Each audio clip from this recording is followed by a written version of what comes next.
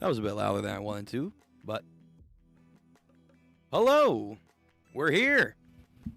How's everyone doing? Welcome back to another Sunday read-through. You know the schedule today. We are doing Ichi the Witch, and of course we're doing JJK, both of which have been turning out some phenomenal read-throughs as of late. We're getting close to JJK's inevitable end, slowly but surely. But while we're here, we're having a good time.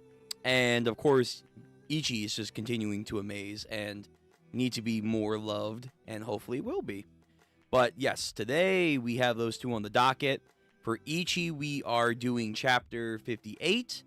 We are using Manga Plus again today because I actually liked it last time. It wasn't bad. It was not bad using it, so that's going to be maybe our go-to. Maybe our go-to from now on, which, not bad. Not bad. And then, of course, the mythical, legendary, all-inspiring TCB scan chapter for JJK. And we are here.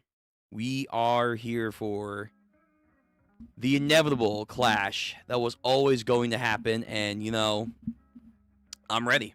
I'm ready. For the good, the bad, the ugly, it's time. It will be time for it. But first, of course, we gotta get to Ichi. But I'm ready. However long it's gonna be, I'm ready. Anywho, I hope everyone's doing good today. Hope everyone's having a nice Sunday, and that, you know, their own little worlds are doing all right. Fu, how's it going again? Hey Ziz, this chapter of Ichi is very sweet. You're gonna die. Well, I hope I don't die. I would like to keep going for a little bit, but Okay. This arc has been very fun, very awesome, very hype, especially the last chapter. Last chapter was very good. Agendas were very interesting last time, but yeah, I've been enjoying this. So for a sweet chapter, that's actually like an unusual but needed. Say, Striker, how we doing? You have arrived all the same. Welcome, welcome. We are literally just about to start Ichi the Witch. And then we're going to do JJK. As always, we will have our break as we transition between the reading. If you guys have any pre-reading, chat stuff, go ahead and post them. I hear this chapter is sweet, so I'm going to enjoy that. I'm seeing Jiki on the cover, so I'm like, I know people are still triggered. I know that the masses are still triggered from this one certain outburst that they were saying a couple of chapters ago about potential non-living decisions. It's like, ooh, the wound is still fresh. It's very, very still fresh. But yeah, this has been a good arc. Fun arc, very expletive arc, but nonetheless, it's been very good. Very, very good. I can't wait for you to finish JJK so I can make you Google the memes. Oh. Is that what you look forward to the most? Me looking at the memes? Oh. I hope they're fun memes, not, just slander memes, but, I am only on season 1 of JJK. You gotta hit those anime, my man. You gotta hit it. But if you're watching the anime, you should be able to blaze through the anime, not too bad. If you're watching it and you have no idea what to do after season 1, I would recommend you do the movie and then you go into season 2. That's how I watched it. But if I had to redo it all over again, I would have probably done the movie first. Then I would have done season 1. And then I would have done season 2. That's how I would have done it. But, everyone has their own way of doing things. All right. So, it doesn't look like there's too much to discuss before we get into the chapters. So, we're going to transition over. Going to keep this background music on for a little bit. At least during Ichi. As always, no matter what thing we're doing, we have the rules. The rules are followed, not just for JoJo's. We have rule number 1. No spoilers for future information of any manga that we're reading. I got to update the goddamn rules right there. But, essentially, don't spoil.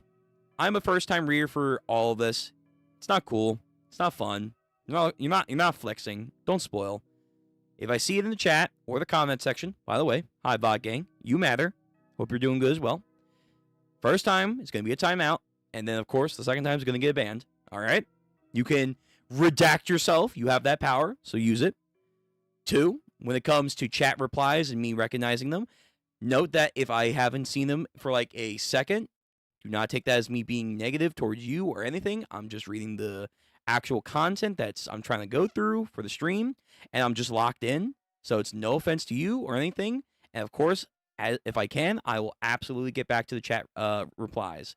Then 3 is while you're in chat or you're in VOD gang, again, you guys matter too. Remember, be respectful, be nice to each other, and, be respectful to the actual streamer itself. Hello. We are here to have a good time and just chill and hang out. That's all. We don't need any harsh vibes or anything like that. It's a slog so far, but I know it gets hype. Yeah, I would definitely say JJK, whether you read it or watch it, I think the first couple of chapters, first couple of episodes is definitely a slog. When you get to, because I assume you already met Gojo, when you get Gojo flexing for the first time, I think that's when it starts to get very, very hype. I know people are going to say oh, what? It was hype in episode 1. Kind of, but not really. I think I really got sold for JJK when Gojo started to do stuff, and then a certain sadness happens, and then from there on, I was like, okay, I'm in. And that's all in season 1. Kind of like with One Piece. A lot of people would say they didn't get into One Piece until Arlong Park happened. Everyone has that kind of moment. in the early stages of a new series where it's like, when does it hit for you that like, okay, I'm ready. I'm ready to do the long haul. Every series has its own little thing. Arlong Park for One Piece, the Land of Waves when it comes to Naruto. People go back and forth, but I think most of the time it is Soul Society arc for Bleach. Hunter x Hunter, again, it goes back and forth, but most of the time I do hear it is the Heaven's Arena or York New. So for JJK, I almost said JoJo's. For JJK, I would definitely say, wait till people are starting to flex more powers. That's all I'll say. That's all I'll say. The JJK community make diabolical memes. I haven't seen too much. Maybe I have, and I'm just subconsciously unaware because I'm trying to keep myself spoiler free. So maybe I have, and I haven't realized it. But I don't know. I feel like that's like most communities. That could just be me and what I've seen over the many, many years of being a part of the anime and manga community. I don't know. I just feel like it's like when there's highs and lows, you're going to get in every community the memes that are like funny, then the memes that are like, okay, yo, what the fuck are we doing? But I have heard that the JJK community, especially as I'm doing this read-through, that I have had people come and join, and then also comment later on the streams that are like saying, hey, I like your fresh takes, one, and they are kind of liking that, the revisitation of the JJK fandom through new readers, because the previous generation, the ones that were here from the jump, have kind of turned rotten. So I have no idea if that's because of the ending. I don't know if that's because of certain theories didn't come true. I don't really know. I don't really know. My overall impression of JJK right now, because we are getting close to the end, I've been enjoying it. There have been some things that have definitely been off and maybe rushed, but I don't see a mess like some other series have had when they've gotten to the end. But right now, it's good. Now, for the memes, again, memes could be diabolical. They probably are. They probably are. JoJo's is something else I want to get into. I've watched part 1 forever ago and never continued. I would definitely say go watch part 1 again, because I think, part 1 is just massively underrated and it's a very fun time. So to do that. And then because we have 7 coming out soon, I would just say just stick to the anime, because again, when you're watching the anime, for the most part, you can have a very quick pace depending on the series. Other series, you can get further if you read it, but I would say watch the anime. And then if you get caught up in time before part 7, I would definitely say you can definitely read part 7 like I did. And you can also check out the VOD, shameless plug. But yeah, JoJo's is definitely one of those. I would definitely say, if you can, I would say get into it. Let me lower my volume down. If you can get into it, you're going to enjoy it. It might be a little different at first, but you'll get into JoJo's. Trust me. It will click into you. Especially the memes. Oh, the memes are so good. They're so good. Just met Mahito, a blonde guy with glasses. Oh, fuck. That's a fan favorite right there. Gojo versus Jogo was the coolest part so far. That's where... Okay, so you did get to that. That's where I got sold for JoJo's. So for Gojo versus Jogo, that to me was like, okay, wait a minute. Now I'm starting to get it. Now I'm starting to get JoJo's. JJK. Too many J's. Too many J's. But yes. Good. All right. That's good to hear. And again, that blonde guy. That blonde guy, yeah, keep an eye on him. He's very fun. He's very, very fun. All right. So, enough stalling. We're here. It's time. We are getting into the reading for the day. Starting off, we have Ichi the Witch. So again, we're doing Manga Plus. I'm going to change it later for the inscription or the description, because I think it didn't change last time. But VOD Gang, you should have it now. If you're watching it later on, it should be there. So that way you guys can actually read it. If you're in chat now, pin it to the live chat if you are reading along with me. So that way we can all enjoy it together. But we are about to begin Ichi, and then we will take a break and then get into JJK. So here we go. Ichi the Witch, Chapter 58, The 58th Hunt. Nurture the Future. So we have Jiki Shuren with some butterflies around her. How could you be like that? Telling them to get rid of a baby. Oh, so that's the human. Her inner human that she's taken a part of. Yeah, like, even her human is like, what the fuck is wrong with you? She even goes as far as saying, that was mean. Sammy. Oh, whoa. She has a nickname for her, like a human nickname. Sammy. I didn't say anything wrong. From a certain point of view, sure, but not to a mother who's expecting. You still could have phrased it better, right? Mm-hmm. I mean, I don't know how you phrase, hey, kill your kid. You know, I don't know how you phrase that. It's like, it's already easy enough to get the wrong idea about you. Next time you leave, go apologize to Minerva right away.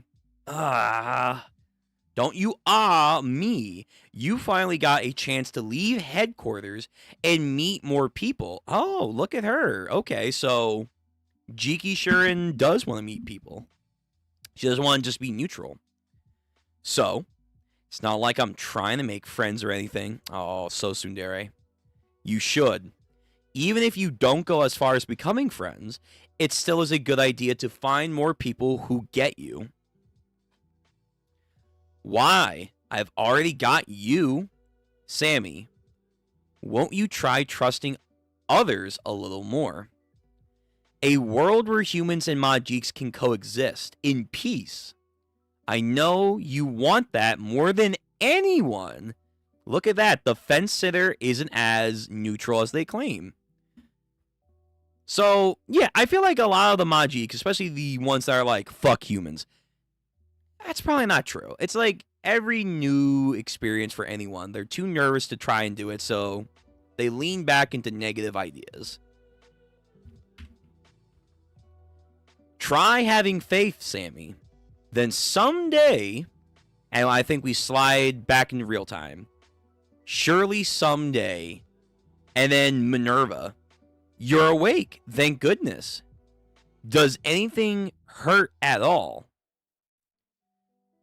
Gosh, the way you jumped when that lightning blast struck was like all kabloom. You fell over and bonked your head pretty badly. Oh, so that was Jiki, yes, in the background, that was Jiki. That's actually kind of funny, because everyone was talking about, like, hey, where is everyone in these background shots? So that was Jiki, and they actually used the manga, like, panel. That's pretty cute. I like that. But, yeah, so Ichi, a.k.a. Uryu, fucking eviscerated the goddamn water Majik, I guess, because we don't see him and it looks like people are downtime, unless he's gonna come back, unless he's like, nah, you didn't beat my trial. Yeah, I'm not dead, and also you didn't smite me to my core, so I'm still alive. I live. You get it, Ziz? They're all in the closet Majik circle. Yeah, they're all up in their feelings. They all just need to be like, hey, so like, why don't you just try it? Like a kid with new food. Why don't you just try it first before you say nah? Gosh, the way you jumped when that lightning blast struck was all like kaboom. You fell over and bonked your head pretty badly. I was fine though, because Crow caught me. What a fucking... Oh, the loving that these two have of each other. It's very cute, very wholesome. Oh, they said you aren't injured, though, since they cast a healing magic on you. Where's Dakaris and the others? In a meeting, the octopus Majik could still come back. Alright, so maybe we're not done. They said they were going to put together a plan. Are you going to join them? So Dakaris, Crow, Goku Raku Komagi with a map. Planning? Then looks to Ichi, who's unconscious. Nope. You see, I'm a spectator. None of this is my business. I'm just here to observe. BS, but okay. Oh, I'm sorry about before. I shouldn't have slapped you. No! You don't have to apologize to the woman that said, yeah, by the way, kill your kid. It's like, no. No, you don't. Hold on, let me change my lighting. Yeah, I'll do that. Hey, Shin. How you doing? Welcome to the fun times of Ichi the Witch stream. Hope you're doing well.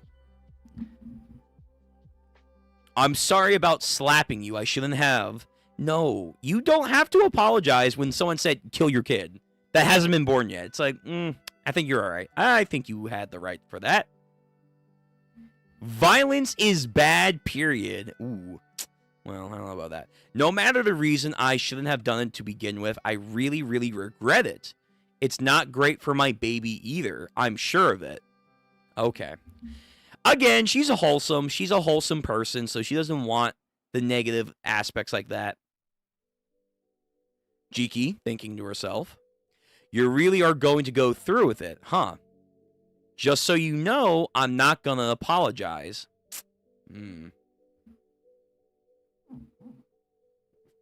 Hydrate. I mean, it's not like I said anything wrong. This isn't some simple issue a little love is going to fix. You don't know that. You don't know that. Again, supposedly no one's done this before, so let's fucking see. Who knows? Maybe the kid, maybe not even able to talk to you. That would be some crazy shit. What if it turns out to be a vicious monster? It could attack you and everyone around you. I doubt that.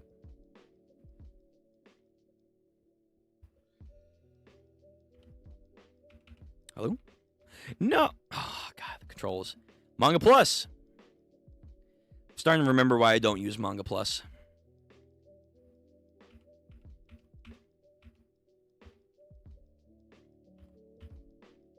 There we go. I think. Yes. I knew it deep down. You really are nice. Really? Is that what you took from that? I guess, like, there are some positive things that she's trying to say, like, be careful, take care of yourself, but interesting. I knew it deep down. You really are nice. What? You're right. You see, when my baby is born, there is no guarantee of any of us will have peaceful lives. But they can't suffer if they aren't born. You're trying to warn me because you don't want them to be unhappy, aren't you?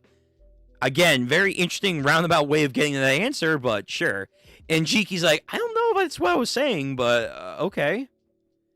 No, you're trying way too hard to look on the bright side here. Crow, 2. He's scared of letting me have this baby. I do hope they don't fade into nothing, Crow or the mom, but I have a feeling one of them's gonna go. One of them's gonna go. Most likely Crow, because again, he is getting weaker, so there could be the idea that to have a half human, half Majik, the Majik themselves have to give up their energy. He still doesn't really understand what babies are, and if one was somehow putting me in danger, he said he turned back my time. Yo, imagine, could you do that? And make it so that the baby had never been conceived. This fucker is doing some crazy OD shit right there. But he means it with love in its own way. Boy, that sure turned into a disaster. That was our first real big argument. Really. You see, I cried and screamed and threw stuff. Aw. That was the only time I've seen Crow with a big goose egg on his head, too. The fuck are you talking? What? That was the only time I've seen Crow with a big goose egg on his head. I assume he was just like... I assume that's another way of saying, like, dumbfounded. Like, couldn't explain, like, oh, huh. Why? What makes you want to go this far? Because Crow gave me happiness. Yo, where's the backstory? We need a whole ass backstory how we got here. We got like a little bit, but not that much. I didn't have any family or anyone to love me growing up. Okay, so she's not a princess. Now that I have a hubby and a baby, I want to shower them with all my love. That is sadly depressing. I'm going to die long, long before Crow ever will. On some Omni-Man. He offered to stop my time so I wouldn't age. What the fuck? He can do that? Whoa, whoa, whoa, whoa. Oh my god. Because he's the concept of time. He's the... Oh my fuck. Yo, full power Crow is nasty. So he can reverse time to the point where the baby supposedly couldn't conceive. That's crazy. Then 2, he can stop someone's time from aging? Holy shit. Alright, so yeah, if he was at full power, he is definitely up there. He is 100% up there. So if he's gonna stick around, he's gonna get nerfed. He's gonna get nerfed. 100%. No, she hit him with a furniture, maybe making him have a goose egg. Oh, you mean... Okay, so that was another way of saying he got hit on the head. Got it. Okay. Couldn't quite understand that little idea there, but okay, thank you. Yo, Crow is fucking powerful, man.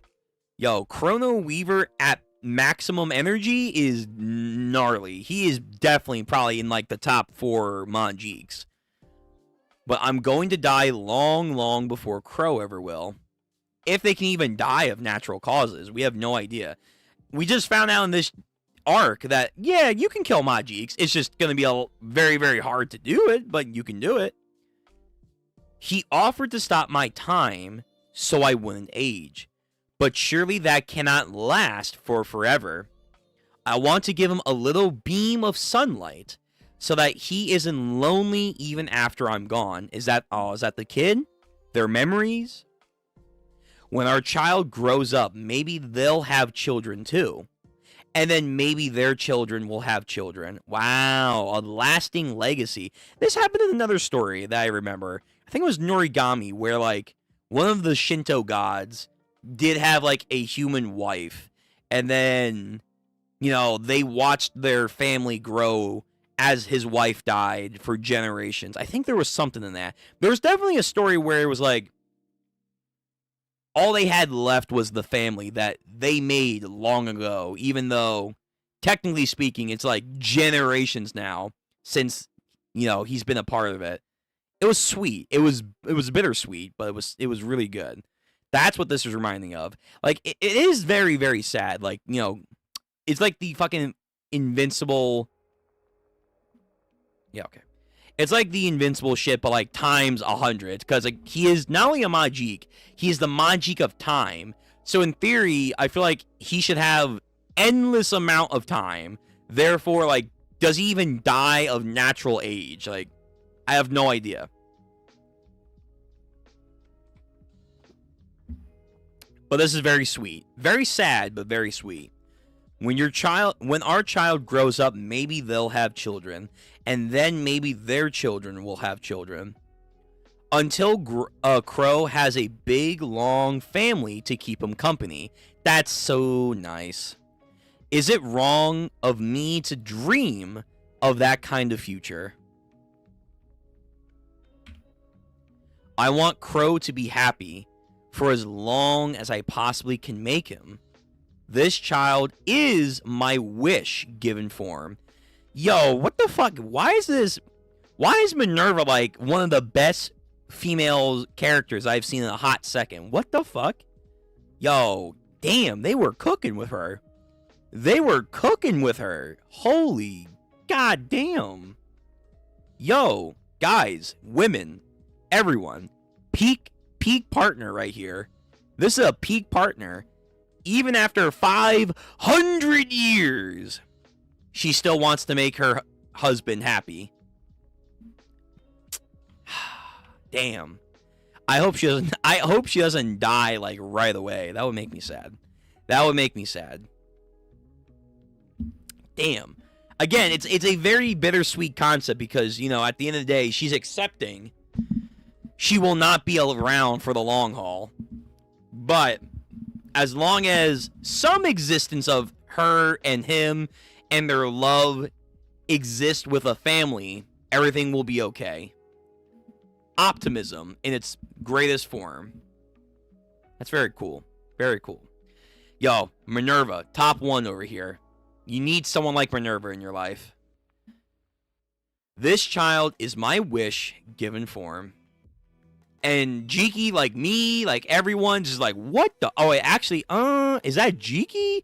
Is that Jiki or is that the human inside of Jiki? Because they don't have the facial tattoos. So I'm actually going to guess that's the human. That's the human. That's the human. Let's have faith, Sammy. Okay, yep. It could be hard. It could be it could really hurt too. But even as different as we are, I'm sure that together we can nurture a future full of happiness. Aww. Aww. See, again, like, the ignorance of both Man and Majik, which are in its own way very similar, can be moved if you just tried. If you just try, more often than not, things are going to work out. Again, not every Majik hates humans. We know this. We know that there are Majiks that are cool with humans. It's just the ones that hate humans. Well, it's the same thing like with anyone. Why do you hate something? You have to explore that inner concept. And I'm not going to say when you find the answers at the end of the road, is it going to lead back to understanding and forgiveness? No, not everyone's going to go to that.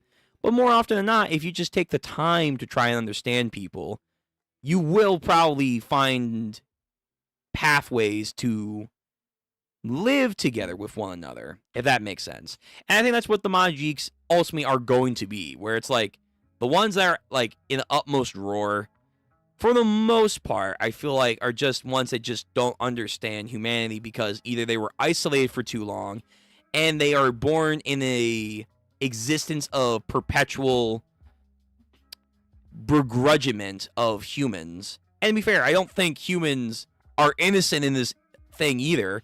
Like, there's been theories like, hey, do the witches keep the Majiks in their association after, like, let's say their humans that they've bonded with die? Like a bank? A prison? Do they keep them there? Because if that's the case, like, that's not okay either. That's not okay. But we'll have to wait and find out. That's been a theory, though. I'm sure together that we can nurture a future full of happiness. And Sammy, as she calls Jiki, reaches out and then feels the life and happiness inside the belly. Nurturing happiness. Is Jiki right? Oh, so Jiki is the person's name, and then she gives the Majik a human name, Sammy. Got it. Got it. Okay. So Jiki is the human. That makes more sense. Could this baby really be... Oh, you know what I just realized? I'm so fucking dumb, but this makes so much sense why there's butterflies in, like, the imaginary world of Jiki Shuren, aka, you know, with her future prophecy Majik. It's the butterfly effect. When, like, a butterfly flaps its wings, like, it causes a ripple in time and space where, like, split decisions are made. So that goes in line with also Future Sight as well, where it's like you will see an outcome, but you don't know if it's a definitive outcome. There's could be different obstacles to get to there that you aren't aware of. And then there can also be a momentary misjudgment of what that ending was in the first place. That's probably why there's a lot of butterflies inside of Jiki Shuren's, or I should say Sammy. Let's just say Sammy for right now. Inside of Sammy's inner world, because it has to do with the butterfly effect. Damn, that I didn't get that the first time, but that makes so much sense now why there probably is butterfly themes inside of her inner world. Oh, that makes so much sense. Okay. That's nice. This is wholesome. This is very wholesome. Please don't go south. Like the octopus fucking guy comes back in like, hey, guess what? I heard that, and guess what? You know what makes me happy? You know what nurtures my soul? Death, blood, destruction. That's what fuels my soul. It's like, shit. Like, I hope that's not what's gonna happen. I hope that's not what's gonna happen. And then, like, Minerva, like, gets, like, fucking sniped with, like, a water bullet or some shit. Bring! And then she dies. It's like, oh, man. I mean, I think at that point, Sammy, the Majik, the prophecy Majik, would have to start, like, you know, fucking fighting. Like, we're gonna throw fucking hands now. Like, we ain't doing none of that shit anymore. And then, of course, Crow is just gonna go on a fucking rampage. Crow will just absolutely kill everything and everyone around him, but I hope that doesn't happen. Alright, next page. Shut the No! Wait! Okay, first of all, this is probably the future. Yeah, this is probably the future. Yeah, okay, so... Alright, the blackness around the borders, that's probably the future, number one. Number two, Jesus. Actually, you know what? YouTube, I probably can't show that. That's too graphic. You know what? I just realized YouTube is going to be like, excuse me, what the hell did you just put on, Mr. Ziz, on our holy platform that is YouTube? Oh, yeah, right. Got it. Yeah, can't do that. So never mind. Probably can't show you that image, but I just did. So if you're here and you're watching VOD, there you go. Yo. All right, so he is coming back, number one. Number two, Jesus fucking Christ. The goddamn outcome is so brutal. And again, they just fucking show it. Like, yo, this is intense. This is really fucking intense. Like, if this ever gets an anime adaptation, they are definitely not showing that. Oh, hell no, they're not showing that. Does he have a trident? Does he have a weapon? I don't remember him having a weapon. Alright, anyway, yeah, so this fucker, this fucking freak comes back. Although, the number isn't appearing on his chest. That could be an artistic thing that they're doing, an art mistake. You know, whatever. Damn. First of all, nah, wait. I mean, he's weak. He's weak right now. I was gonna say, like, yo, I feel like Crow would definitely, like, be in his fucking future right here. Like, just go, like, killing everything. Dakaris,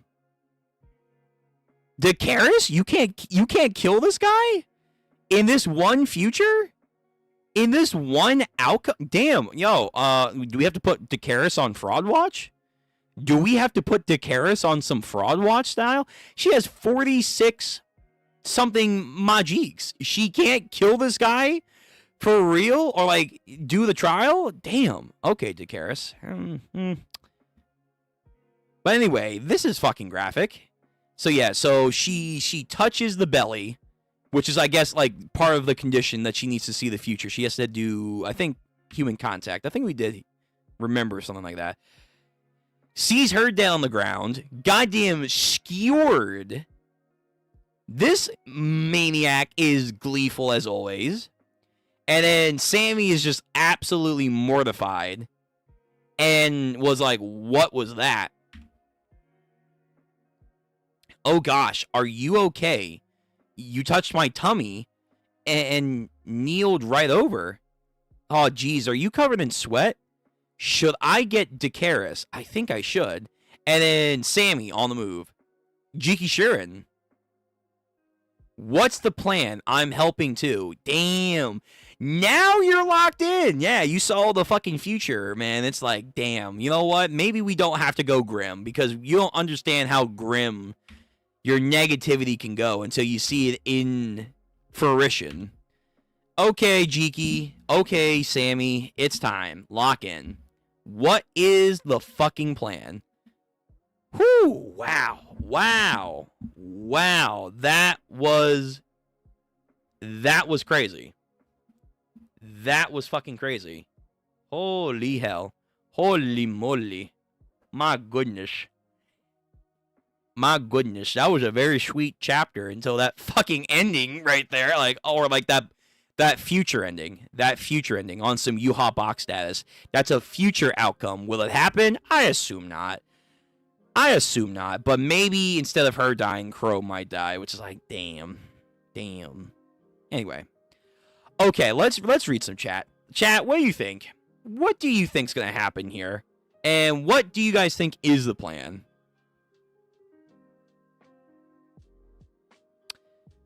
Let's see. I'm assuming Crow probably has a big weakness that we don't know yet. He seems OP so far. Yeah, I mean, yeah, because remember, he's weak. He's weakened, but he can still do the stop time, but he's growing ever weaker. But, like, in theory, yeah, he should have A, a trial, whatever his trial is, and then B, that has to be, like, some kind of massive weakness. Because whenever it comes to these OP Majiks, usually it does involve their trial, that, especially with the Epic class, I feel like you have to make them balanced in some case, because it's like, yeah, like, the same thing with Uryu. I keep saying it, like, Uryu potentially knowing every magic Majik ability off the gate just sounds very overpowered, too much. It's like, the weakness has to probably be, he either has to see it firsthand, or understand it, and or be attacked by it in some manner, but then because of Ichi, he's subjugating that rule because he's getting a bank of Majiks coming into him that he can collect information on.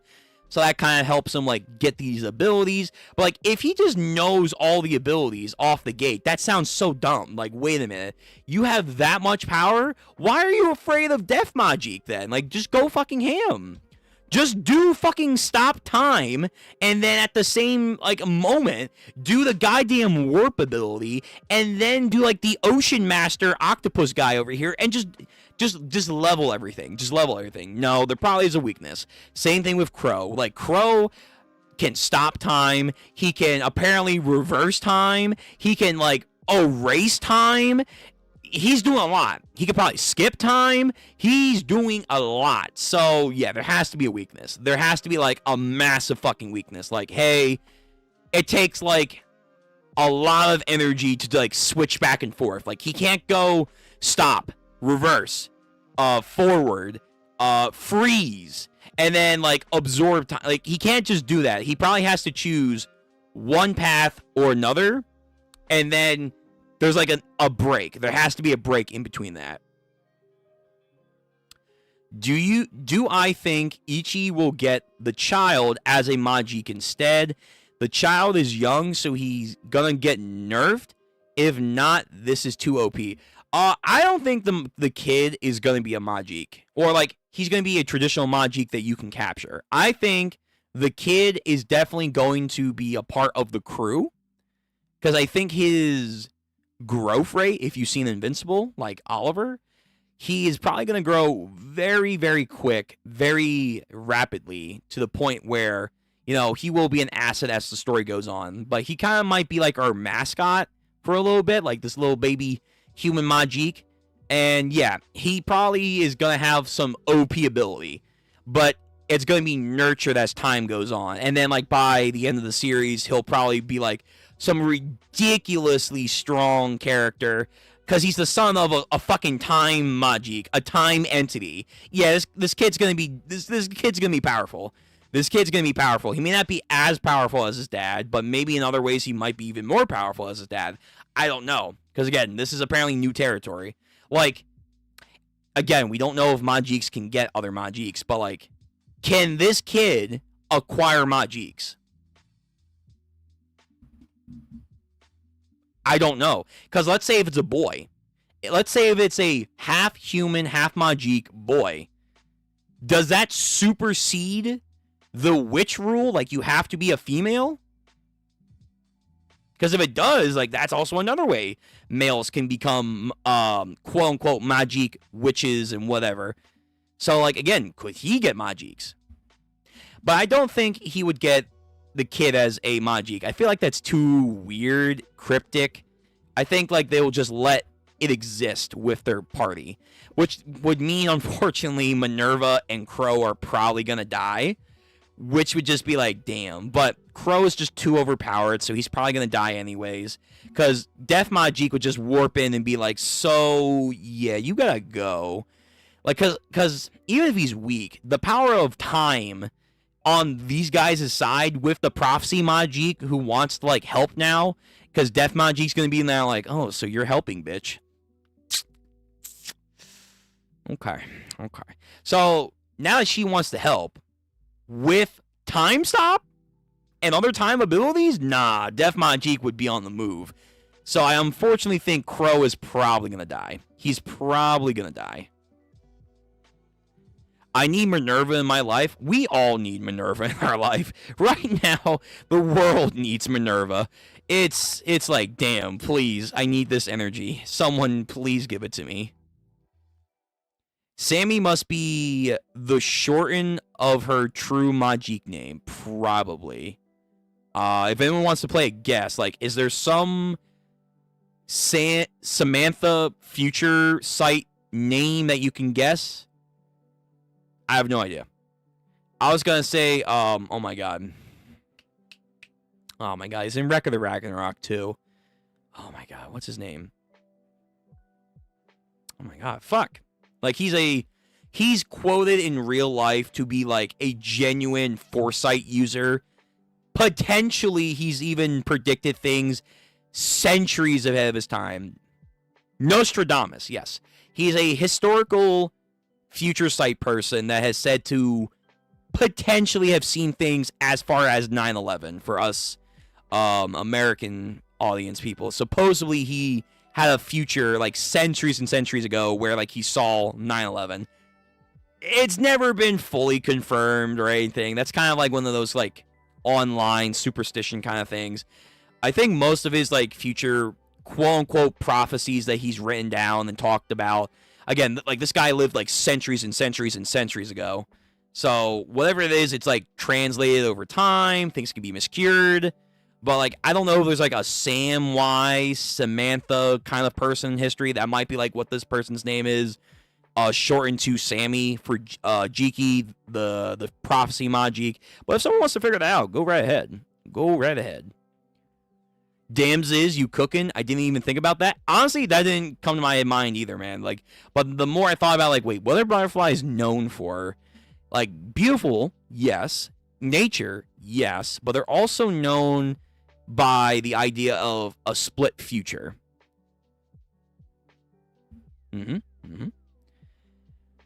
I'm scared for life. Yeah, man. Just fucking, geez. Just let the kid live.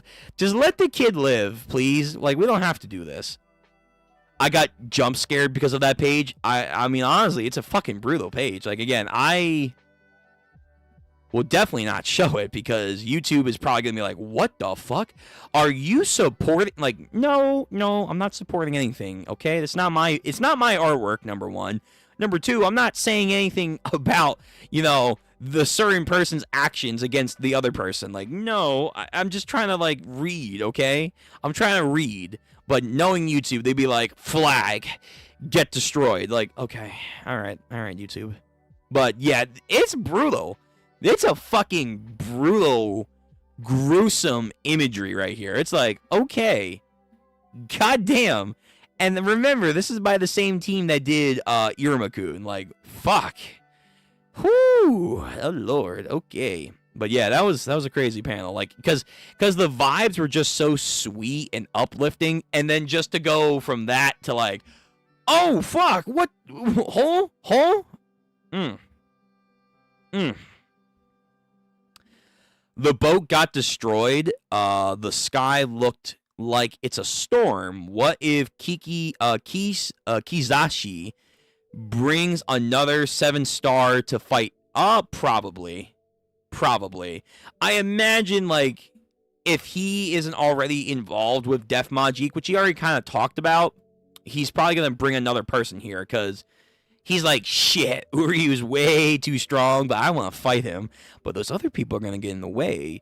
So calls him back up, being like, hey, I don't want to deal with the small fry. Go deal with them. I want to have the fun with Uru. But little did he know, like, they're passed out. So it's like, damn it. I guess I'm gonna go kill the woman. Kill the woman with the baby.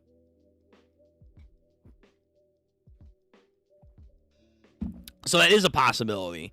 But there could just be like, no, this guy's just doing it all by himself. Which is still like, damn, Dakaris, you have like 47 Majiks. And I assume she's called, what was her moniker again? Dakaris, like the darkness? Or like the void? The abyss? Something like that. So I assume she has a specific Majik of like the void. The nothingness. Something like that. Like, that's like her ace in the hole Majik that she doesn't use unless she has to. But it's like, if there's a future where like this shit happens, like, damn, Dakaris, like, yo, maybe you want to start busting that shit out.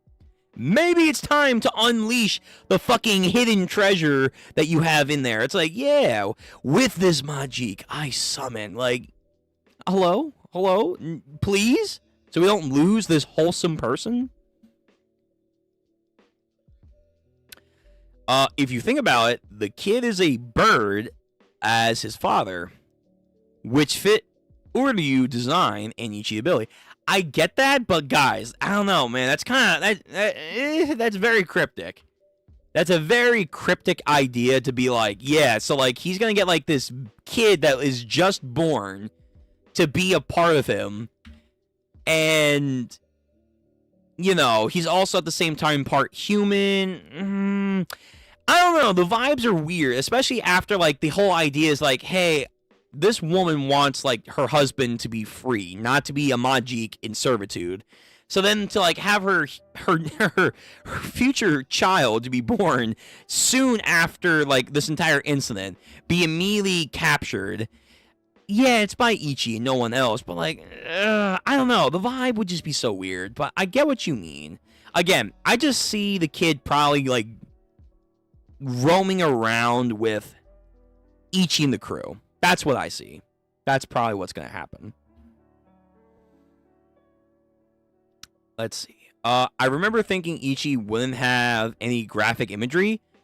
This is by far the most graphic shit. Even with Def Majik's, like, Def Majik in his imagery is very, like, metal, edgy, but it was never, like, fucking, like, dripping in malice. This page, like, here, is fucking sicko over here. It's like, whoa. Like, the image is speaking for itself. It's speaking for itself, and it's so gnarly and depressing. Like, goddamn. But yeah, this is by far, like, the most intense panel that we've gotten so far. And almost 60 fucking chapters, we have gotten some panels that are awesome, but not this intense. They're called the Abyssal Witch. Alright, so she probably has a Majik that's something of the Abyss. Like, that signifies the Abyss. And that's probably like a epic class Majik. Like, she's managed to capture an epic class Majik.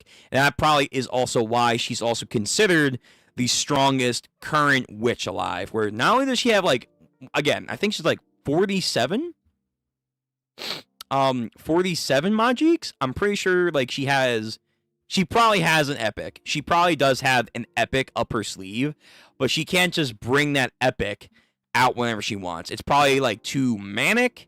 Even while it's being under her wing and stuff, it's probably, like, just too powerful. But that's also, like, why she has her nickname, the Abyssal Witch, because of that certain Majik. But, like, again, if we're getting into a situation where cats are dying, can you please bring it out? No, not like a choir, but like a cute baby. I get it. Okay. Yeah, but like then it's not acquiring the Majik. But okay. Yes.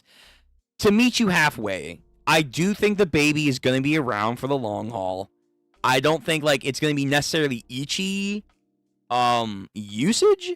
I think the baby's just the entity that's going to be born is going to be like a part of the crew, a mascot, maybe do some fun stuff, but then as it grows up slowly throughout the journey, it's going to get a lot more powerful. It's going to get a lot more powerful.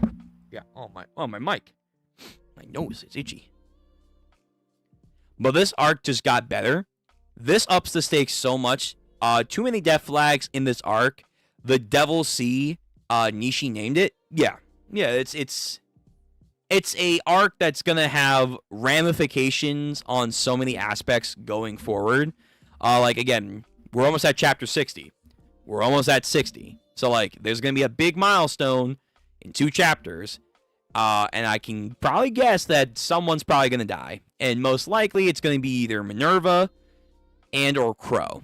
If they both die on some Naruto status, that's like, whew, rough. That's rough, buddy. That's rough. But most likely the kid will be okay. Most likely the kid will be okay. So like what we see here, like Minerva getting stabbed here, as sad as this would be, this could still happen, but we're missing the context because, again, Jiki even says, like, sometimes her future sight is not direct. It is a ebb and weave. There are ins and outs. There are unknown entities and ideas that have not given clarity to what she sees, all that stuff. So maybe she does get stabbed, but the baby's already born, and we don't have to worry about it. So, like, unfortunately, this could be an inevitable, like, damn, she gets taken out. But the baby's going to be okay. Because, again, it's going to be with Ichi. Oh, man. But, yeah. This was a good chapter. This was a very good chapter. And, again, this arc is... man... I think this might be the best arc, man. This might genuinely be the best arc in terms of vibes, in terms of paneling, in terms of action stuff, in terms of lore. This is hitting all the home runs. Yeah. Okay. I think that's where we're gonna call it for Ichi the Witch tonight. Everyone, thank you for coming out. I can't wait for next week. I don't think we're on break, but if we are, I'll try to find out ahead of time, and I'll let you guys know. Yeah, this is good. This is very, very good. I think Komagi has to pull her love from medical and become the midwife. Probably, yeah. So she's gonna probably have to deliver the baby, most likely. Meanwhile, Dakaris, Gokuraku, Crow are gonna have to do the combat because again, Ichi's unconscious, which would be a cool idea. Where like as the baby is first born, taking its first breath, Ichi then wakes up, like some weird symbolism like that. That'd be kind of neat. But I think no, he should be. I think they said like he's down for like 3 days, right? He's like he goes to sleep for 3 days. So unfortunately, nah, it's going to be long over by the time Ichi wakes up. Unless we're going to have, like, a big time jump. Maybe. Okay. Yeah, we're going to end it here for Ichi. Good talk, guys. Good talk. Good ideas. I'm going to turn off the music. I'm excited. I'm very, very excited. Nervous, but excited to see where all this is going to go. Next week, hold on, let me switch. There we go. Next week is going to be crazy. Or next chapter is going to be insane.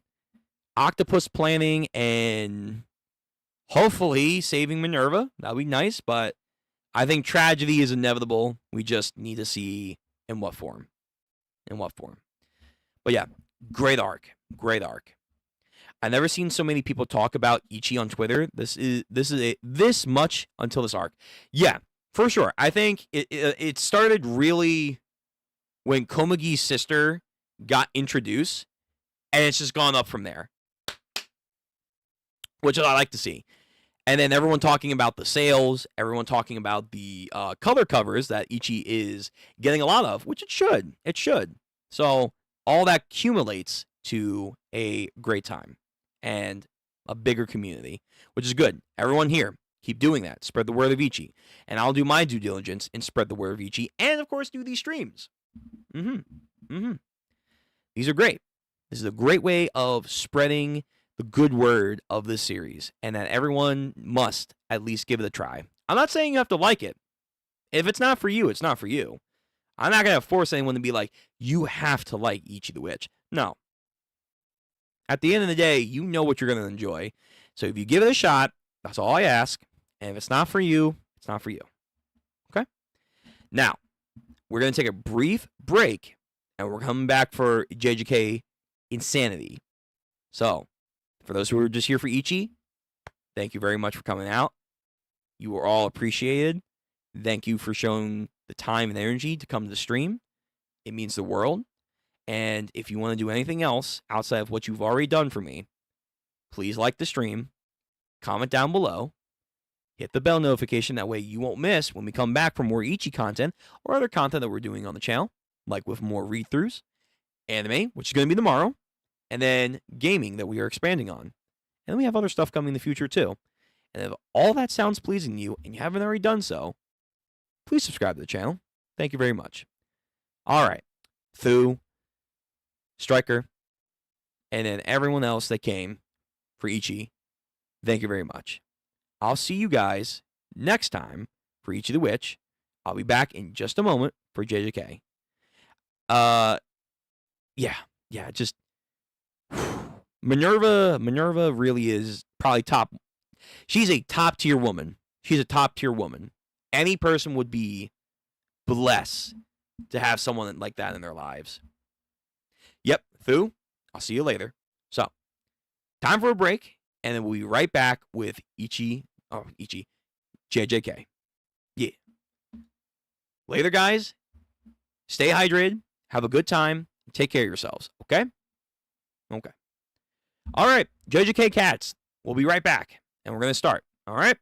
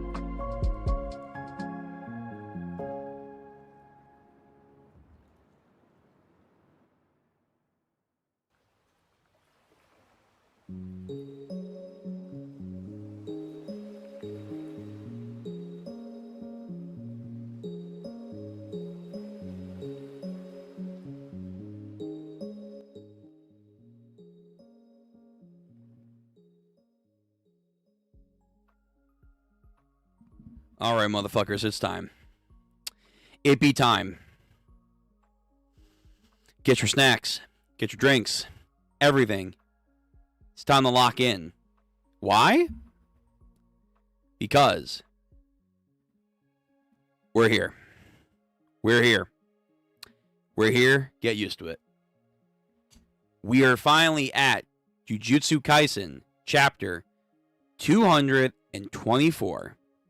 The main event is about to begin. We are finally having the biblical, the legendary Gojo, Satoru, and Sakuna fight that has been set up since chapter 1. Since the very beginning of JJK. Sensei, who do you think would win at full power? Sakuna or you? That would give me a tough fight right there. I won't lie. So you think you would lose? Nah, I win. Listen, he said a lot of good shit back then, and then he said it again. Nah, I'd win. We finally got to the actually, I gotta be careful, because apparently people said, oh, you spoilers. I'm like, okay. But, well, fuck it. Please no spoilers. No spoilers. No thing I say any spoilers. There we go. Nah, I'd win. We got to it. We got to it. We got to it last time. That was some insane shit. We got to him coming back to be revived. That was just wow. We finally did it. We did it. We had the also cool, not as insane, but cool fight of Sakuna versus Noritoshi? Fuck. Hold on. What was her name? The girl that was inside of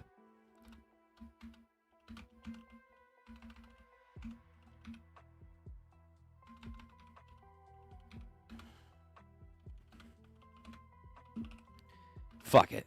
I'm just typing in Bug Girl because I honestly don't remember. What? Yorozu. Yeah, Yorozu. She was fun. She was twisted and quirky, but she was fun. Like the way her fighting style went and the overall kind of, I was gonna say storytelling. That might not be the right way of saying it, but like the whole idea of what she was trying to get at was very fascinating, and the idea that can Sakuna love A, and then B, has he already found someone to love, which is a very fascinating idea that I felt like I skipped over last time when we were doing this, but no, I was thinking of it. I was thinking about it. I was ruminating on it. Sakuna might love someone or something, whether it be himself, another individual, a sheer concept. He does understand love, maybe not in the form that she was wanting to express onto him forcefully, but he might understand that, and that's why he kind of gave her these looks of just absolutely like, bitch, just calm the fuck down. One, he didn't feel the vibes that she was putting off. Then two, he's already reached that pinnacle for what she's trying to get at. But then also, like, her fighting style was very cool in the way of how it complementing her character of someone from the Heian period, which everyone, one, is fucking insane, and then two, they're very powerful. She had her own unique way of complementing her fighting style, but at the same time, it goes back to what Sakuna has been kind of saying about a lot with Jujutsu sorcerers, where it's like, yeah, you guys have very cool abilities and whatever, but it's like, outside of maybe a few gray areas of understanding it, it's a one-trick pony. And once you understand that one-trick pony, you're done. Which goes into me thinking, like, his slicing techniques, cleave and dismantle, because it's Sakuna. One, he's already pretty damn smart and tactful, seeing how he got this far. Is he implying that then what he does with his curse techniques, is there more to it than meets the eye that we haven't seen just yet? even with like the brief glimpse of his domain expansion against Maharaga back in Shibuya, I do wonder, is there like more that he's not letting on if he's making insults to that degree? Because though it's overpowered at first glance, there are certain avenues, at least from what we've seen so far, that I feel like his technique could also be classified as a one-trick pony.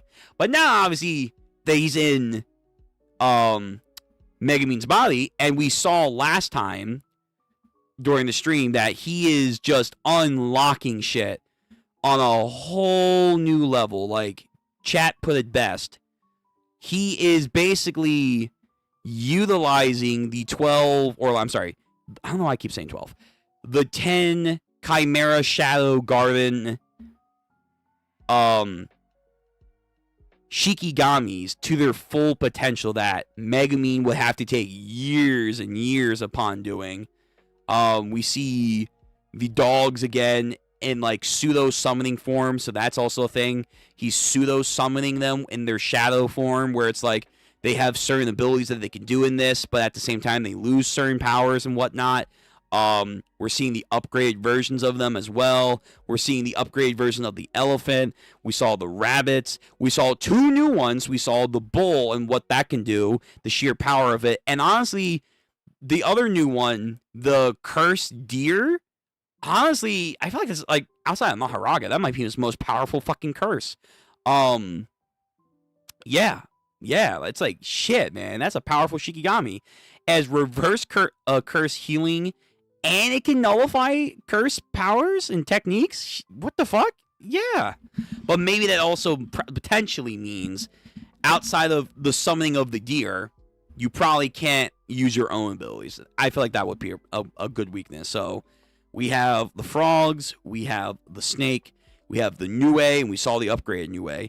We have the rabbits, we have the elephant, we have the dogs that count as 2, and then we now have the bull, we have the deer, and then I think we have Maharaga. So that would, I believe, count as 10. If I'm missing one or if I'm getting that wrong, I'm sure someone will correct me. But that was very cool seeing him upgrade that, and then understanding, because I did have chat kind of clarify like what was really going on with him using the Shinto Dharma wheel over him, where apparently, again, using the full potential of what his ability is, including Maharaga, he apparently is using the fucking Dharma wheel while he himself is fighting to charge it up and adapt himself, and then he can give that shit to Maharaga, and then instantly he's kind of already leveled up to a certain area or a certain extent of what Sakuna was doing during battle. So he doesn't have to like go from 0 to whatever. He's now, upon summoning, already at a certain level. It's like, whoa, that's actually insane. That's simple, but that's insane that you can do that. So that was cool. Thank you guys for clarifying that. And outside of that, and again, just, yeah, we're summoning Gojo and seeing his kind of prepping, whether it's with his final, maybe final, I don't know. I guess we'll go into that next. But like his potential final interactions with certain characters, the squad that's forming up to help him, which I thought was very fascinating. That we do have Gojo himself, obviously, he's ready to go in, but we do have a squad with him, which I think is very important. No matter what's going to happen at the end of this, context going into this fight, we have his whole fucking team ready to go. So they have everything set up as possible to help him secure the victory. Because at the end of the day, this is Sakuna. We have to remember this. This is Sakuna. Not only is it Sakuna, this is a Sakuna that is getting all of his fingers back, I think except for the last one, which is believed by Sakuna himself that it's probably with Gojo somewhere, somehow. But at the same time, not only is he eating the fingers that are left, he's also eating the husk of his old body. Whatever that's going to do is probably going to give him a power-up. It's probably going to give him a power-up. And then on top of that, again, he's using Megumi's body. That's fucking Ichi. He's using his body and his techniques in lockstep. So he's already now super more powerful than he would have ever been. So to counter, even for someone like Gojo, what does he have? He has, well, oh my god. Priestess girl. Oh my god. Fuck. What's her name? Hime. It's Hime something. The fucking priest girl, she has an ability that basically gives him a fucking stat boost of, I think, what, 200%? Like, it basically burst him at 200%, I think it was? Yeah. Otohime's curse technique, solo, prohibited zone, any sorcerer of her choosing, Otohime herself will have their curse technique and reverse energy output temporary enhance as long as they are within range, blah, blah, blah, blah. And basically, as Gojo's also doing his full potential as well, when it comes to his technique, he basically now has an output of fucking 200% with some of his abilities. Insane. Then, of course, we have Ichi, I always forget how to pronounce his name. Ichi with his technique, which apparently he even has one, which was crazy. That he's blessed that Gojo has let him live for so long to help out now. That he can kind of basically perform barriers and mirror images and like trickery. So that's kind of neat. So that's how we get in the jump on Sakuna with the attacks. And then we haven't really seen what Gramps is doing.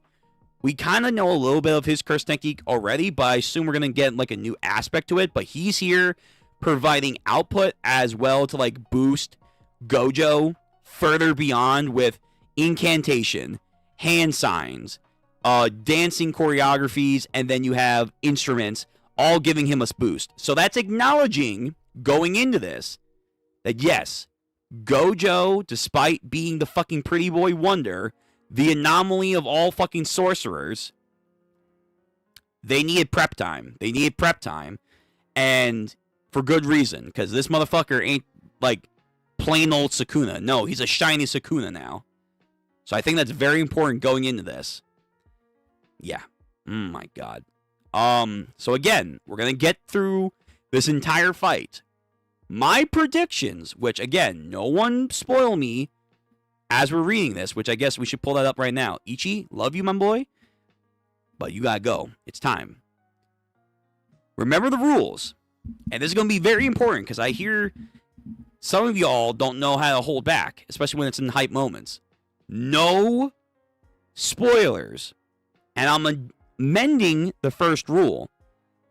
If I catch you spoiling for this portion one time, you're gonna get banned. I'm sorry. We're at a critical junction. I ain't taking chances. If you fuck up, you've been warned already, you're gonna get banned. No second reprieve, nothing. Again, be respectful to the streamer. While I'm reading, I'm gonna be locked in probably too. I'm going to get to your comments as soon as I can. And then 3, again, be respectful in chat. And to everyone else that's watching later, VOD gang, what up? Be respectful and also no spoilers there. But because we're going to get into this, I'm going to give you my predictions before we start.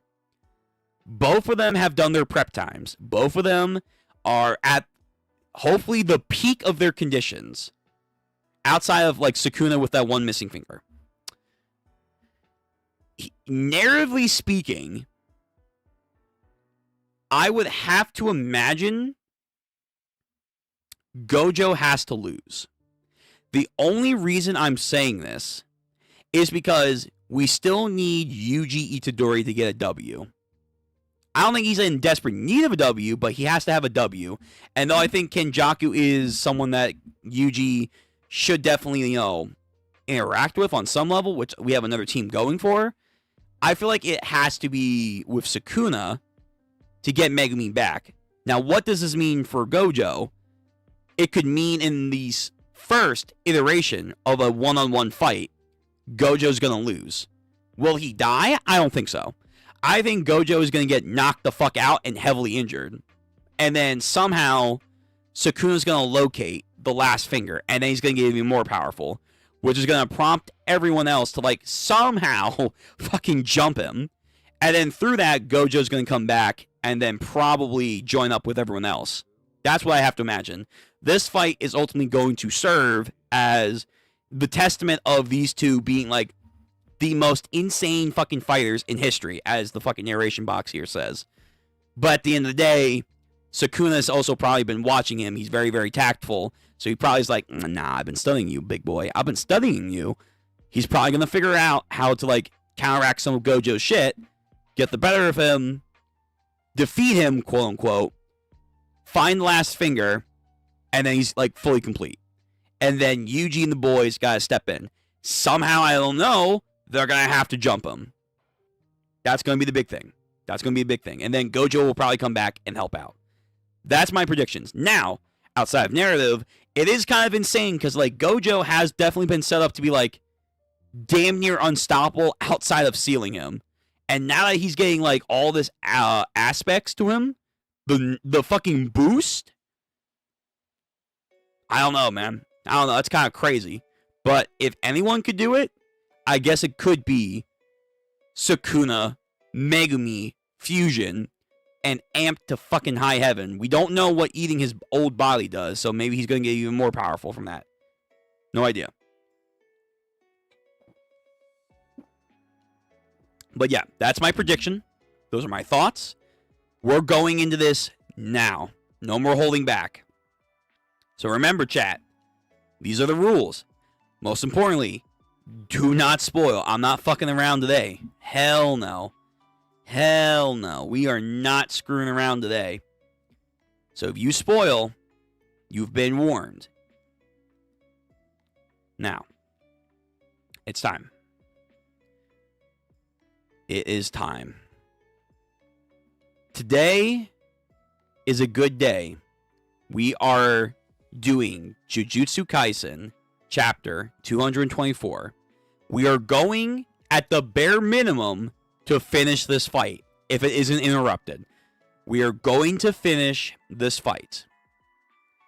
That is for sure. Everyone, if you haven't already, please like the stream, comment, and subscribe. You know the whole fucking YouTube jargon. I'm not going to go over it, because I want to get right into the meat and the potatoes of this. I've been waiting a long time for this. So, without further ado, let's go. There we go. Just drop that volume just a little bit. All right. Now, to open up the fight, we have, of course, Sakuna replying with the comment, the snide remark, "I'm the challenger? You seem pretty pleased with yourself for only landing a surprise attack. Surprise or not, he got you, didn't he?" Gojo Satoru versus Sakuna. Releasing purple, Gojo lands the first strike. Chapter 224, the decisive battle in the uninhabited demon-infested Shinjuku, Part 2. You are a big fish at the top of my cutting board. Yo, Chef Sakuna. He's like, nah, you're in my Toriko adventure, buddy. And you're nothing more than a beast that I'm going to slab up for my dinner. But of course, Gojo, not amused. Gojo Satoru. A bit feistier than others, but still just a nameless fish. Alright, yo, nameless? I don't know about that. Yo, the fucking cockiness is sublime with him.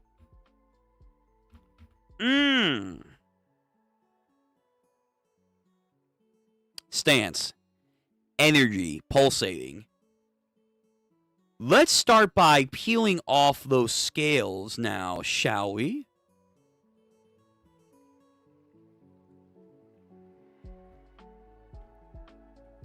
Let me ask you, why are you still wearing that face, huh?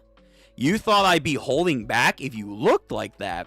Well, unfortunately for you, I've been doing some special training. Ooh, so there was the idea if he was training inside the prison realm.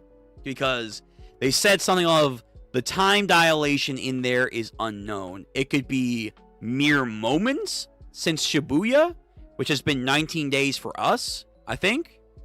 But then it could be the flip side, where 19 days could be like 100+ years. He might have unironically lived a whole lifetime in there. We don't really know. And honestly, with 6 eyes, I feel like that could be even worse because he absorbs, more information faster? So it's like, fuck. Someone like him living for 100 years? Not good for the psyche. That's what they said last time. So he probably did, amp himself up for the worst case scenario. I wouldn't put it past Gojo if the worst case scenario, I need to, train myself up here and in here. But he's ready. He says he's ready, so I'm going to put the fucking faith in Gojo, even though I literally have money against him. And he takes his stance too. Okay. All right. And since it's Megumi, I know I can go all out. Sure. Yeah, he would definitely want Gojo to, not hold back. He would be like, nah, Sensei, please. Just end this. And Toji. What a copycat. Wait. Oh, the fit? Is he talking about the fit right now? Yeah, I mean, to be fair, there is that anime trend that everyone's posting, yeah, when you're fighting against a guy with the fucking tight tee and the white baggy pants like this, shit, you're gonna get wrecked. What a copycat. You've managed to survive death once already while you were in Yuji. So I've been thinking, I'll worry about Megumi after I kill you. Okay. Alright, maybe there might be a way to save Megumi. I imagine there is. But he's also survived death apparently one other time before. That's why he can split himself. What is that incident? No idea. Collision! The battle begins with a fierce clash of legs. And then we get some nice hand-to-hand choreography on some Hunter x Hunter Nen shit too, with their energies blocking each other. And then I think Sakuna goes for a sharp right? And then Gojo does some weird Baki shit, like Muhammad Ali Jr.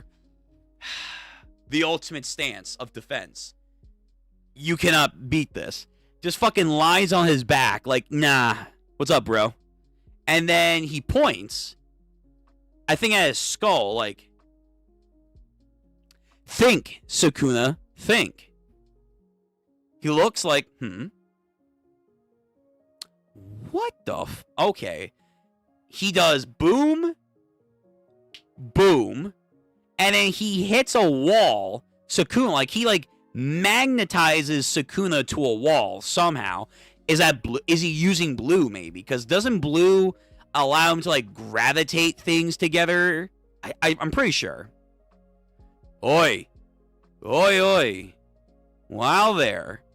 And then, unfazed, but nonetheless, got pulled in, and is getting sucked through a window. And then he's getting sent flying through a building, but regains his balance. However, intensity. Oh, Gojo coming in with a goddamn mighty entrance kick. Fucking cracking the ground as he goes. And I think as he does that, he's trying to Sakuna's trying to dodge and weave. And then the bridge, either I think Sakuna what's it? Okay, dismantle I think is for anything, but it has a fixed set of power. Cleaving is for targeting, but you have to adjust your power for it, I think it is. You can adjust for it, but he has to also have physical contact, I think, with it. So I think he used dismantle, I'm going to guess, Sakuna, on the bridge, and then it starts to collapse. Or it's just Gojo. Or it's just Jogo. Oh my god. Too many goes. There's Gojo, almost like a Bleach character, just energy pulsed it down. Gojo is using blue? Thank you, Samuel. Thank you. Thank you very much. Welcome to stream, by the way. So, yeah, okay. So, he was using blue. He was using blue to attract him. So, that was also another thing I talked to some people last time about. When he uses the purple in the last chapter, 200 output, It's only in the anime where apparently, like, they do stylize his attacks, like the purple, the red, the blue, where you actually see, like, the massive energy. In the manga, apparently that's not the case, which that's like, aw. I kind of wanted to see the goddamn purple death sphere. I wanted to see, I guess here, the blue orb that we see against Toji. If you, especially in the anime, hold on.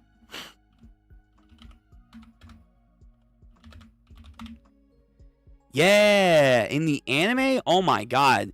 During the hidden inventory arc? Hello? Gifts? Gifts, load. Load, damn you, load. Oh my god. Ah, oh, load.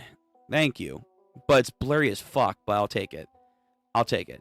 Remember back in the fucking hidden inventory arc, this man just made like an actual like, fucking, what's the thing? Noriyami? Like the thing that fucking keeps like sucking things in. Or like in Naruto where he uses like a planetary devastation. Like, yeah.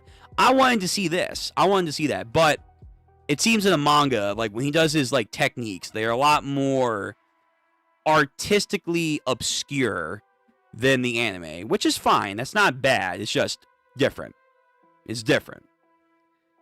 Anyway. So he comes. Again, I think Sakuna dismantled the bridge. And it's falling. Notices that it's falling, but yeah, okay, so Gojo is probably using blue to like gravity swell everything together into an attractive force. And I think I forget the rule for blue, but I think for blue he has to like give a fixed location for things to gather on. So I'm gonna guess that's Sakuna. I'm gonna guess Sakuna is the fixed location where things are gathering towards. And this massive part of the bridge is now attracting upwards towards Sakuna, where Gojo is pointing. And they're going into a building. Sakuna is not sweating at all. And just before it lands, he bounces away onto a building. Gojo just floating in the air, as he does, of course. The motherfucker thinks he's Yusuke Urameshi over here. Spirit gun! But instead, dismantle. Okay, so he's using dismantle in a finger pointing. Gojo, I think, feels it coming. We see the building get cleaved. Or not cleaved, because that's technically the other. We see the building get sliced. Alright. So I'm pretty sure, yeah, dismantle has a fixed amount of power. So we see him like do this, point. I think whatever direction, obviously, like he's using his fingers to coordinate, that's where the slice is gonna come from. But like the size and distance, does that matter for when he's using dismantle, I wonder? So he then sees that, he's like, oh shit, that's actually very impressive. But was that a distraction? Because we do see Sakuna now coming with a cursed right punch. Lands. Blocked, though. Oh, the distraction was also then another distraction, which then was a giant chunk of the building that got cut to fall down. And now Gojo has to block the hand of Sakuna. Meanwhile, the fucking building is now going to collapse on him. But that's, not gonna be a big deal. Gojo sees that. Sakuna shocked. They go, I think, in the actual building now to fight. Oh my god, the anime's gonna...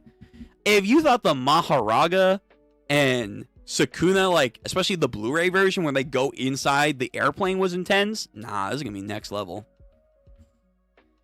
So they're in the office building as it's falling mid-air. And they're actually having a combat scenario using items from around the office, including a door. Gojo doing his best Gon impression, Gon freaks. Jun, Ken, Pon over here. And then either the building lands And I think maybe a big explosion happens? And then from the... Oh, my God. They're walking out of it like they're best friends over here. Yeah. Cool guys don't look at explosions. So they walk out of the dust cloud unfazed. I'm going to go ahead and pin this on you. Who are you to say anything? Ah, crap. Mei-san's streaming this, isn't she? The city can't survive this shutdown, the showdown between the monsters. Oh, right. Wait, true. I forgot about that. Yeah. Mei is, because of course, she's gambling all this on a fucking live stream. Oh my goodness. Yeah. Yo. What the fuck? That's clean. That's clean. Red and blue. Red and blue. Let's start by peeling off those scales. And since it's Megami, I know I can go all out. Oh, fuck. I'm saving this. Absolutely. Absolutely. Yeah, so, like, they're joking around in a weird way. Like, they are the pinnacles, so they can, like, vibe with each other and no one else. That's kind of dope. That's kind of dope. But this was a warm-up. All this, warm-up. Warm-up. Let's go. Hydrate. JJK, chapter 225. The decisive battle in the uninhabited, demon-infested Shinjuku. So we have, I think, the remaining squad. So we have Yuji, Chozo, Mei, Fui, or Pui, whatever the fuck the little brother is. Hiruma, the fucking lawyer. Hana, the angel girl over there. Mei, or not Mei. Oh my god. Blue hair girl with the sword, the simple domain chick. The officer dude. Witch girl. Oh my god. Fuck. I'm forgetting people's names. Hakukiri and his twink femboy. Hajima over here. And then we have Yuta, we have Maki, we have Panda, we have Inumaki, we have fucking Shunko, the goddamn nurse. She better fucking do something, I swear to God. So they're all watching on like this hodgepodge of a fucking TV collection, probably watching the fight. Gojo's limitless allows him to completely be untouchable. Sakuna is using domain amplification to neutralize that curse technique. Makes sense. The Jujutsu sorcerers gathered together to watch the battle unfold between Gojo and Sakuna. Domain amplification. Alright, so now we got motherfuckers yapping about the whole goddamn battle. Yuta. I saw something similar in Mekamaru's footage. The special curses spirits use the same methods in Shibuya to counter Limitless. Right. Yes. Which it seems domain amplification is kind of not maybe rare, but it's a very hard technique to pull off because we don't really see that too often with characters. We have what? Simple domains, hollow wicker basket. We have the one technique that the three families know how to do, which is kind of like the offensive version of a simple domain. When we have domain amplification or domain nullification, neutralization, then we have the actual domain itself. Am I forgetting something? I don't think I am. Well, you have, oh, okay. You have binding vows, and then you have heavenly pacts. Yeah, but outside of binding vows, the other one doesn't really matter. But yeah, so you have simple, hollow, the offensive technique.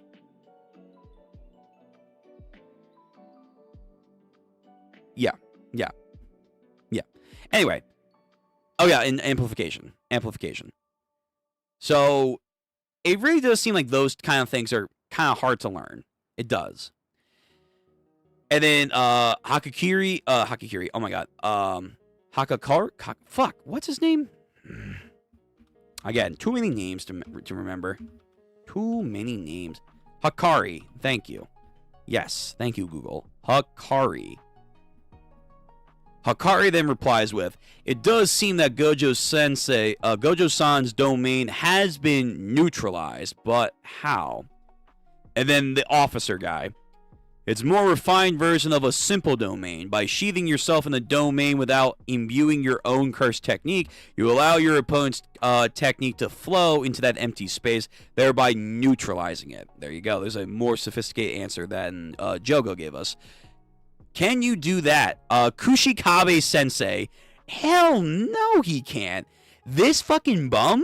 Nah. Like, I remember, I think, him and the blue chick girl, they're apparently, I think, like, really good at simple domains, but simple domains are a far cry from domain amplification. Fucking far cry. Maybe you can still do your techniques, I guess. But, like, nah. Like, I think it was ago. It goes hollow wicker basket, offensive technique that the three families know, simple domain, domain amplification, and then domains. Or like domain amplification and then domains, I guess, if you want to do that. For techniques. This motherfucker cannot do that. Exactly. Don't be ridiculous. I cannot. And then Hiruma, let me hear your thing. I can get the gist of this. Honestly, if anyone could probably learn this stuff like very quickly, Hiruma, the fucking lawyer over here, probably can. Remember, he reverse engineered his domain expansion. He starts off with a domain expansion first and then builds his techniques. I don't know how, like logistically, but he did. He did. And then Hana and the Angel. The main drawback to using a domain amplification is that you can simultaneously use your own innate technique. Yes, even Sakuna has no exception to that rule. Why do I feel like they're going to break that though? Why does that sound like Sakuna's going to find a way? And then Panda, still in his chibi form. Wait, doesn't that mean Sakuna is fighting Satoru without a curse technique? So in other words, if Sakuna has some way to deal with Limitless other than domain amplification, Gojo will lose. Let's hope not. Let's hope not. Yeah, blue chick girl. I forget her name. If that's the case, then why isn't Sakuna using a domain expansion? Immediately following domain expansion, your technique becomes too unstable to use, right? So shouldn't he challenge Gojo-san to a domain battle first? So this is a question I've also wondered, because he's using Megumi's body and techniques. Can he use the 120 amplification? aka, can he use the imperfect domain expansion? Because if he can, fuck, that's terrifying. Because he's now amping the fucking goddamn 10 Shikigamis that are already being amped even further. But I wonder, can he also use that to amplify his own curse techniques? Probably not. I will assume you can't. I assume he can't use Shadow Garden and then Malevolent Kitchen. Whatever the fuck. I forget what it's called. Malevolent Kitchen. It's either one or the other. You can't do both. That would be insane. It's like, yo, really? Malevolent Shadow Kitchen? Nah. No. That would be too much. That would be way too broken. Like, at that point, like, no, there's no one beating him. There's no one beating him. Immediately following the domain expansion, your technique becomes too unstable to use, right? So, shouldn't he challenge Gojo to a domain battle? And then the fucking Fenboy. It's easy to say that, but depending on the outcome of this battle, of the domain battle, the fight would be over. Isn't that a good thing, though? That's true. Why isn't he doing this? Then Yuji. Doesn't the domain sure hit effect negate Satoru Gojo's technique in the first place? That's actually a good question. I'm pretty sure it doesn't, because I think we actually did see that with Jogo's domain. When Jogo because I think he's like the first domain. When he uses it, Gojo's Limitless, I think, was still saving Yuji and him, but at the same time, he knew like they couldn't get out of it unless they like kind of like did like his domain expansion shit, if I remember correctly. So though he is protected, he probably will have to actually use a domain to break out of it. Probably. He told me that himself when we were in a Cursed Spirits domain. Oh, he actually might be referring to that. Doesn't the domain sure hit negate Gojiro Satoru's technique in the first place? Oh, never mind. Fuck it. No, forget what I said. And then fucking little bro over here. Little bro. Could be that Sakuna doesn't think he can win against Gojo Satoru in a domain battle. Then Shuko, I hope you're going to give us some insight here. If that were the case, Gojo would already be using the domain expansion. I find it hard to believe that Gojo wouldn't be able to see that coming. Seeing that with the 6 eyes and his shitty personality. Then Chozo. What if their domains don't actually clash? Based on what Inumaki and Yuji have said thus far, I don't think Sakuna's domain expansion actually closes off into a barrier. That's true, it doesn't. It has that, what's it called? The like painted shit, like where it's like all over the area? Something like that? Huh? That's bullshit. Kusakabe, just shut up, man. You don't understand. Then Hajime. I can't believe that either.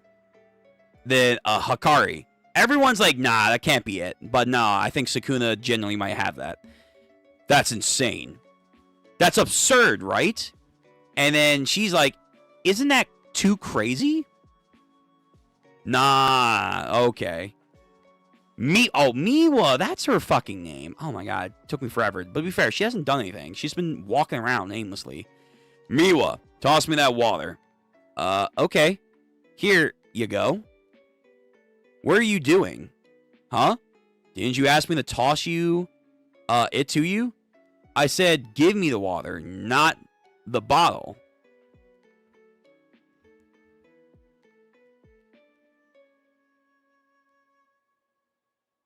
Is he trying to prove a point? Like, oh, can you give me the water without the bottle? A reference to the idea of, can you use the domain expansion without a sealed barrier? Which I'm pretty sure that's the whole idea. That's the whole idea. Expanding a domain without closing a barrier is just like that. It gets everywhere. But Kenjaku can also do that too with the tree. So I guess it's not impossible. It's just a crazy hard technique. Without a counter, without a container, can water accumulate? Can you paint on empty air without a canvas? With no stem, no roots or leaves, can a flower bloom from a seed? Very poetic right there. Maki, let's hear your insights. It's not like using software without having a hardware. At any rate, it's completely impossible. Megumi has still incompleted his domain without enclosed within a barrier. That's true. But even still, because I think he still has to enclose it, yeah, he does have that 120% boost. We gotta be careful about that. Yeah, I heard about that. I heard about that before the grade promotion assessment.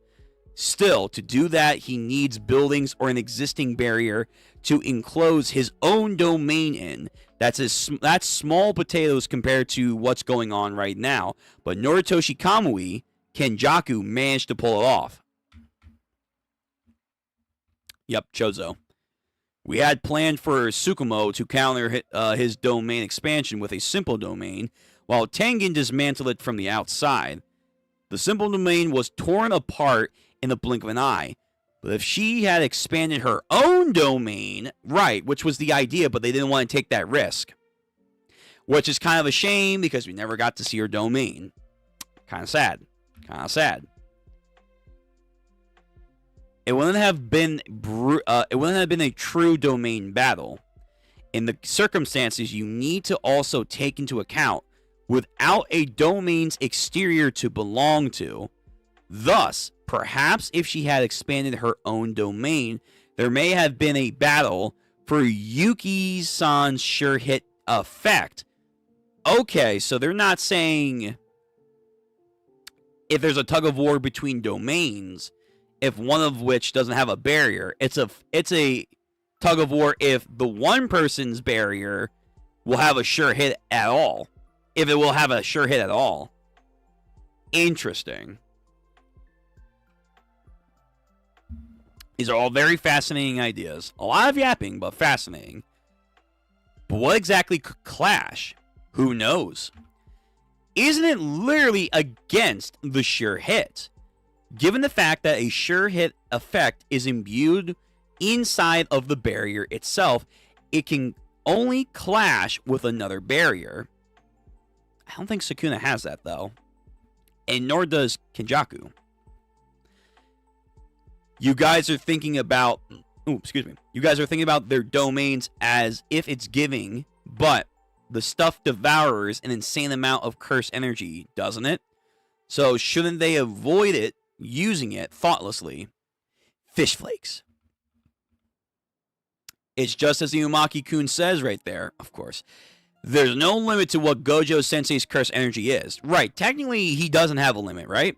Like, outside of like Gojo like nerfing himself by constantly using 6 eyes, he technically doesn't have a limit. So what if he turns off 6 eyes though? Maybe. But would that be wise? Probably not.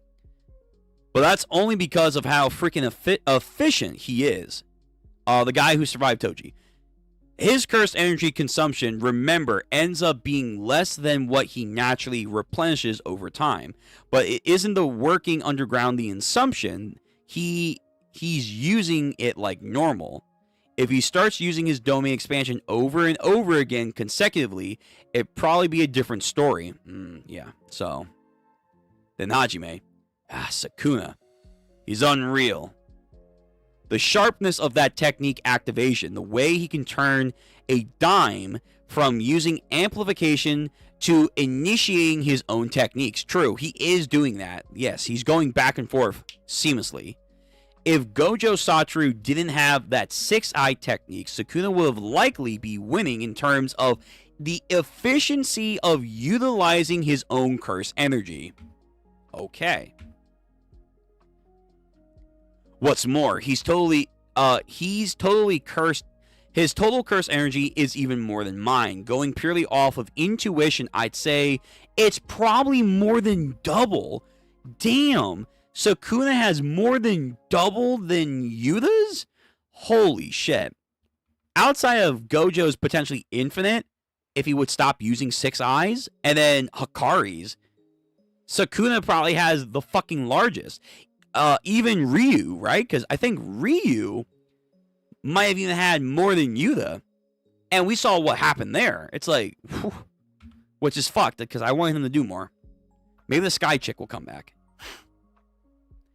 In other words, when it comes to these two, cursed energy is not a limiting factor for why they aren't expanding their own domain. Imagine the answer is just, fuck it, we don't want to do it yet. That's it. Why spoil the fun? Then which girl?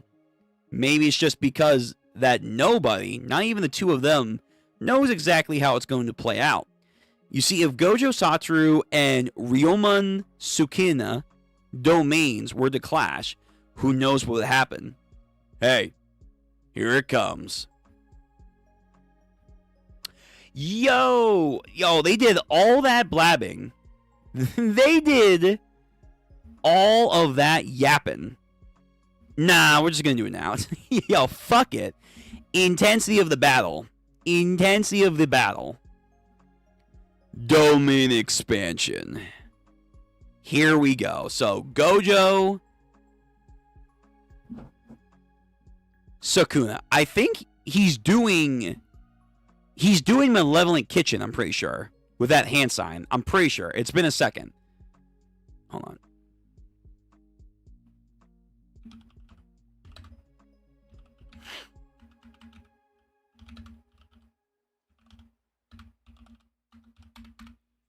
I'm trying to do... Yeah, it is. It is.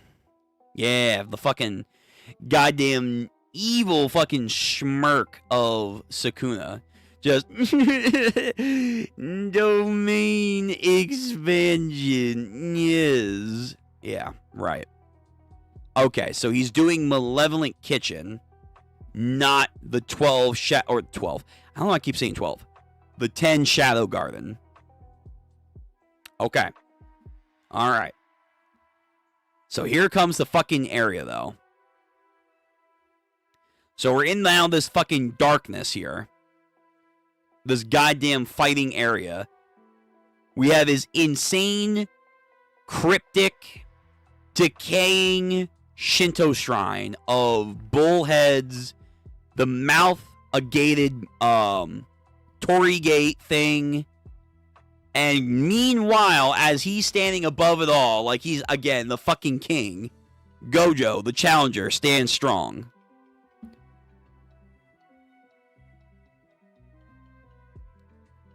Evenly matched, they form a pair within Gojo's barrier. The two sure hit guarantees overlap and then cancel out with each other. Okay, so that does happen. A battle with both sides expanding their own domains. Should either one sustain immense damaging, causing the collapse of the other domain, the other sure hit technique shall immediately strike. So it's a game of chicken and stamina. Evenly matched. Wow, for real? Kosukabe, dude, you are like the Yamcha. You're not meant to be here, man. Mei, it can't be. Within the barrier, they are evenly matched. Within the barrier, they're evenly matched. Really? Wait, hold on. Is that the narration saying if Gojo takes that down, or like if Sakuna takes that down? Is it not even? The barrier actually makes it an even fight? Oh, fuck. That's a problem. And yeah, space, by the way, all around them, just getting warped. Trees, everything. The effective range of Sakuna's domain reaches beyond a barrier of Gojo's own domain. The barrier of his domain is weak against attacks from the outside. And then, oh, what the fuck? So because he has no set barrier, aka his range is a lot wider, he then can hit from the outside? What the fuck? I didn't even think about that. What the fuck? Oh, whoa, that's actually fucking broken. Wait a minute. Yeah, whoa. Then he can... Wait a minute. He can just counter every fucking domain then. Wait a minute. Wait a gosh dang second. If that's the case, and he can see that too. He can, like, feel the barrier. Because isn't the idea that you're supposed to be warped inside the fucking, like, realm? So the idea of distance is different inside of a domain. But nonetheless, he can see and approximate the distance of where the boundary is. Maybe because he's using his own domain, like he kind of like feel somehow the edge. How the fuck is he doing that? What the fuck? Alright, that, I'm not gonna lie, I did not think that was a possibility that you can do, but we're learning a whole lot of, like, you know, scenarios that are probably unique. But he can feel the edge of the barrier because he has no set barrier himself. Thus, he can activate it on the outside. Fuck, that's actually insane. Well, I did say Gojo is probably going to lose, so yeah. Yeah. But damn, dude, damn. I thought it was going to be at least a little fair. I thought it was going to be a little fair. And the barrier fucking breaks. And all that's left is the fucking malevolent shrine of Sakuna. Then Gojo. Getting... Oh my god, this facial fucking expression from Sakuna. I got you, you little motherfucker. And then Gojo is just shocked, like, huh?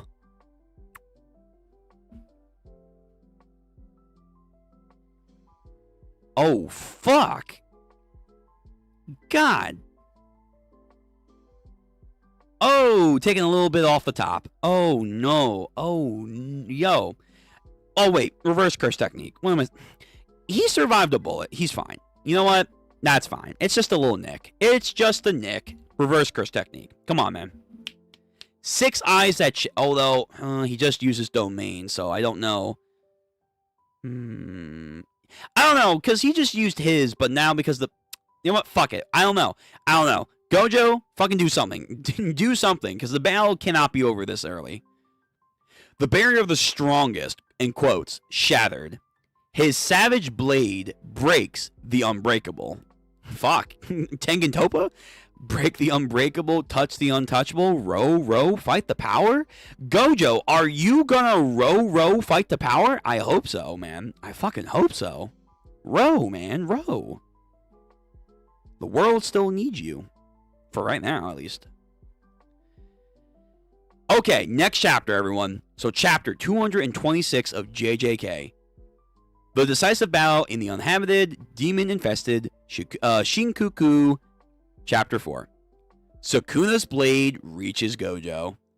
Nice panel. Very nice panel. And everyone watching, but of course, Yuji standing up. Sensei! Yo, he's doing some weird Netero shit. Just flex and then heal. Kusakabe. Is that a reverse curse technique? Then Higuruma. But as long as he remains within Sakuna's domain, slashes will not stop coming. Right. Now that his domain won, its range is now activated, but we don't know how long he can keep it up. But then again, he beat Maharaga, who can adapt and shit. So it's like, listen, Gojo, you're gonna have to heal better than Maharaga. I don't know. Can he do that? Probably not. But he is healing his neck. Chozo. So Sakuna's domain has no enclosed barriers. Shouldn't it be easy for us to escape? Shouldn't it be easy to escape its range? Then Akari. If we assume Malevolent Shrine's effects range encompasses an area of the razored Shibuya, with Gojo Sensei's own speed, he should be able to break out of it in a flash. True. If it's anything like the subway, he's fucking quick. Then Kusakabe. No.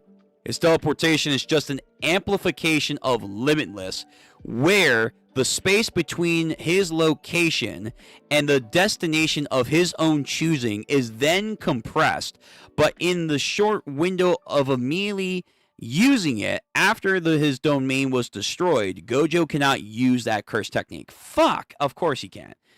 Of course he can't. So he cannot teleport. Damn. Alright.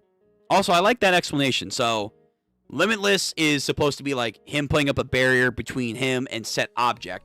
But then if he like has that as a gateway between a place and himself, he can then teleport. That makes sense. And then Miwa, which means, yo, everyone's sweating. He's in one hell of a pinch. Oh boy. All right, yo, Gojo, do something. Gojo, fucking do something. You are getting Ichiba'd right now. Like, this is Bleach all of a sudden. He became, like, Ichibei, unironically, is winning against Yuha Bach right now. Just, Shinto Garden, baby. Yeah, fucking darkness. Yo, Gojo, fucking lock in, bud. Lock in, man. Lock in. I don't know what you can do. Lock the fuck in. Lock in. Like, what is your recovery time? What is your goddamn recovery time?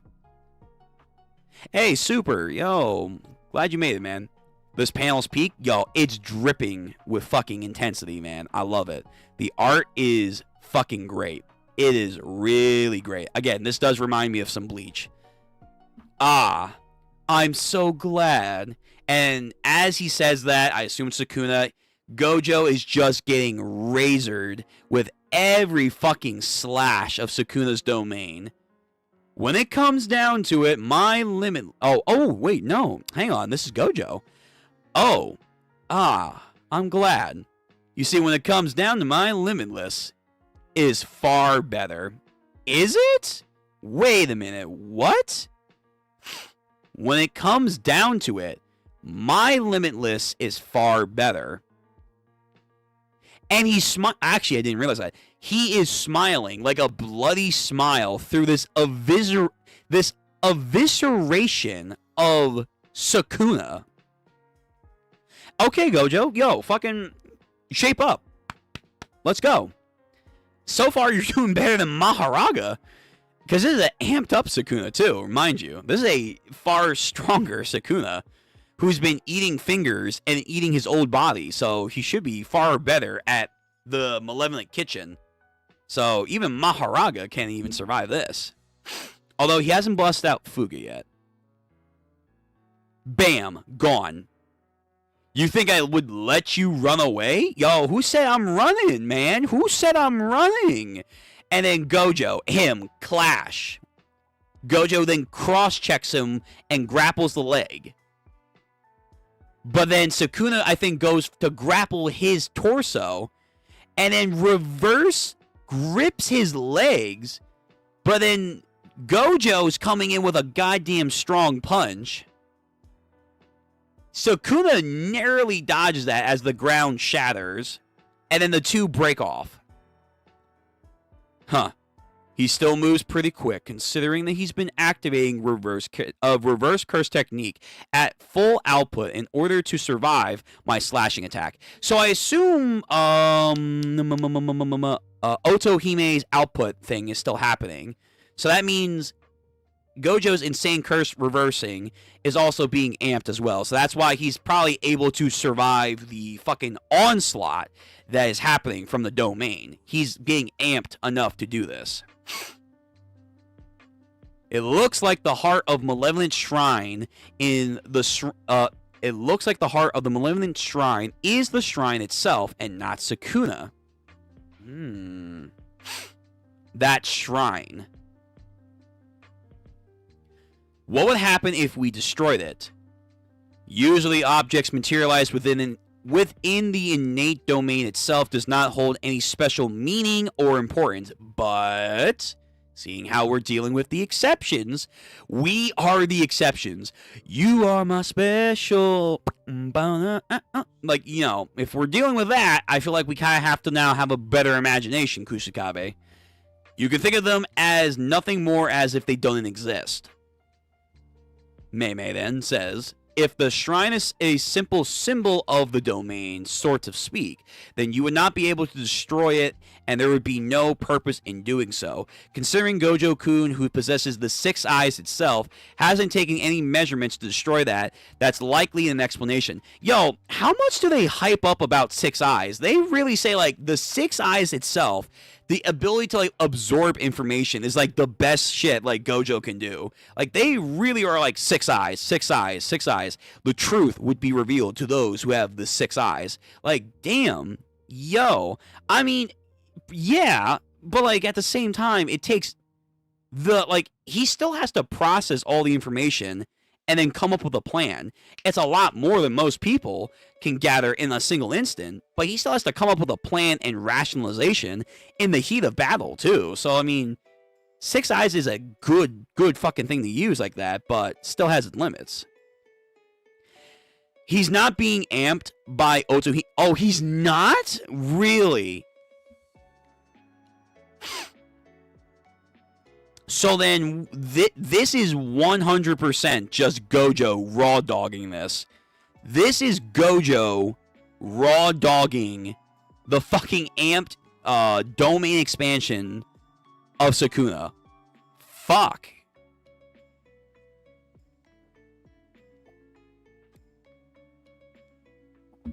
Hydrate. Yo. Alright, then that's even way more impressive. That's way more impressive. Hang on. You're telling me he took this just by himself? Fuck. Damn, they should have waited. They should have waited then to like do the goddamn ritual then. Wait till the battle initiates, then do that shit. Alright. He's not being amped. Yeah, okay. So he's not being amped. Alright. Fuck. Okay. Alright. And then the femboy. So he can't do anything. This isn't like super... This is like super bad. New shadow style. Of course he does. I mean, Yuki said she had a simple domain and a domain. So why not? Why not Gojo? Why not Gojo? Of course. Simple domain. Here we come. Here we come. Here we go. A simple domain? I thought he said he couldn't do that. No, he probably said something like, I don't want to do that, but he can. No, he just meant he couldn't teach it. You see, for a genius like that, who can do anything on his first go, he isn't exactly best suited for teaching. Damn. Whoo, why the fuck is he here then? Well, we know why he's here, but it's like, yo, why is he in the academy? Why the hell is someone like that in charge of first years then? Exactly. I mean, it's to give him, like, courage and hope and that stuff, but it's kind of like, yeah, wait a minute. If he can't teach well because he's a super genius, what the fuck? That defeats the purpose of being at an academy. Yo, his wounds are healing, but it's not perfect. But that looks cool. He used a simple domain to counter a sure hit technique, while simultaneously activating reverse curse technique heal to heal his body. How is he even able to manifest and manipulate curse energy while still using the reverse curse technique? That's actually a good... Well, Gojo is already good at doing that because he has purple. So he would be, out of anyone, one of the very few that can actually use reverse curse technique and then at the same time not switch back and forth at the same time regular curse energy. So yeah, that's not really shocking. That's not... If you were an audience reader, obviously, in story for them, they're like, what the fuck? So he can use simple domain to stop the effect, then heal. Then Chozo. Even still,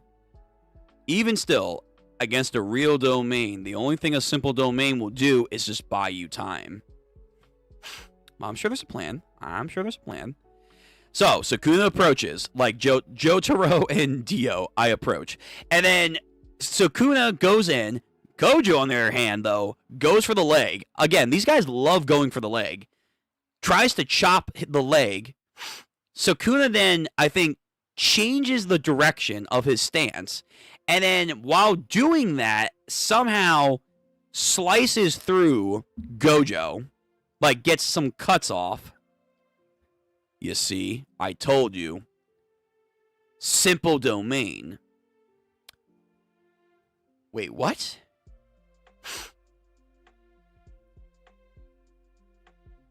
Oh, okay, wait. So Gojo... Oh, okay, hold on. I think I understand the flow of what's happening here. So Gojo, in the middle of fighting Sakuna as he's healing, deactivates the simple domain. And in that instance, he's using his sheer speed to try and get a hit off on Sakuna. He thought he could. Then in that instance, Sakuna actually is fast enough to be like, bitch, where the fuck you going? And then swipes him with some cuts. And then Gojo then has to reactivate simple domain. Yo, he's like a fucking Dark Souls player using the goddamn Estus Flash to like heal up. Every time he gets hit. Every time he gets hit by a boss. Fuck. Roll, heal. This is not good. He's on the fucking back foot. He is on the back foot. This is getting a bit tedious. Ooh, Sakuna's losing interest. That's fucking really bad.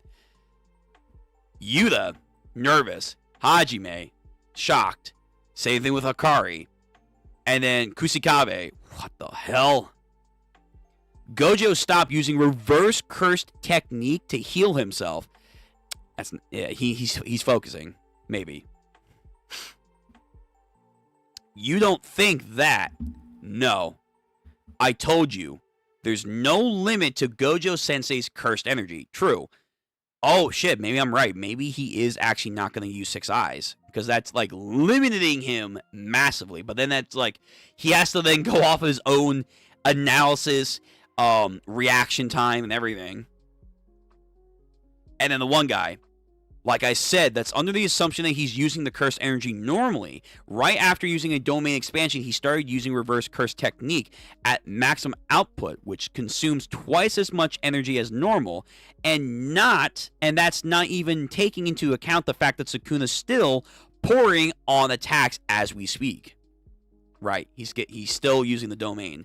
Some of the art, by the way, looks good, then some of them does kind of look like rough sketches, kind of like Togashi does, which we've seen before with JJK. Sakuna, again, lands a barrage, and then also lands another cut on his neck. Is Satoru Gojo about to lose? I mean, that was my prediction, only because the narrative feels like it has to go that way. Bro, just bear hug. Bear hug. I got you. I got you, brother. Where are you going? Where are you going? Nowhere, buddy. That speed just now. Yo, the speed of a fucking hug. Curse, technique, reversal. Red. Oh, he's bringing out red. He's bringing out fucking... He's bringing out red.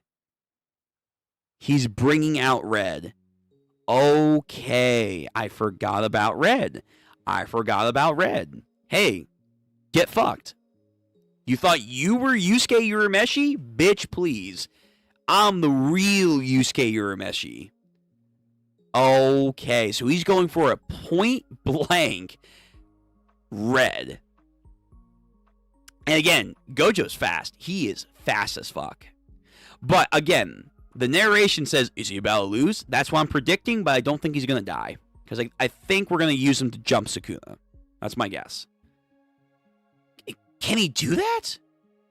That's why he hasn't been able to heal himself. Oh, wait, did Yuta not know he can use reverse curse technique to attack? Really? Does he not? He doesn't know that. He can do that? That's why he hasn't been able to heal himself.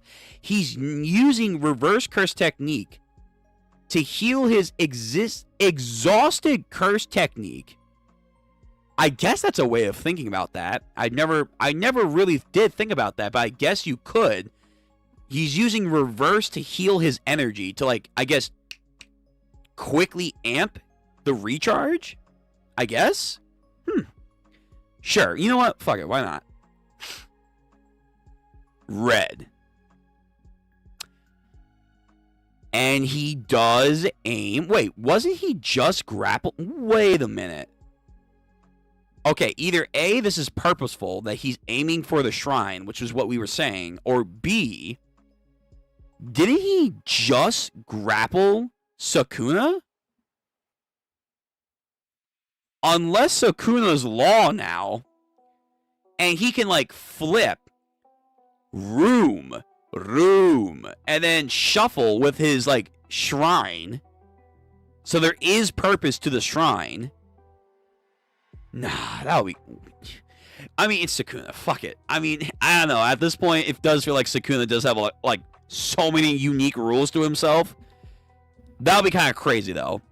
He can shuffle in place with the shrine. But I want to believe this is on purpose. But he's grappled to him, and now all of a sudden he's not there, so... So he uses red, and the orb is there. I do like that they are using the orb. That's kind of cool. So he shoots, but then again, it goes for the shrine. Oh, never mind. I didn't realize. Okay, so... It's actually kind of hard, because again, it is kind of like scratchy detail. But Sakuna is shot with red, and he's then flung into the shrine. Okay. I was like, wait a minute. Did he fucking shuffle? No. He just got sent flying back. There's a difference. So Sakuna got sent flying back, and now, like, this is like, I feel like for the first time in this battle, like, he's truly heavily injured. Jeez, what a pain in the ass. Common sense means nothing in this battle between the strongest. Very nice. Next chapter, chapter 227, people. Let's keep moving.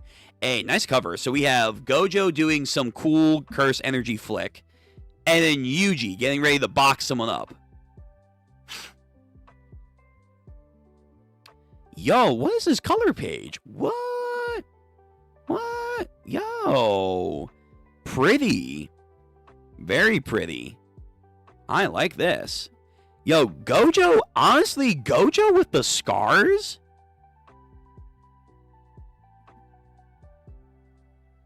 Hey, chat, I'm not gonna lie. I don't roll that way, but damn. He looking good. He looking good. He is looking good with those scars. And also fucking beastly, too. Everyone's getting scars. Okay. Okay. Alright, Gojo. I see you. And of course, Yuji watching within the cover page. Chapter 227, The Decisive Battle in the Uninhabited, Demon-Infested Shinjuku, Part 5. Here we go. First page. Gojo takes the offensive with an inescapable trick. Alright, the crows. Using reverse curse technique, he healed his exhausted cursed energy. He, like, supercharged his energy.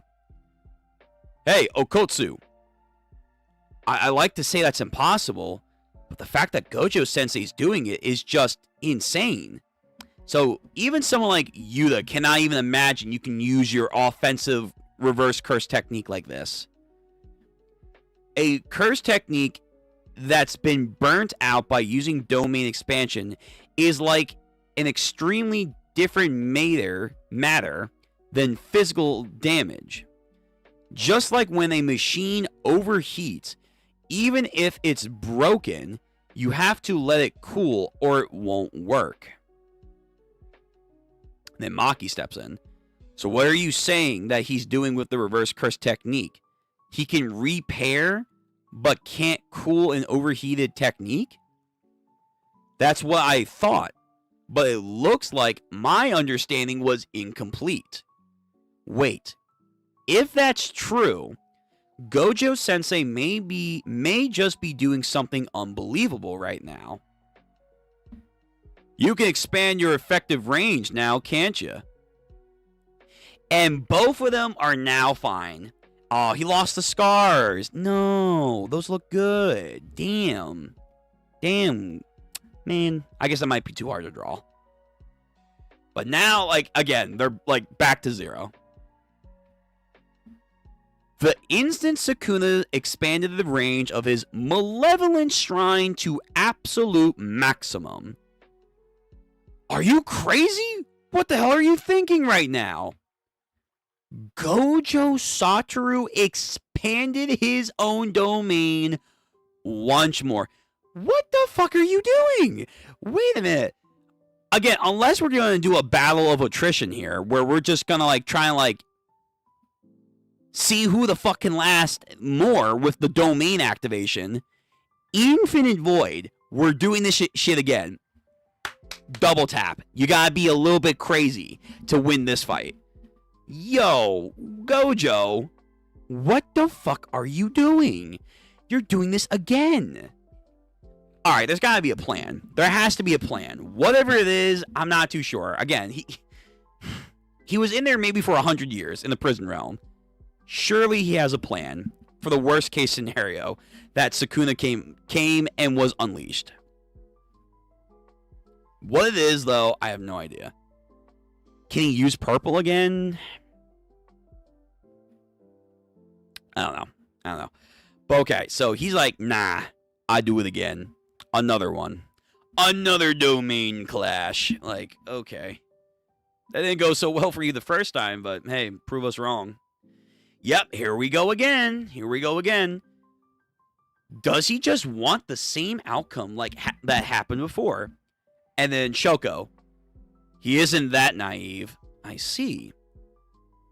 So he switched the internal and external conditions of the barrier. Ah, I think we've seen that before where you can switch them. Huh? Isn't it breaking this time? It isn't breaking this time, which means the barrier can guard itself against attacks from the outside.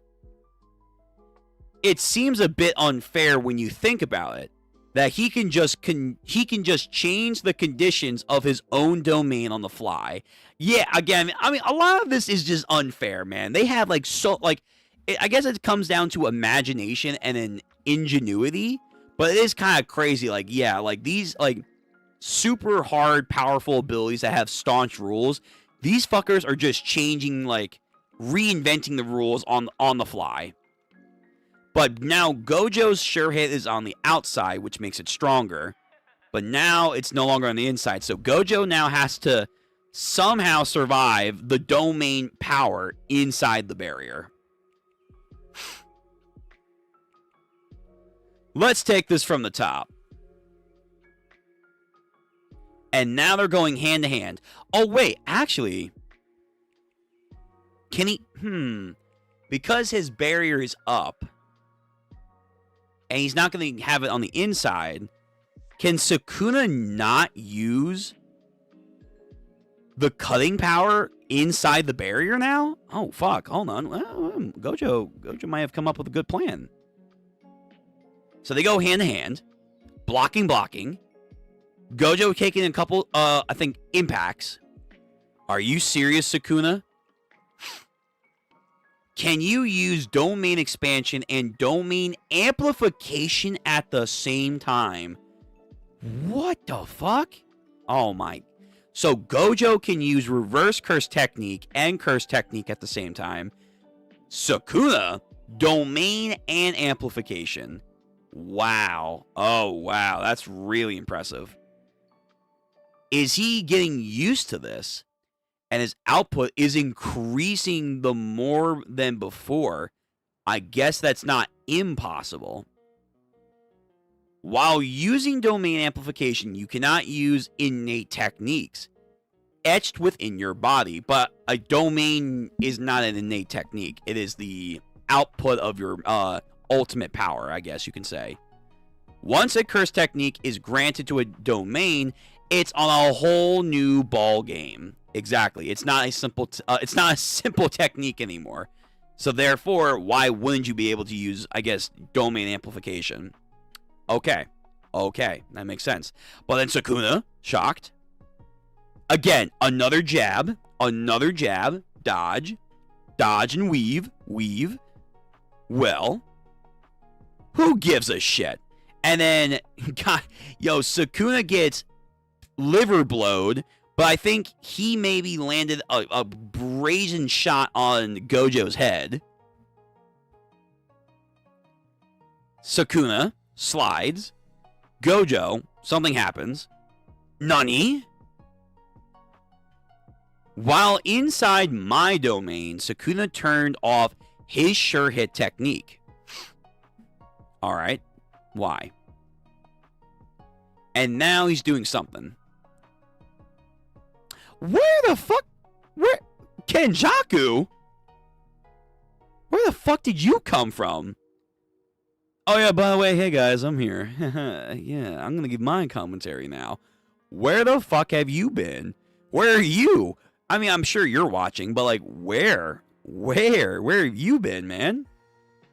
The only ones unaffected by infinite void are Gojo Satoru himself and anyone that he is directly touching. That is actually a very strong weakness if once you figure that out. I've already gotten first-hand experiences with that. In order to destroy Gojo Satoru's domain from the outside, Sakuna expanded his effective range and increased the power of the binding vow. He even furthered than in Shibuya. Wait, what? Alright, I'm gonna have to go back to Shibuya. I don't remember this. I'm gonna be real. I don't remember the binding vow. I remembered, like, when he went up against Maharaga, the idea was that he was using the idea of his sure hit technique that had no range. Oh, I'm sorry, he had no barrier, so everything around him was within his range. But he then, I think, used, what was it, like the binding vow to shorten his range, which made it even more effective when touching things very specifically. Thus, he could use cleave on people and at the same time use dismantle. I think that's what it was. So, is he saying by being like this close, like neck and neck to Gojo, he's gonna use a binding vow that's like what, point blank for his domain? Is that the idea? In order to destroy Gojo Satoru's domain from the outside, Sakuna expanded his effective range and increased the power of his binding vow even further than he did in Shibuya. Using a binding vow, Sakuna managed to further increase the power of his domain outside Gojo's domain by removing his sure hit guarantee inside the domain. So it's now gone with inside the domain as long as he's using that binding vow. So outside, it's even more powerful and thus can also go further. But what he wants is power. So by using a by using a binding vow, he's actually able to boost his power output on the outside by not having any on the inside. Thus, he can break the now inversed Gojo Satoru barrier. Holy shit. Wait a minute. Yo, Gojo, why aren't you using binding vows? Gojo, why aren't you using binding vows like this? Not gonna lie, binding vows are becoming very OP. Very OP. Using binding vows, Sakuna managed to further increase the power of his own domain outside of Gojo's domain by removing his sure hit guarantee inside the domain, while simultaneously keeping himself safe from infinite void by touching Gojo Satoru directly. That's honestly impressive. That's very impressive.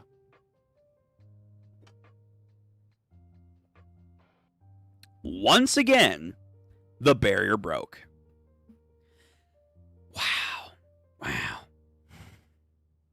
And now that the barrier's broke, the binding vow's undone, so then he can do his own shit again. Gojo Satoru's domain collapsed. Take it from the top, eh? Yo, he's calling him out. And then Gojo gets sent flying back with a bunch of cuts again. Why? Looks like Sakuna also changed the condition of his own domain somehow. Hey. If he dies, I'm going out there next. What? Whoa. Okay, first of all, he's already saying, yo, it's already over. Second, he's implying that Gojo can die. Listen, I'm going to be real. I don't think Gojo dies.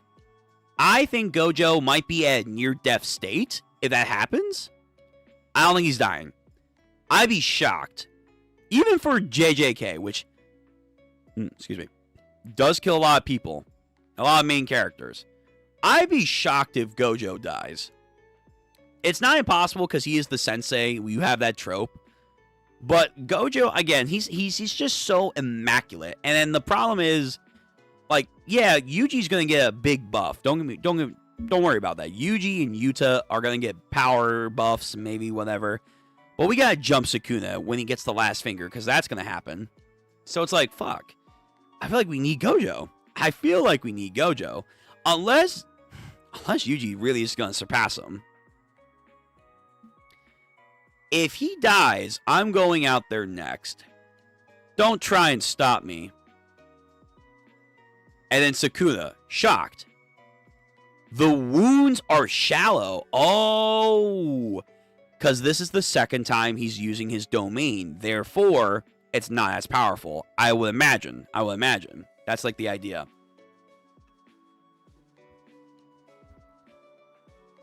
Learned this one when I was a kid. I haven't used it much since I mastered my own domain. But not bad, right? Yay. So what did he do? What did Gojo do? Again, looking savage with the cuts. Oh, wait. He's doing Naobito shit. He's doing the Falling Blossom emotion. That's the offensive shit. Right? I think that is. Unless it's something else. No, it is. Yeah. It's like it's kind of like an inverse version of Simple Domain. And it's like an evolved version of Hollow Wicker Basket. Yeah. It's like the best defense is the best offense kind of thing. Where his innate barrier is like stopping things from getting to him by attacking it. But I forget what was the weakness. Because Dagon still landed a nasty hit on him. Yes. He's using that shit. And they say, like, I think, like, the 3 great houses keep it as a secret that you can do this. Which is kind of like, damn, fuck you, first of all. And secondly, you know how many people would use his ability to, like, do better against cursed spirit fights? Nah, it's in our club. It's in our secret rich family club. Like, what the fuck? Okay. So he's using that. It wasn't perfect, but it got the job done. So instead of Simple Domain, the Falling Blossom emotion. I'm going to call it the fucking offensive shit. I'm calling it Offensive Domain. That's what I'm calling it. Offensive Domain. He used that to block some of the attacks and make them shallow. What was that? Don't know. Not sure. No idea. What? It's weird. How in the know... Wait, how in the know are you? True, wait. Kusakabe does actually know a lot. That's crazy. And then Panda. Or no, I'm sorry, this is Kusakabe. It's a secret art of the 3 big sorcerer families and anti-domain technique. Then Panda. Not so sure if you knew about that, Kusakabe. It's an amplification of using your own cursed energy to automatically repel anything that comes in contact with you. It doesn't do anything against the effect of a complicated domain like Infinite Void. What's complicated? Like, again, what's the criteria for that? Like, you say Infinite Void, sure. But, like, what about, let's say, what's another domain? Jogo's. Does Jogo's thing not work? Does Mahito's thing not work?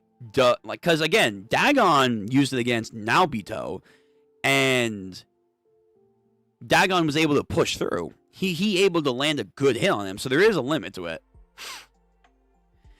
It doesn't do anything against the effects of a complicated domain like Infinite Void, but if you're up against a simple technique like Sakuna Slashes, it can be pretty useful. It won't be torn apart like a simple domain either, but you won't come out unscathed. It's a technique. It isn't a technique strong enough sorry, there's a lot of reading. It isn't a technique strong enough to rival the output of a regular domain. So better than simple, not better than an actual domain. Yo, Shoko, I'm not gonna lie, you should be there healing him. Not gonna lie, you should have been on the battlefield. It's enough, and Gojo can heal his burst out curse technique, reverse curse technique. True. At the very least, he's buying himself more time to heal. And then Yuta, Really? He questions that. Yo, go. Shut the fuck up. We triple tap? We going triple? Oh, baby, a triple. We're going fucking triple stars. You gotta be kidding me. But he's doing it first. And I don't think Sakuna's doing it. So maybe there's something here. I don't know. Gojo, really? Hey, why don't we do it again? Third time's the charm, after all. Okay, Gojo. All right, bud. All right. There's gotta be there's a method to the madness. I'm just not seeing it. I'm not crazy enough. I'm not crazy enough to understand the in-depth, complicated minutia of his mind. I'm not. I'm too smooth brain. Yuji. Again? And then the one guy that survived Toji. No. This time he... Oh, damn. Actually, yeah, wait. The range is fucking huge. Well, huge. It's big. It's big. It's huge. Does he plan to capture Sakuna's entire domain range within the barrier? But can he just change it? Can he just change it? Like, make another binding vow and be like, hey, I want my range to be like fucking 10 kilometers. But in exchange, like, there is no sure hit technique at all. Like, can he not just do that? Does he plan to capture Sakuna's entire domain range within his own barrier? Then Kusakabe. Like I said, the way he just switches up the domain conditions is completely unfair. Mei, isn't this a bad move? By expanding the range of that barrier, the quality of the domain itself surely is going to decrease considerably. Then, Hiruma. Even if the domain won't be destroyed from the outside anymore, it's meaningless if he loses on the inside. Again, another crack. Are you serious? So that means that Sakuna's range was still farther. Wow. Or at least he, like, recognized it in time to be like, nope, not gonna do that. No, we're not. I think actually the shrine's still there, so that means his domain is still activated. And then everyone, it didn't work. Wait a minute. The barrier is quickly becoming... Is it like recessing?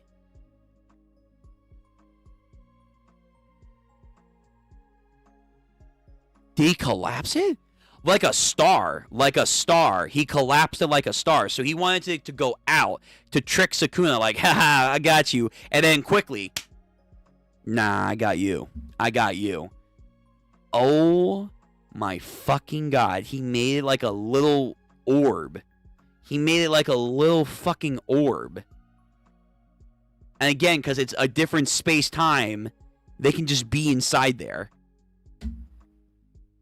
Oh my god. How small can you go? Pause. Yeah, if you can do that, like, is there a limit to how small the domain can be? Huh.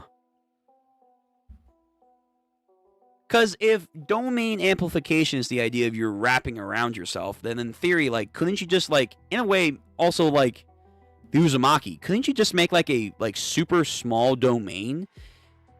You have to be inside of it, but, like, you can make, like a fucking quantum realm domain if you wanted to, right? Surely that's a way. Surely you could do that.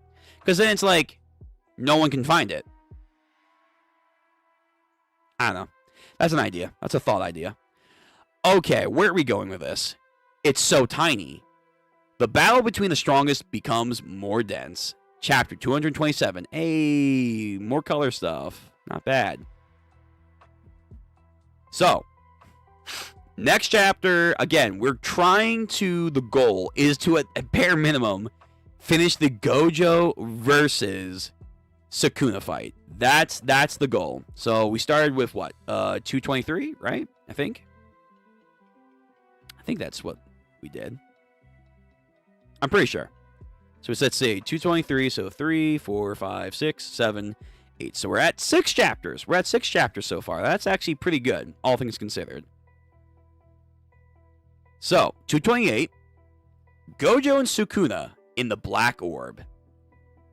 That's a small barrier. Well, in theory, you could sever... You can serve to strengthen the barrier. Oh, it's denser, so he can't... Oh, that's true. Oh, that's another way of thinking about that. It's tinier, but also denser. So he doesn't have to use a binding vow to make his shit stronger. Nice. Well, I wonder if he could make a binding vow. We haven't seen him try. Chapter 228, the decisive battle in the uninhabited, demon-infested Shinjuku, Part 6. Right. It's not even the size of a baseball. What? Really? It's that small? Oh my god. Pause. Hold on a sec. That should be impossible. Just how many times have we been saying this should be impossible today? Exactly. Like, again, what you guys are experiencing is a once-in-a-lifetime unique scenario. You are literally seeing the stars align, okay? Like, no. What you thought was conceived possibilities is something that you couldn't even dream of, okay? Okay? Why?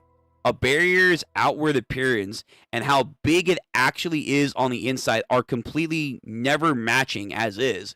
That's true.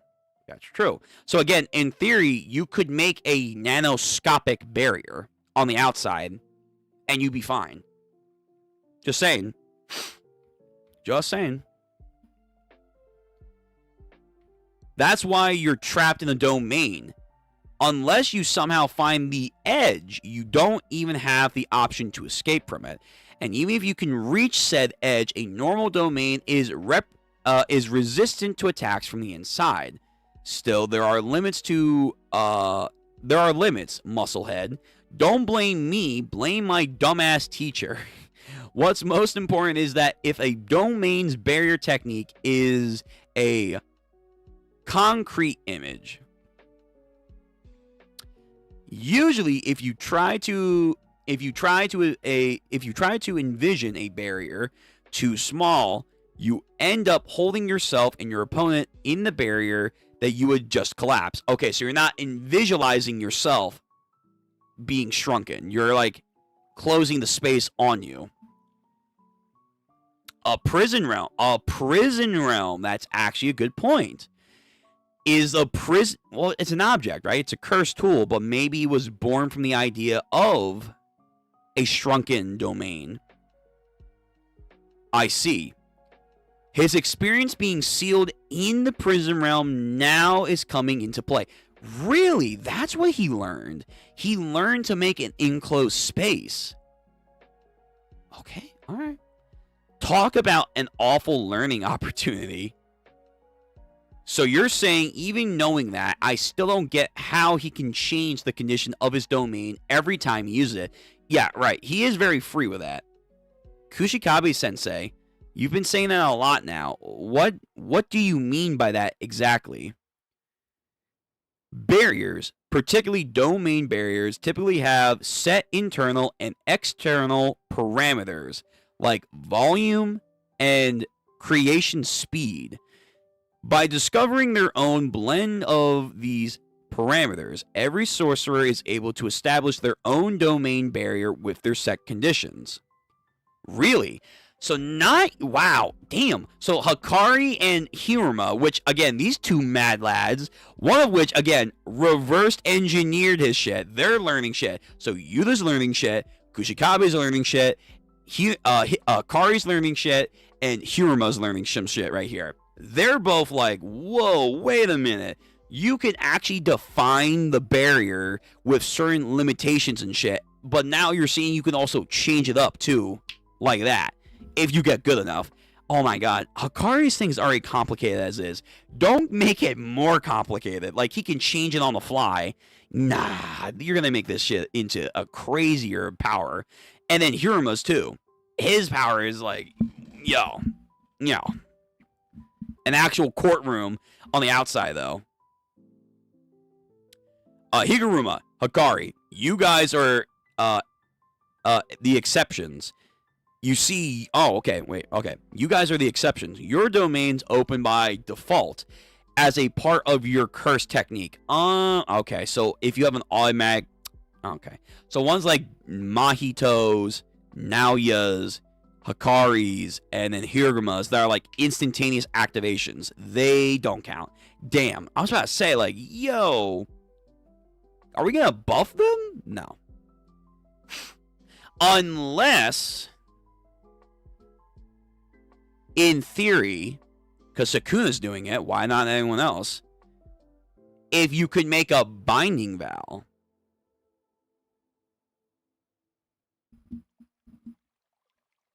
you could make a binding vow to then offset the conditions, but you have to like give something for that. You could do that. You could make a binding vow to change that. In theory. In theory. In any case, there aren't usually things that can be changed on the fly with such ease. You're incredible, Kinchan. Was it too difficult to maintain such a huge barrier that he had to compress it down to that size? Then Mei replies with, maybe he just wanted to see if he could cover an effective range of Malevolent Shrine with a large enough barrier, which that didn't work out so well. Maybe. But now it's dense. It's holding out. True, because now it's sturdy. It's like fucking layered. Yeah, this thing, yo, Sakuna's like, fucking break. He wants it to break. Nope. Nani? Sakuna also decreased his domain effective range so he could increase the output of his own curse technique. Aha, he's using another binding vow. If the barrier breaks, they'll reach a stalemate, won't they? If this happens, Gojo will be running out of options. He's gonna wind up losing. Oh, fuck, the barrier's breaking again! Yo, it just keeps coming back to like, oh, barrier, break. Fuck, okay. I'm not too sure what we're supposed to do here. Because the problem is, because I know it's coming. The problem is, he hasn't busted out Megumin shit yet. And that's what I'm terrified of. Because he can change the game. They're playing chess. All of a sudden, he just busted out a fucking Monopoly piece and puts it on the chessboard. It's like, wait, what the fuck are you doing? He could change the game by just putting Megumin's techniques into the field. And I don't know what the fuck that's going to do to Gojo. He's going to be like, what? Okay. All right. So once again, his barrier breaks. And Yuji is just having more panic attacks. Sensei. Yeah, everyone's just sweating. What happened? Ooh, wait a minute. But this time might be different. Hold on. Oh, I think my dog. Okay, hold on. I might have to go let out my dog. Be right back.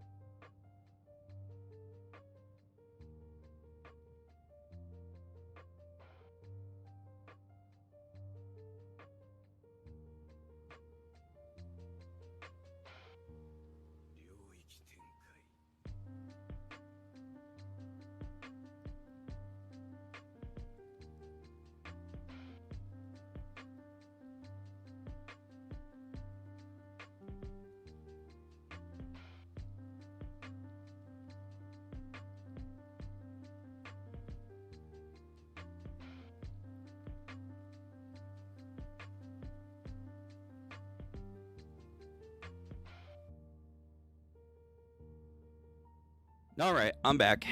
I'm back. Had to go take care of the puppy. Yeah. Hey, Ungolio. Thank you for coming out for a late stream. Whenever, whatever, anywhere Ziz is talking, Ungolio is always there to listen. Good. Good. Good, good, good. All right. Anywho, let's get back to it. Back to main action time. So this time, the shrine's broken. That's a good sign. That's a good sign. And Sakuna fucking is feeling it. He is feeling the pain. He's feeling it. Okay. And everyone's like, oh, did I miss something? What happened? Whoa. And then Hikari even has to stand up like, oh, yo, Gojo sensei.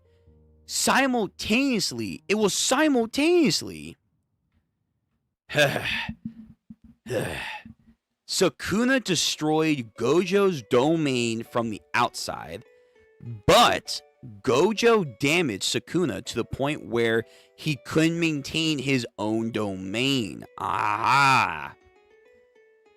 Time. Nani?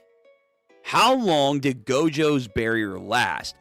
Didn't anybody keep track of it? Fuck. I mean, everyone's like too hyped up, but yeah, that's a good point. No one kept track.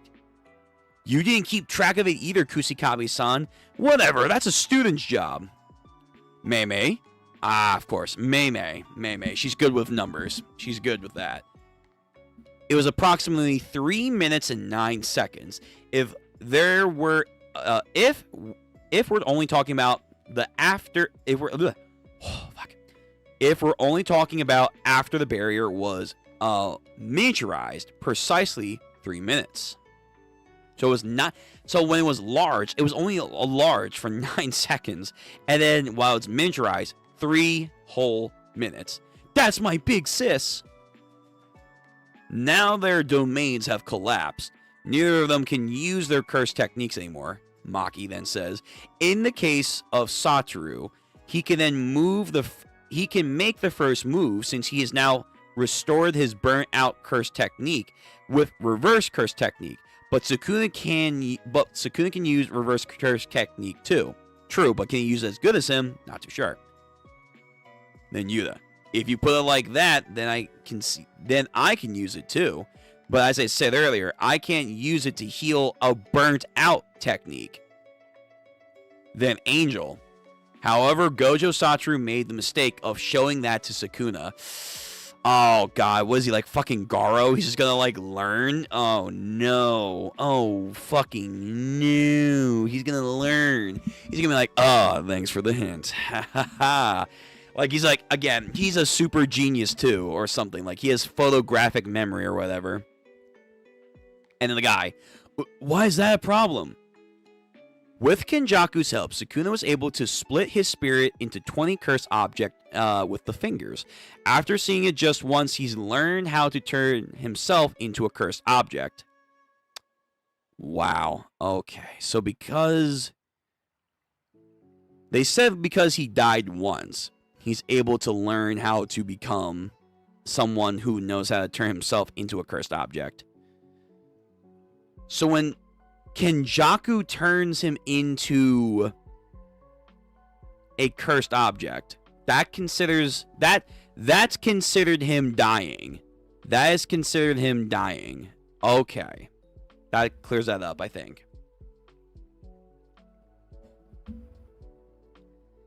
Now that he's seen it, I'm sure Sakuna can also restart his burnt out curse technique.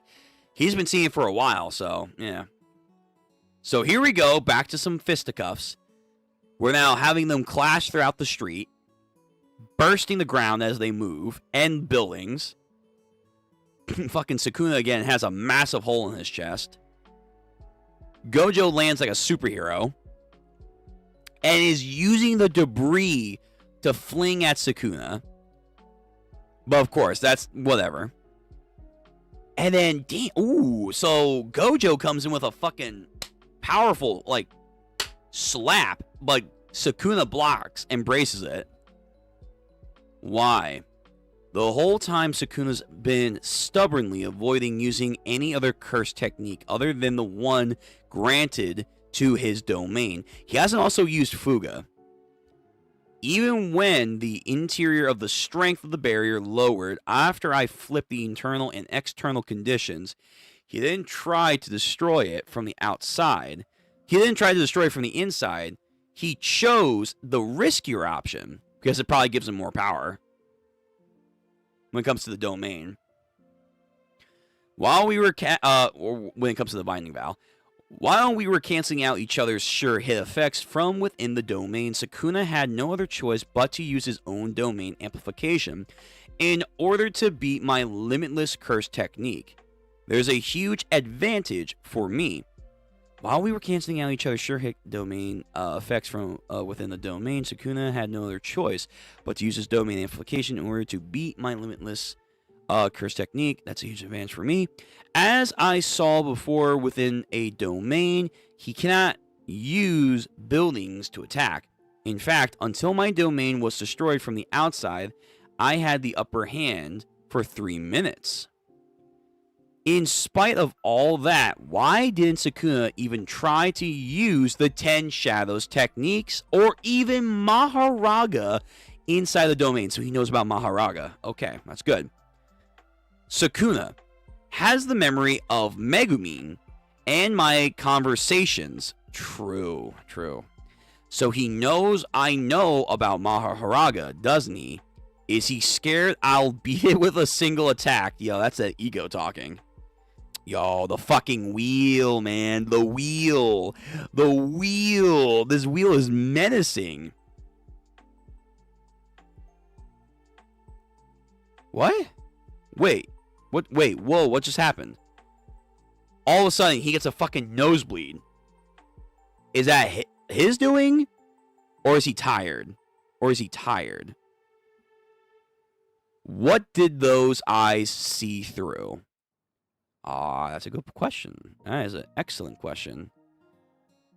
Okay. All right. Something's happening. Gojo. Chapter 229. Gojo and Sakuna neck and neck. The go rings once again. The gong rings. Jesus. Fucking my brain over here. A nosebleed. Yes, Yuda, just like me, fucking like analyzing. What the fuck? A nosebleed? Why? He's like me for real. Hey, you know what? I'll take it. Fuck it. I'll be Yuda. I don't care. I get Maki? Hell yeah. Chapter 229. The decisive battle in the uninhabited demon-infested Shinjuku, Part 7. Heh.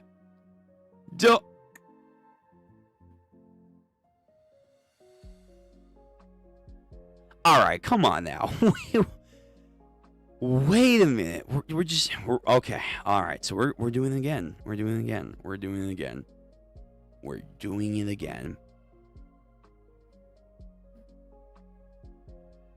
Domain expansion, baby.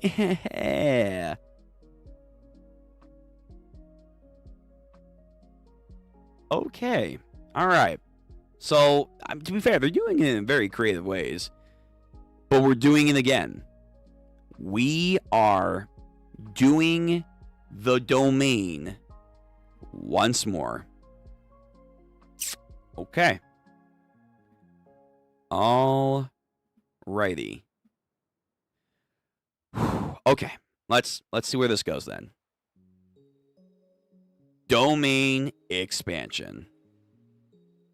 Once again, making the barrier, they activate at the same time, which means Sakuna can restore his burnt out technique with reverse curse technique after all. But has he been able to do that all along, or did he just figure it out? How many times have we seen the word curse technique today? Within the 3 minutes it takes for Sakuna to destroy Gojo's domain from the outside, Gojo needs to damage Sakuna to a point where he can no longer maintain his own domain. Let's not talk as if Gojo is on the ropes just yet. If Sakuna is drawn into an unlimited void for even a few seconds, he'll be incapacitated. True, he does also have to fuck up at one point, and then unlimited void is just gonna overflow his mind. If he's able to destroy Malevolent Shrine within that 3 minutes, Gojo can still win. I hope so.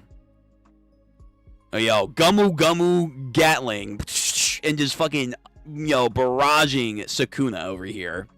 And then on the back foot, Sakuna then gets flung, Gojo, speed. But then counters, fucking double fucking kick, but then the counter of the counter. Oh, he's using blue. He's using blue again. So, I'm going to fucking drop kick you. No, you're going that way. And then, oh, fuck. And then just gets fucking sent into the goddamn shrine. Okay, Gojo. Okay. And then does, I think, a fist. I think. And then he gets pulled again. Oh, he's getting pulled towards him on some pain shit. And then he tries to do a punch. Not gonna have it this time. Block. Yo, they're enjoying this. They're enjoying this so much. They're like, fuck yeah, I haven't had a battle like this in forever. And then he destroyed the barrier this time.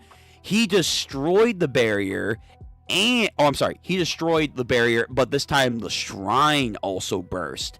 The shrine also goes away. Does that mean anything? We've been wondering about that. Gojo. Sakuna. Yo, Sakuna just fucking ate it. He ate it, and then half his face is now gone. Again, it's a simultaneous destruction. Keeping us on the edge of our seats, eh? I mean, this is just Miwa. So when it comes down to fighting within the domain, Gojo is stronger. I don't know about that. I think he's quicker. I don't know if I would say stronger. I think he's just fucking quick. Like, if we've seen anything, it's just, damn, Gojo, when it comes to, like, burst of speed, he's insanely quick. Like, it's like, damn, holy hell. Never mind. I was going to say, wait, can he use teleportation in here? I don't think he can. No, I don't think so. I don't think he can use teleportation. And then, of course, Yuji, he can win, which that probably means he's not. Again, another fucking strong hit sends him into a tree. Again, that's 5. That's 5. 5. Domain expansion. Domain expansion. On some Full Metal Alchemist shit. Domain expansion. Domain expansion. And then Yuta and Himura. Just now. What's up? Huh? Maybe, just maybe, I think Gojo Sensei expanded his domain an instant earlier. Really? You were busy healing your body. You were late restoring your curse technique. It was less than 0.01 seconds, but my unlimited void landed. Oh, fuck. He was quicker enough to activate his domain. Thus, for that 0.01 second. What was it? Oh my god, like, I forgot how much was it. It was like half a year's worth of information. And like the short span that he activated it to the people in Shibuya. And then he like sped around the entire subway area just killing curses. So I don't know what the thing is, but like 0.01 seconds. How much information does he get? No idea. Someone can do the math. It was less than 0.01 seconds, but my unlimited void landed. So now he's paralyzed. He's paralyzed. Gojo.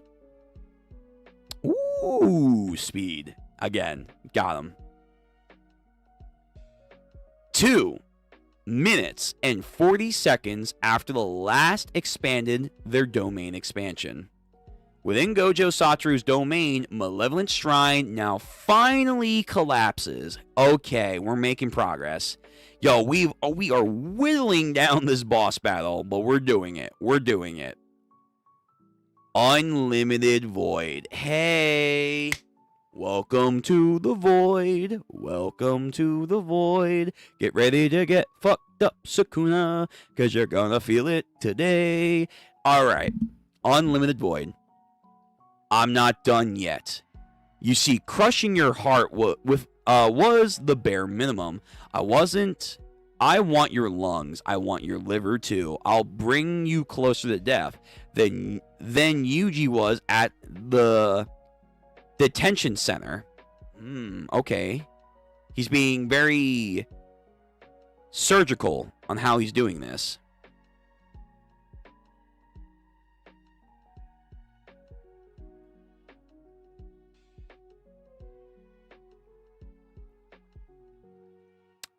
Music, fuck off for a second. Oh. Oh no. Oh no. Oh fuck. Oh no, he's here.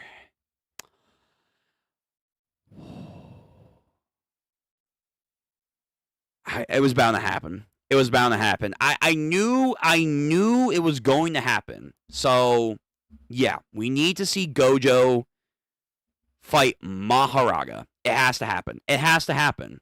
It had to happen. We saw the wheel. His nose bled for some fucking reason. It has to happen. Oh my god, this fucking... With this sacred treasure, I summon 8-handled sword.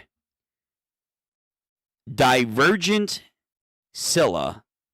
Divine General Maharaga. Oh my god. The whole fucking kit caboodle. Alright, music back. Oh my god. Alright, Gojo. Plan. We need a plan. We need a plan. Wait, actually, hold on. How the fuck do you summon him? Wait a minute.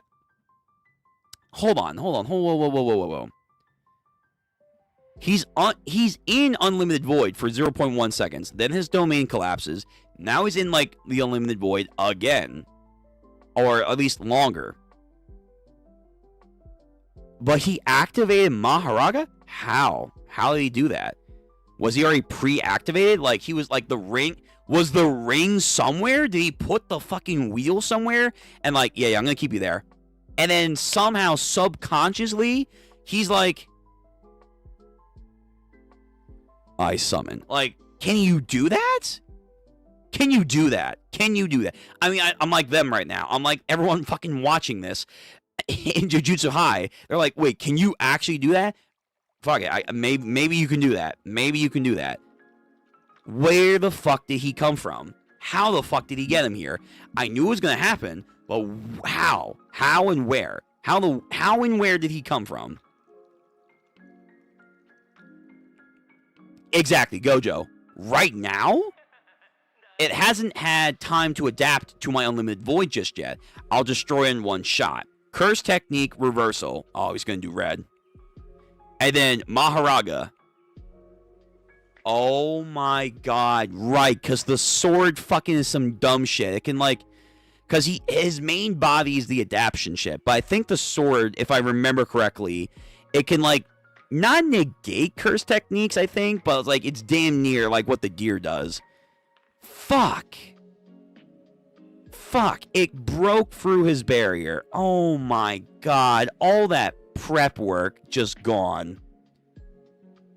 Yo, Maharaga is such a problem, but it's fun to watch though. Nani? Yo, this is a Dio Nani. Hold on. Yeah, Nani. What just happened? It's already adapted?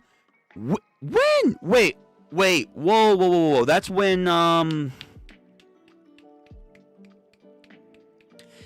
when he fought Yorozu, he had the wheel on him, so then he adapted and thus could transfer it over to Maharaga.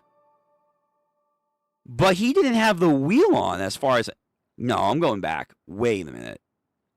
Where's the wheel? Where the fuck's the wheel? Excuse me?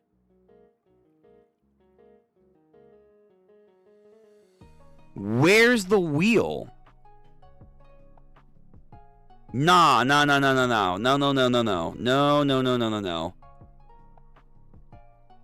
Where's the wheel? Where is the wheel, sir?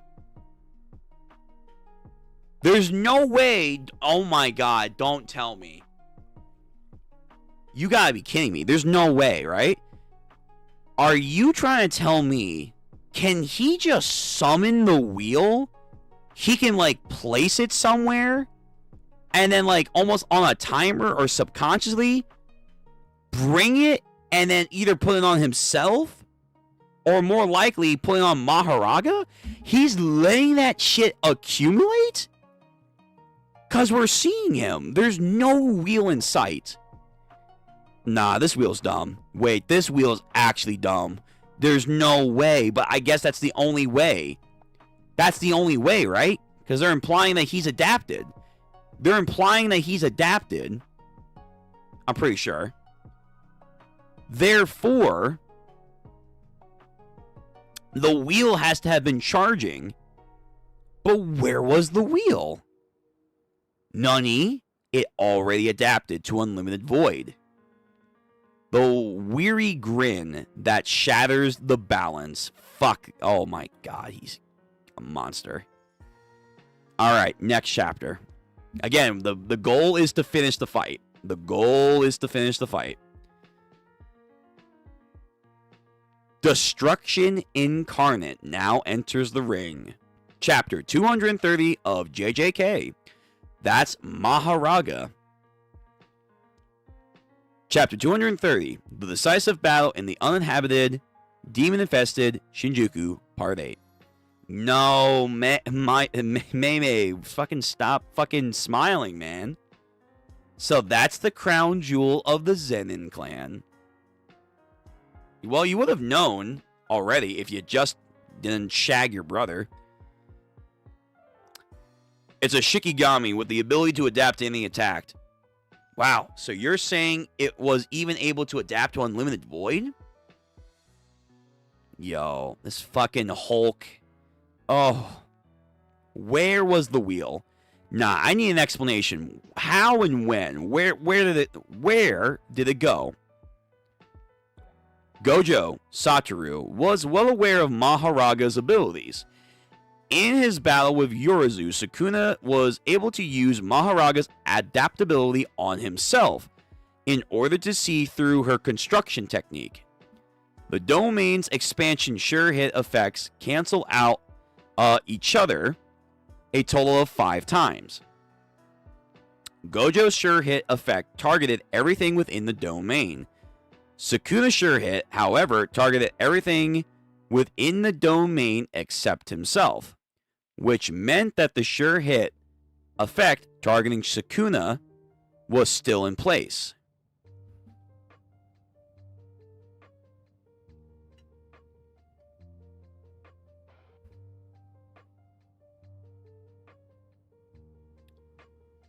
Oh my god. But where, dude? Where? Where was the ring? Where was the wheel? So every time that they had a fight inside the domain and Gojo did anything, and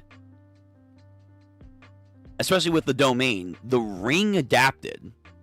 Gojo Satoru sure hit targeted everything within the domain. Sakuna's sure hit, however, targeted everything within the domain except himself, which meant the sure hit effect targeting Sakuna was still in play. Sure. Thus, he continued to take on Unlimited Void 5 total times, all while shouldering the burden of Maharaga's adaptation, the one who actually bore the burden. But wait a minute. No. Wait. Time out. Flag on the play. Hang on. At least one of those times, the sure hit was on the outside. It was on the outside. Yeah, wait a minute. And if you can argue it, maybe even two, Unlimited Void, when he fucking shrunk down the barrier, it should have been out on the outside again, so that would have been at least 2 times. So this thing would have only adapted to it at least 3. At least 3 times. Really. That still is kind of crazy, though. But, again, where the fuck is his wheel? Where is this Dharma wheel being placed? Is it in his fucking ass? Like, where? He continued to take on Unlimited Void 5 times, all while shouldering the burden of Maharaga's adaptation. And the one who actually bore this burden was Gojo. He adapted to Unlimited Void within 0.01 seconds. There's no way. Not only did the wheel not turn, but he only summoned Maharaga after he took my attack. Did Sakuna take over the burden of Maharaga's adaptation ability? No. The one taking the damage to use the adaptation was... We have Sakuna, Maharaga in this very blurry filter.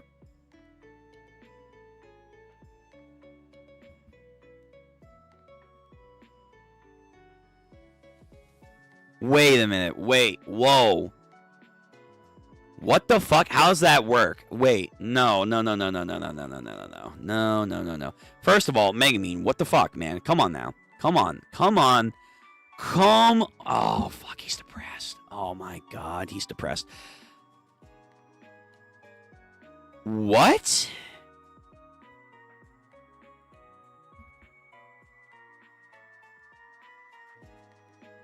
I mean, I knew he was gonna lose, but wait a minute. This feels like some fucking reaching shit. Hold on. First of all, you can do that. So if you have another soul inside of you with this kind of power, you can actually place the wheel inside of yourself and attach it to a soul. Number 1. Number 2. Megumin, can you not deny this? I know you're depressed. I get that. I understand that. And, that's hard. Bro, come on now. Wait a minute now. He's using your soul to fight your sensei. Come on. Alright, I gave him some slack from beforehand, because I know people were already starting to say, oh, are you dunking on him? No, I'm not. I would argue he should be a lot more stowed fast when it comes to his emotions. I get his sis died by his hands and whatnot, but at the end of the day, he should try and climb his way back up for his sister. But now it feels like, damn, you've given up to such a level of despair that you're willing to let Sakuna use you to fight your sensei. Damn, dude, I don't know. That's kind of, I don't know how I feel about that. I don't know how I feel about that. That's kind of, Again, also too, again, I've already said this. You can use the wheel like that. That's a technique. You can do that. Honestly, this wheel is I feel like you can just make up a fucking rule if you're smart enough. Yeah, I can use it on myself. Yeah, I can place it on a soul inside of me. At that point, wait a minute. Yeah, what I said before. Why not just put it fucking somewhere else? I don't fucking know. If Sakuna, chopped off one of his fucking pinkies put one of the pinkies like somewhere else, and like put the wheel there. Could he do that? I guess maybe. And like if he's like emitting some curse energy, like a wireless signal, could that work? I don't know. Maybe. Like again, like this wheel, it's starting to piss me off. I'm not gonna lie. This wheel, it's getting kind of bullshit. It's like, wait, you can do this, really now? Megumi Soul. Okay. All right. This thing is getting fucking bigger, isn't it? What's up? You look like you have something on your mind. Oh, he's going back into the shadows. Not really. Just warms my heart seeing you so desperate. Look who's talking. Yo, these two fucking shit talkers. They just want to gas each other up. Unlimited Void, an ability that activates only once you're inside your domain. Honestly, I figured it was going to be a real pain. That's why my first move was to take that card out of the deck. So, while unable to use amplification within the domain, I figured I had Fushiguro Megumi adapt to the Unlimited Void using his 10 Shadows technique. So, as a result, I could use any curse technique other than what was imbued into my domain. I suppose that paid off in its own way. All it took was the process of adaptation and not the result of adaptation, right? Sakuna, you haven't actually adapted Megumi's soul itself to Unlimited Void. You see, if I open my domain again, Maharaga won't be able to bail you out that time. Okay, interesting. You see, I'll destroy it in one attack. Good. You can no longer... what? What do you mean? Whoa. I mean, if Gojo's confident, he should. You can no longer open your domain. What the fuck? Wait a minute. The nosebleed. What's going on here? Does Sakuna know that Gojo's reached his limits? Is that what's going on? Has Gojo never, like... Because he's never had... He's never had to go out in any sort of fashion to this extent. Never.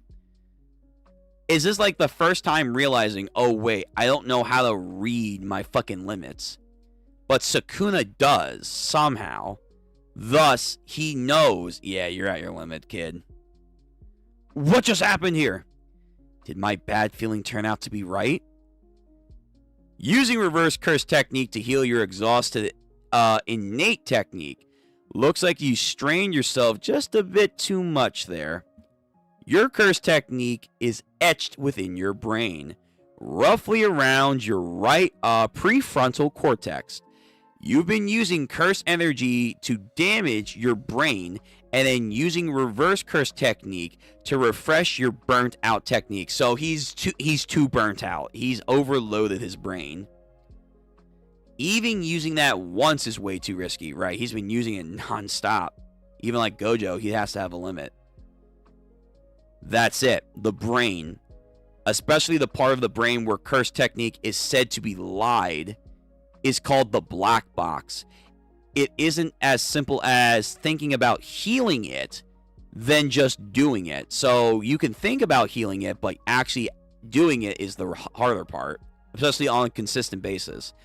Translation note, a black box is a computer science system that operates in having no knowledge of its internal workings. So the idea is based solely on the amount of times he's done it already. He should be at death's door right now. He did something that risky at least 4 times. And just a second ago, would have made 5. Shoko. Yo, again, Shoko, you should be here. I thought Gojo had been getting used to healing his brain, but it looks like he's suffering the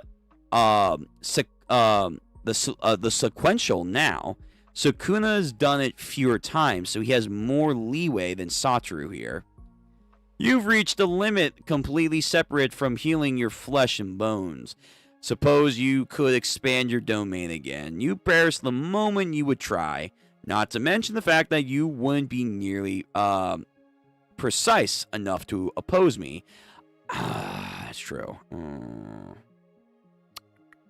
Binding vow. I don't know. Fuck it. I don't know. Can he use a binding vow? Can he use a binding vow? Can he use a binding vow? Somehow. Gojo, sweating. Next, I'll close the barrier of my own domain, and you will be left with nowhere to run. Now he has the wheel on him. And while I carve you to pieces, I'll adapt to that infinity of yours. Wow. This is go by. You were born in an era without me and hailed as the strongest, and yet you turned out to be painfully ordinary. Shut the fuck up. He made you think. That's not ordinary. Man, you are just a fucking asshole, Sakuna. Domain expansion. Fuck, he can do it. Oh, man.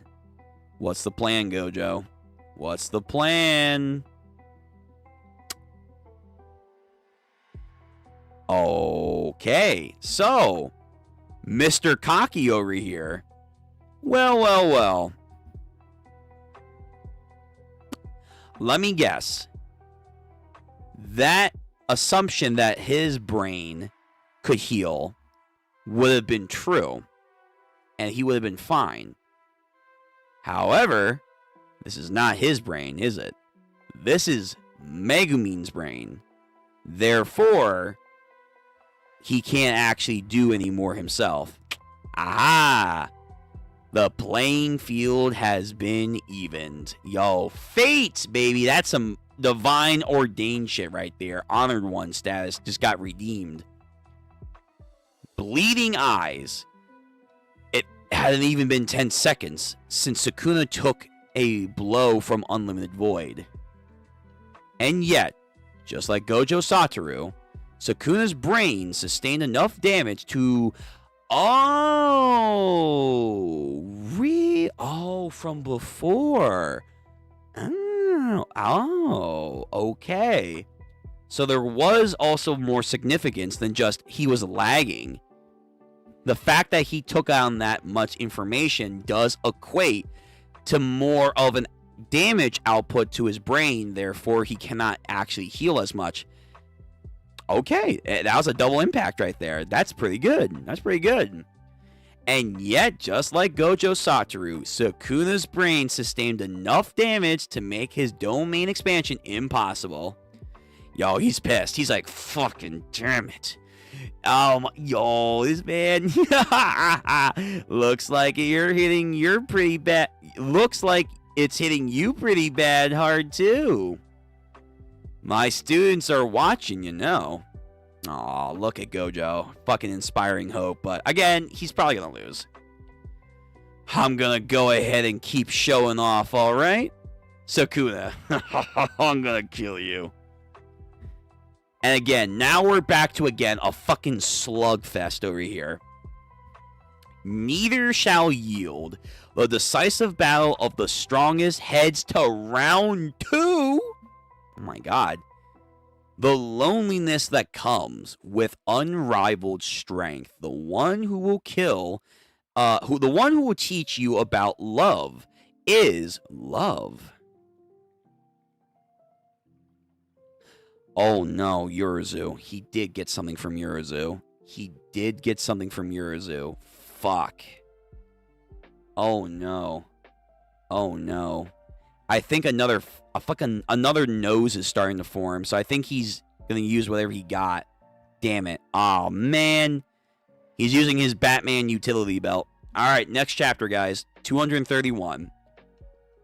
Who here has ever been seriously punched by Gojo Satoru, huh? A sudden admission. So, Kushikabe, Maki, Panda, Inumaki, Yuji. I've seriously been punched by him before. Didn't end up touching him, though. If by seriously punched you meant take a blow from limitless technique, then I have Yuji, Yuda. Yeah, same here. Hikari. Chapter 231, the decisive battle in the uninhabited, demon-infested Shinjuku. His fist is enhanced with cursed energy, and in a moment of impact, blue repeatedly absorbs the surrounding space. It isn't just stronger. It feels like you've been clocked by a counterattack after preparing for a regular blow. It's absolutely the worst. Did it hurt? It made me want to puke. Damn, fucking impact damage. Nanami had said something about this too. Oh, Nanami, we're getting a Nanami flashback. Oh man, it's so long. It's been so long. If you intended on continuing as a sorcerer, make a point to note to yourself about Gojo-san. If I point a great deal of effort towards my critical hits, while that man's able to perform them as if they're your run-of-the-mill jab, I guess I would put it bluntly, he can't be kept up with it. What I'm trying to say is this, that from here on out, I've done what a clue Gojo's doing, so don't ask. Basically, Gojo is just doing him. He's doing himself. He's feeling himself. He's just, you know what? Fuck it. At this point, I'm using every risky technique I can do. And damn, slamming him into the ground. So can we just break the wheel? Like, I don't know if we've ever asked that question. Can we just break the wheel? Oh my god, he's just, he's feral. He's feral. He's just going ham. Gojo, Sakuna, getting realigned. Then blue is activated, and again, makes that fucking, planetary devastation over here. Shibaku Tensei. But doesn't hold him. Breaks out. Legs get sweeped. Sakuna dodges. But then something happens. And Sakuna's coming back up. And then gets knocked down. But then I think he recovers. And then keeps going with a kick. What the fuck? Is he Killua now? Unironically, he can do the fucking shadow step technique? What is that? Why am I seeing multiple Gojos? So he tries to come in, Sakuna unfazed. Ah, gotcha. So it is like a weird shadow step technique. And then Gojo, whoopsie, and then blocks just in the nick of time, but he takes some damage. He took some damage and gets sent packing.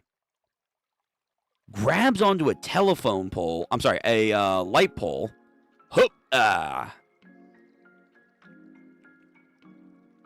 Let's see. Fura's incantation used to manifest Maharaga, along with the wheel, represents the complete circulation of a harmony. Once Maharaga has been attacked, the wheel turns, starting the adaptation. Sure. So now he's starting to spin it, so I think he's going to start adapting yet again. So the wheel does turn, thus he's adapted. When he's using domain amplification to touch me, the wheel turns black. Oh. So when he's, he can't use the wheel to, okay, that's actually good. So he needs domain amplification, for now at least, to touch Limitless. So it's black there, it's black there. It's turned black as Gojo's, like, kicking him. It's white earlier throughout everything else. Throughout everything else, it was white. So when it's black, that means the ability is deactivated because domain amplification has kicked in. Okay. Good distinction. And good limitation. That's a good limitation. For now, at least. Until he adapts or like something. When he's using domain amplification to touch me, the wheel turns black. It's safe to assume that it interrupts the adaptation process. If I was doing that, if that was a hard rule, I would say, like, hey, if you have to use domain amplification and it stops your adaptation process, you go back down to 0. That would be my rule, but most likely it's not gonna like erase the progress. It just stops the progress and then reactivates it. Not like get rid of it and you have to like do it all over again. I think that would be fair, but of course, no, it's probably not gonna happen. When he uses his domain amplification to touch me, the wheel turns black. It's safe to assume that it interrupts any adaptation process, so he can't activate his domain, but he can use amplification, probably because the area of his brain I hit was in charge of barrier techniques. What the fuck? How would you know that? That's so very specific. I feel like only Kinjaku would know that, but sure. In order to avoid the adaptation, he isn't using anything aside from his curse technique lapse. Well, that's to be expected. Alright, and then traffic light, go. Then they continue their fighting. Slide. Here comes another punch. Here comes the goddamn light from the traffic light. And then Sakuna grabs it, throws it. He isn't bringing out Maharaga. And then Mei, fucking no texture on her hair here. That's so weird. I suppose it adapted once to unlimited. Was used for the 5th time. Oh, it adapted once. That's her estimation, but he claims that it's been adapting all the while. Does that mean it needs to turn several times in order to adapt to Gojo-san's limitless technique? It is possible, considering how little regard to those two who have for what should be impossible. You're paying attention now, aren't you? You need 4 spins total. So that leaves at least 3 more. That's if every adaptation is equal. That's if every time it's equal. As he grows exponential, does he need to do just like 1 spin? That might be the case. Oh, I went back up. No. Go back. Back, please.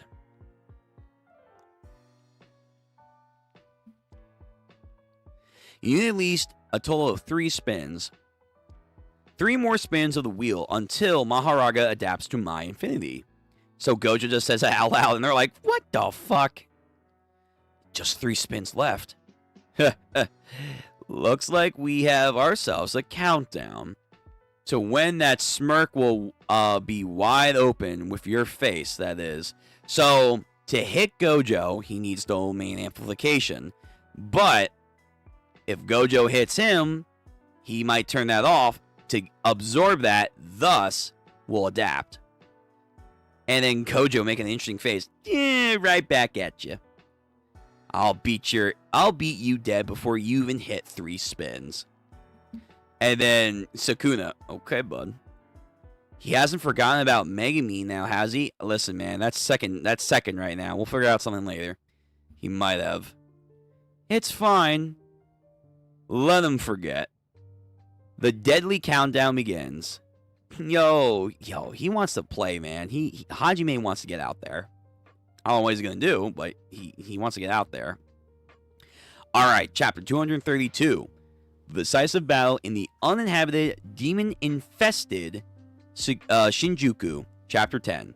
Or part 10. Although, we have been going for 10 chapters. So remember, please, like the stream. Thank you. Comment down below. And you haven't, subscribe. Thank you, thank you, thank you. All that YouTube jargon. The countdown of fate waits for no one. There's the second spin. Oh, it was off-screened. What the hell? Yeah, man, he's just got 2 more spins and it'll adapt to Gojo's infinity. Hurry up, Gojo. And then Gojo doing some shit, I think with some blue. Yeah. But Sakuna, too swift. And then brings his hands together. He's making a whole circlet of blues around Sakuna. Interesting. And then they vortex together into the wall. Now they're coming for him, like almost like miniaturized. It's like miniaturized versions of Vanilla Ice. Yeah. Or even like Yuki's ability to an extent. So he uses that to distract Sakuna so he can go for a wide arcs flank. Grabs them again, grabs legs, kicks him. Sakuna then eats it to his side. But that's 3. That makes the third spin 1 more. Again, can you break the wheel? It isn't time that needs for adaptation or its existence. Oh, I see. You're asking, does it A, take the attack once, take time to understand it, and then adapt? So you have Hiya takes the attack, elapsing the time, and then adapt. Or is it B, adapt incrementally after taking the attack multiple times? Attack, attack, attack. Okay. Is it a buildup of multiple attacks and then adapt? Attack once, elapse, and then adapt? That's a good question. Well, considering Gojo hasn't used any techniques outside from lapse, which could it be then? Either option is possible. That's all there is to it. Yo, the crows, man, they're watching first view. Now I'll give him hell. I'm thoroughly convinced him that all I can use right now is blue. With this timing, he won't be able to react. Are you going to bring out purple? Are you going to bring out purple? Curse technique reversal. No, he's going to bring out red. Red. And then he knows, like, fuck. Shit. So he has to go to domain amplification. Blast him away. He used amplification to minimize his damage. As expected, even an amplification can neutralize the low output of his neutral limitless. It can't fully neutralize the strength of blue or reverse red. As expected of amplification, it can neutralize the low output of his neutral limitless, but not... Okay, so basically, the higher power of blue and red can't do that. Again, kind of almost like with the Falling Blossoms, where it mitigates the domain effect and techniques, but not perfectly. He misread it. At this rate, it'll adapt. Right. It could adapt. It could. Such sloppiness. You lost your cool after your hand was red, didn't you? You know, that red just now still hasn't exploded. What? Wait, so he fired it, or we were led to believe he fired it, but was that just the rush? Was that just the fucking sheer speed of it? Is it still in existence? It's like when Kenjaku's using the mini Uzumaki. Did he make a mini red? I think he did. Oh my god, because again, he now just burst. From behind! Yo, fucking, jeez. Okay.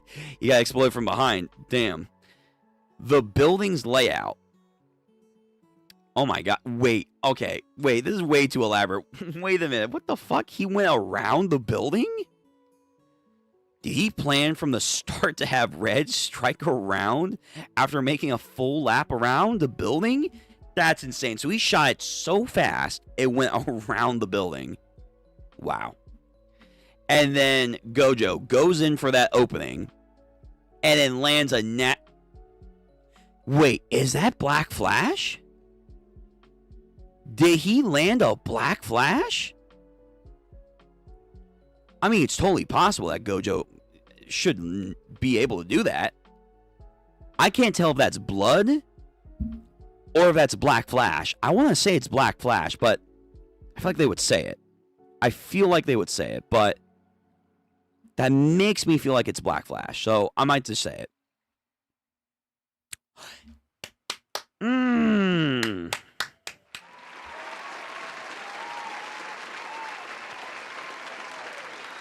Yes.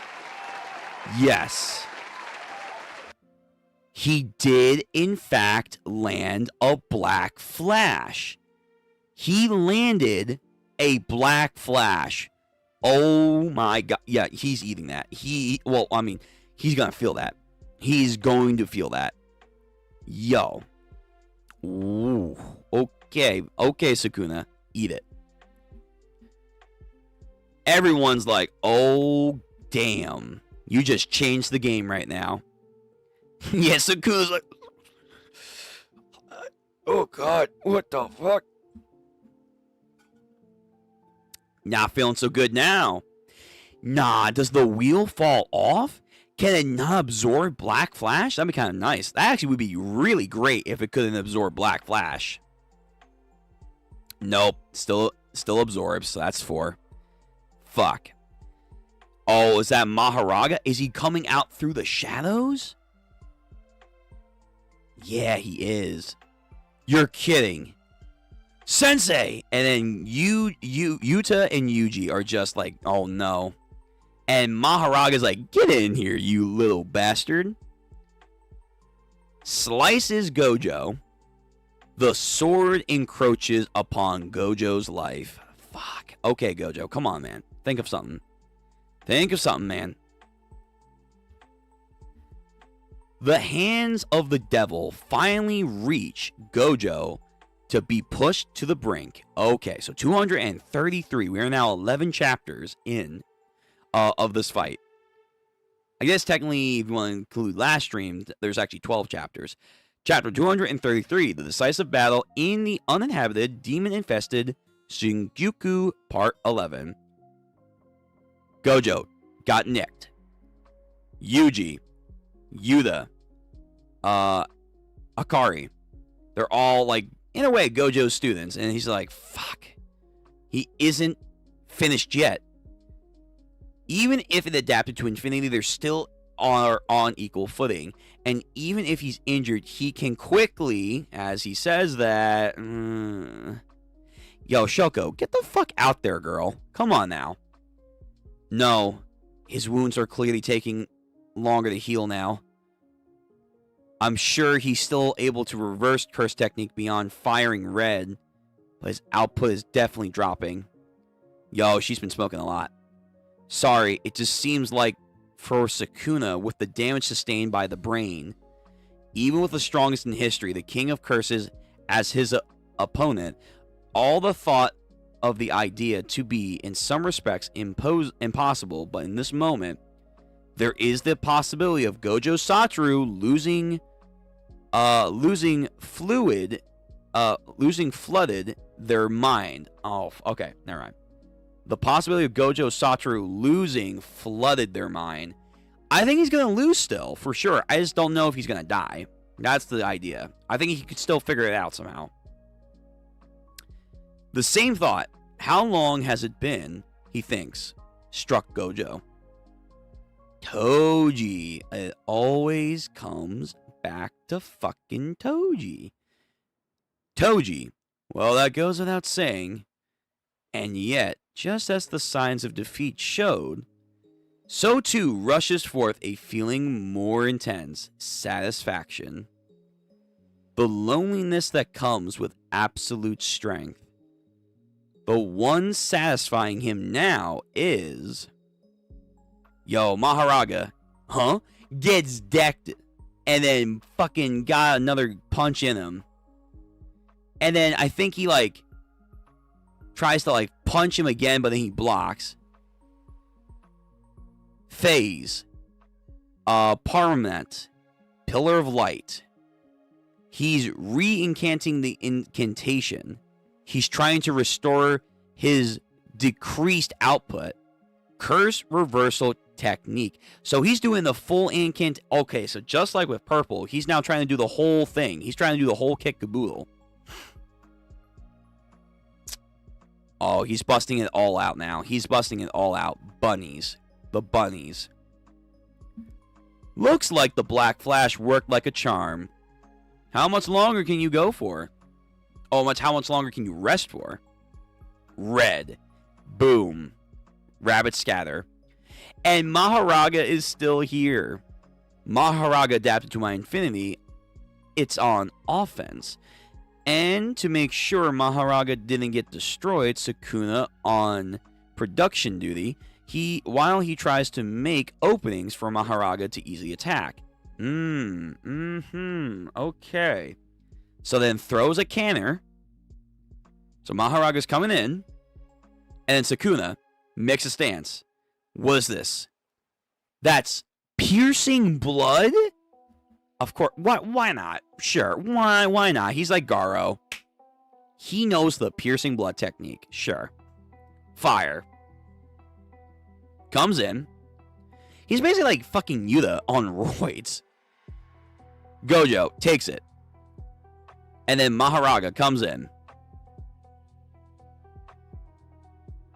So he isn't just devoting himself to support. When Maharaga erases my infinity, Sakuna will use that as the opening to attack, which means this is just a good old-fashioned 2v1. Sure, I don't know if this is what you call good, but sure, Gojo. Usually, he should be unable to use the Shikigami's powers without summoning them. I mean, using Max Elephant to create a piercing blood attack, he's as handy as I am. Unless he applies it externally to his domain, he can't use the Shrine and the 10 Shadows simultaneously. He has to use the Shikigami other than Maharaga.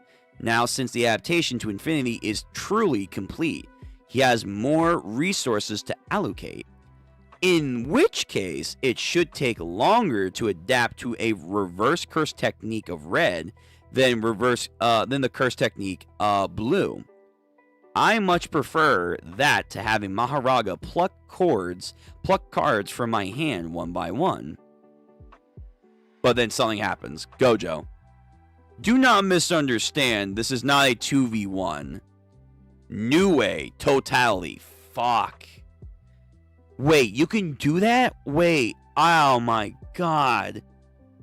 It's not just the dogs? It's not just the fucking dogs? You can do that to the other beast too? You can do the totality shit?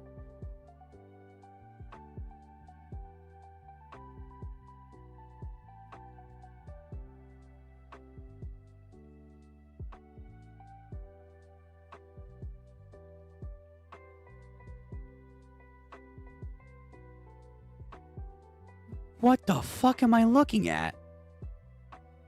Did he just fuse Maharaga and Nue?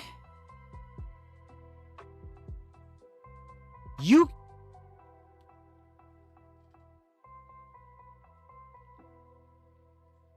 With the dogs, it's one thing, because I can understand, like, oh, there's two dogs, fuse them together. Sure. You can do that to the other beast, A. You can fuse them to Maharaga. Really?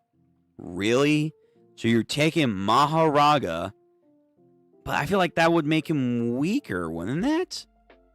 Wouldn't that be? Because now it's like you're adding a new... Unless he's keeping the adaptation and he's just getting another ability. So he's taking Nue and a Maharaga.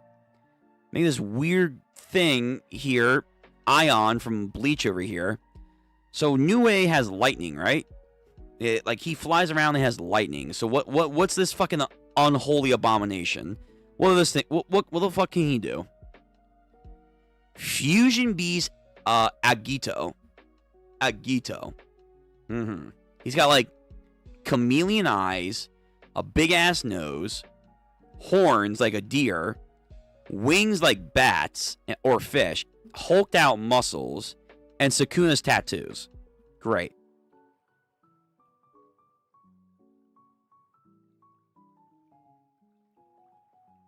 I'm sorry again. What? It's not a 2v1. It's a 3v1. Alright, calm the fuck down. No, this is not fair. Are you serious? Calm the fuck down, Sakuna. What the... Oh, it has tits. Okay. Wait a minute. On some On some Chimera shit. Oh my god. I hate this. I love it, but I hate this. You gotta be kidding me, man. We're giving him way too much. So he combines the snake, Nue, basically everything. He combines everything. He combines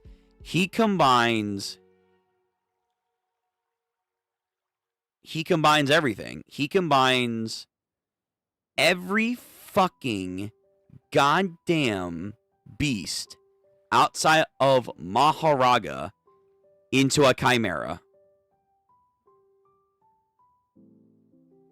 Gojo, I'm gonna be real, man. I knew you were gonna lose, but damn, I don't really know how you planned for this. I really don't know.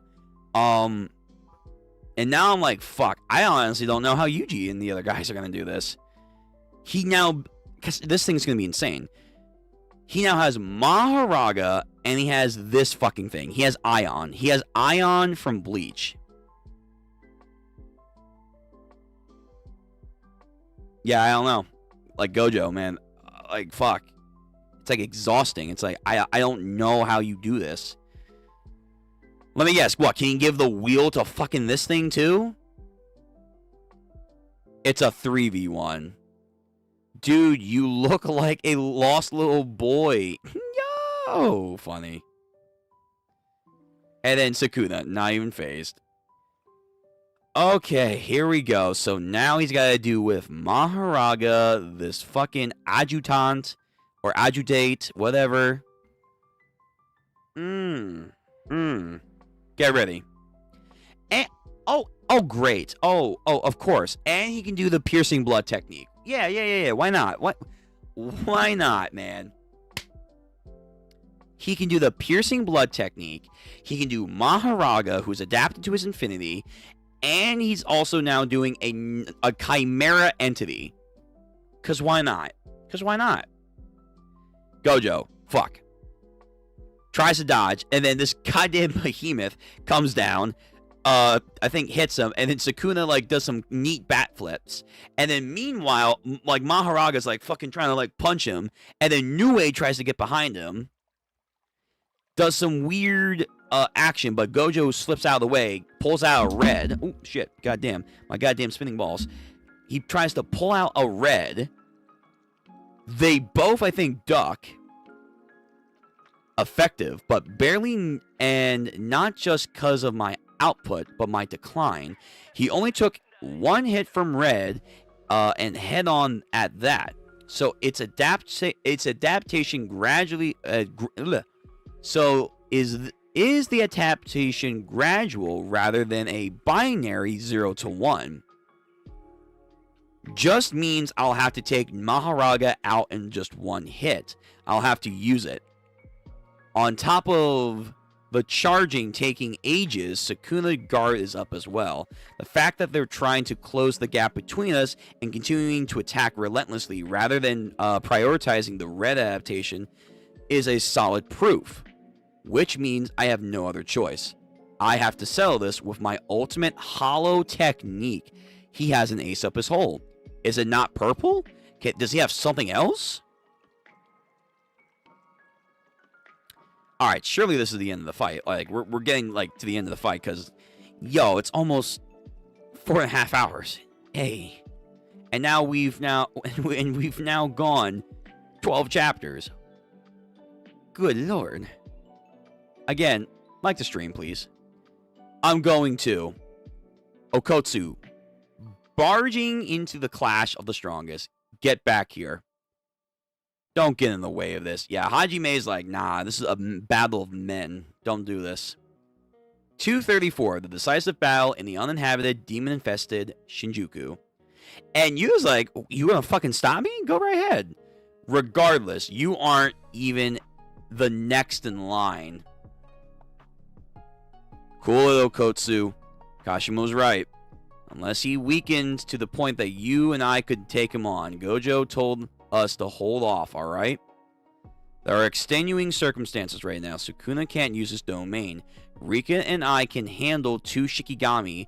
It will relieve some pressure. You think you can... Wow, wait a minute. How strong is Rika? You think Rika can take on Maharaga or this thing? Nah, whoa. That's impressive. I mean, we knew it was impressive. That's really impressive. You think Rika can take on those two freaks? Oh, wow. What the fuck? Rika is something else. If anyone's going out, it's clearly me. Really, Maki? You want to go out? All right. And again, Hajime, screw you.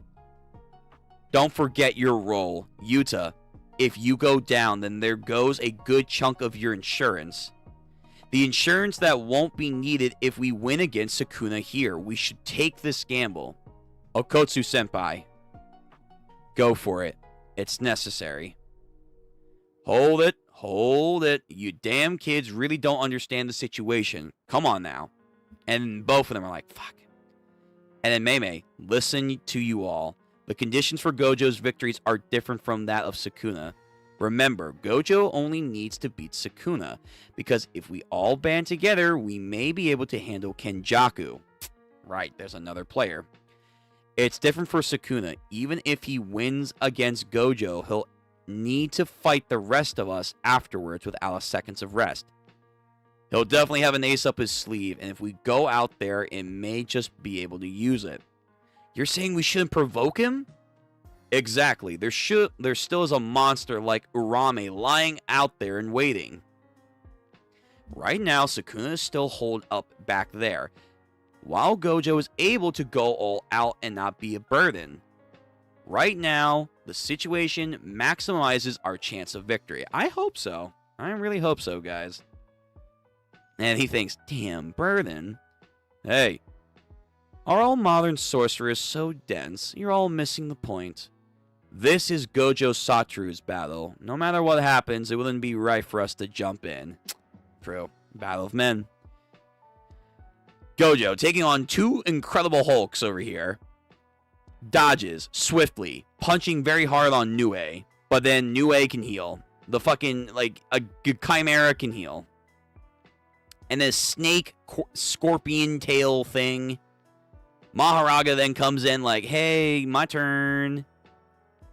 I see. So the Nue's inherit the powers of the great serpent. The morning tiger. Wait a minute. There was a tiger? There's a tiger? Where the fuck's the tiger? Huh? Tiger? When? Okay. It's to develop the power of the great serpent. Morning tiger. Tranquil deer, too. Oh, of course. So basically all of it. So tiger, deer, serpent. Looks like its core has Tranquil Deer's regenerative abilities. That thing hasn't adapted to Limitless, so I'll take it out first in one shot, same as Maharaga. Line them up. Here they come. Maharaga comes with a slice, dodges again. Laughing as this thing can't keep up with them. And Maharaga's like, son of a bitch. And then some massive beam. Oh, that's the fucking piercing blood. So Sakuna's underneath this building. Tries to get him off. Nope. And then Chimera comes in for a hug. Not gonna work. Get bopped. You're not butting in. You're nothing but a one-trick pony. It'd be a pain in the ass if this thing healed up Sakuna. So my first priority is to crush this thing. This is going well. All I need to do is make sure he doesn't have an opening to fire off purple. Oh, that's what Sakuna's thinking. The purple, fired at the beginning of this fight, was more than 120% of his output. He likely used some sort of binding vow as well. So he can use binding vows. He looked to be less than 4 kilometers away, yet taking into all this, all I lost was both of my enhanced arms. I mean, no, he didn't use a binding vow. He used all of his people, but he doesn't know that. However, I'm not exactly in perfect shape right now. If I take purple from this distance, even at 100% output, it will likely prove fatal. Maharaga, how long do you expect me to wait? This isn't what I want to see. You're not Fushigoro's Megumin shadow anymore. You're now mine. Oh, he's like, hey, you're running out of time, big boy.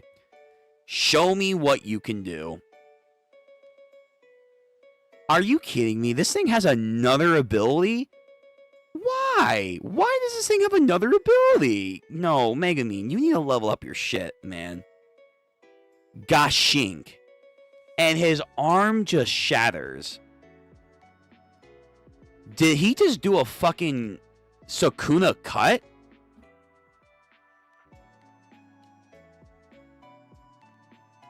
He swings his arm blade and a massive cut just goes into a building. Lovely. Maharaga used his slashes. He struck from range? That's like Sakuna. This is bad. Gojo's healing ability is dropping. Seriously, this thing basically has Sakuna's cuts now? You gotta be kidding me. You gotta be fucking kidding me. Yo, Maharaga is disgusting. And now, of course, the other one's coming in as well. So they're coming to jump him. Oh, and Sakuna's coming in to jump him, too. Yo, Gojo's getting jumped by 3 motherfuckers. That's crazy. And then he takes a kick to the face, because of course. Then the fucking Chimera's behind him, charging up a goddamn power punch. Eats it to the face again, but this time to the back. You know I've been thinking about something. You just don't fit in with the crowd. He's like, hey, you're neat and all. This ain't your place. Blue. And he gets fucking crushed. The goddamn Chimera. And then Sakuna and Maharaga are like, uh-oh, fuck. Maximum output. Blue. Nice. Nice. In another 41 seconds, Gojo Satoru's hollow purple technique. Damn, he basically has Yuki's black hole shit. Like, he's like fucking crushing that into a singularity. Will once again make its mark on the old battlefield of Shinjuku. The fierce battle heads towards the climax. Alright, here we go, baby. Here we go. This is surely the end of the fight. So, this might be the end of the fight, guys. Chapter 235. Holy fuck. God damn, this has been an arduous battle for me, the fucking reader. 235. The decisive battle in the uninhabited, demon-infested Shinjuku, Part 13. A decisive battle with Blue. Agito KO'd. Nice. A second Black Flash. Wait a minute. What? Wait, when did that happen? When? Huh? Did I miss that? A second Black Flash. So, like, this thing comes in. He punched it. Oh, really? He punched this thing into the ground with Blue on his fist. And then while using maximum output of Blue, he sends this thing firing away. So while Blue is activating the goddamn fucking crushing field, he also trapped Black Flash in there? That's crazy. That's actually an insane combination work. If you can actually land that off, wow. That's actually really great. It's like a delayed Black Flash. Or, no, not a delayed. A lingering Black Flash. Whoa, that's actually really cool. I like that. I like that, Gojo. Now, can you do it again? Probably not. You're not Yuji. Yuji, the fucking... He's going to be the future Black Flash King over here. But he took him out. He took out the Chimera. So, Sakuna, Maharaga are left. And Gojo Satoru feels a rush of exhilaration. No, he's getting high again. While for the first time in 1,000 years, the King of Curses, Ryumin Sukuna, experienced the height of tension. Gojo comes in with another punch to Maharaga, sends him back. Sakuna is now ready to charge. More fists are flying. Blocks have been made. Chucking Sakuna into Maharaga. Another Black Flash. So that's now 3 Black Flashes as he's trying to protect Sakuna. Like, no, not my man. And then takes it, but nah, they go flying. Phase. Permanent. Pillars of Light. A spark. That is the cursed energy that swells up within a sorcerer just before the activation of a curse technique. Prior to the activation of a domain expansion, a sure hit technique. In the other powerful techniques. There will be, without exception, a spark as well. Even Gojo Satoru, with his immense cursed energy efficiency, is not an exception to all these rules. This is all the more true for Hollow Purple technique.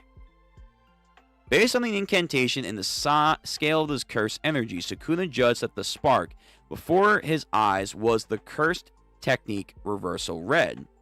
His judgment was by no means inaccurate. I'll have Maharaga take this and adapt to Red for good measure. Cursed technique Reversal. Bring it, baby. Bring it. Bring it down. Bring it down, motherfucker. Here we go. And then he's like, Maharaga, go! Fucking speed, man. By merging the blue and the reversal of red, Hollow Technique Purple is formed, producing an imaginary mass that rushes force. Good song to play at this. Oh my god. But Maharaga's still charging. Ahead of the red that Gojo had fired was the premature technique that had just crushed Adjutant Blue. So red going up in the air and blue. Oh, he's going to do a fucking... Okay, cool. Red falls to a standstill before exploding, similar to the red that circled the building to strike Sakuna. Maharaga was ordered to prevent the two from merging together, going first towards blue, which could completely erase after having been adapted. Running through Maharaga's mind was the standalone thought, fulfill orders. Traveling at a rapid speed, using the attractive force of blue, Gojo Satoru barged in his way in between blue and Maharaga, of course. Blue chooses its target indiscriminately to an attraction not affected by the adapted Maharaga, which made Maharaga's adaptation now backfire.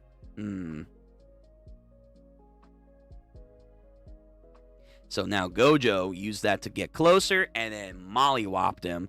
But Sakuna, hey, I'm here too, by the way. Before it merges with blue, Sakuna is spurred with the explosion of red with a piercing blood. He's going to make it explode prematurely. Takes a hit, though. You're too slow. Phase, Twilight. The Eyes of Parjan. The incantation for blue recited with a shorthand period of time. And then with that, the attraction becomes even greater. Even greater. Oh my god. Blue activated with restored output following the incantation. Swallows Sakuna's piercing blood. The 9 ropes. Polarized light. A crown and shomo. The gap between and within and without. Here comes the full incantation of purple, baby. Kusakabe sensei, I apologize. If a burden like me were out there, he wouldn't have done this. Hollow technique. Maharaga, Sakuna, feeling it. Purple. Purple rain. Oh. It's a fucking nuke. It's actually a nuke this time. It's legitimately a nuke that's going off.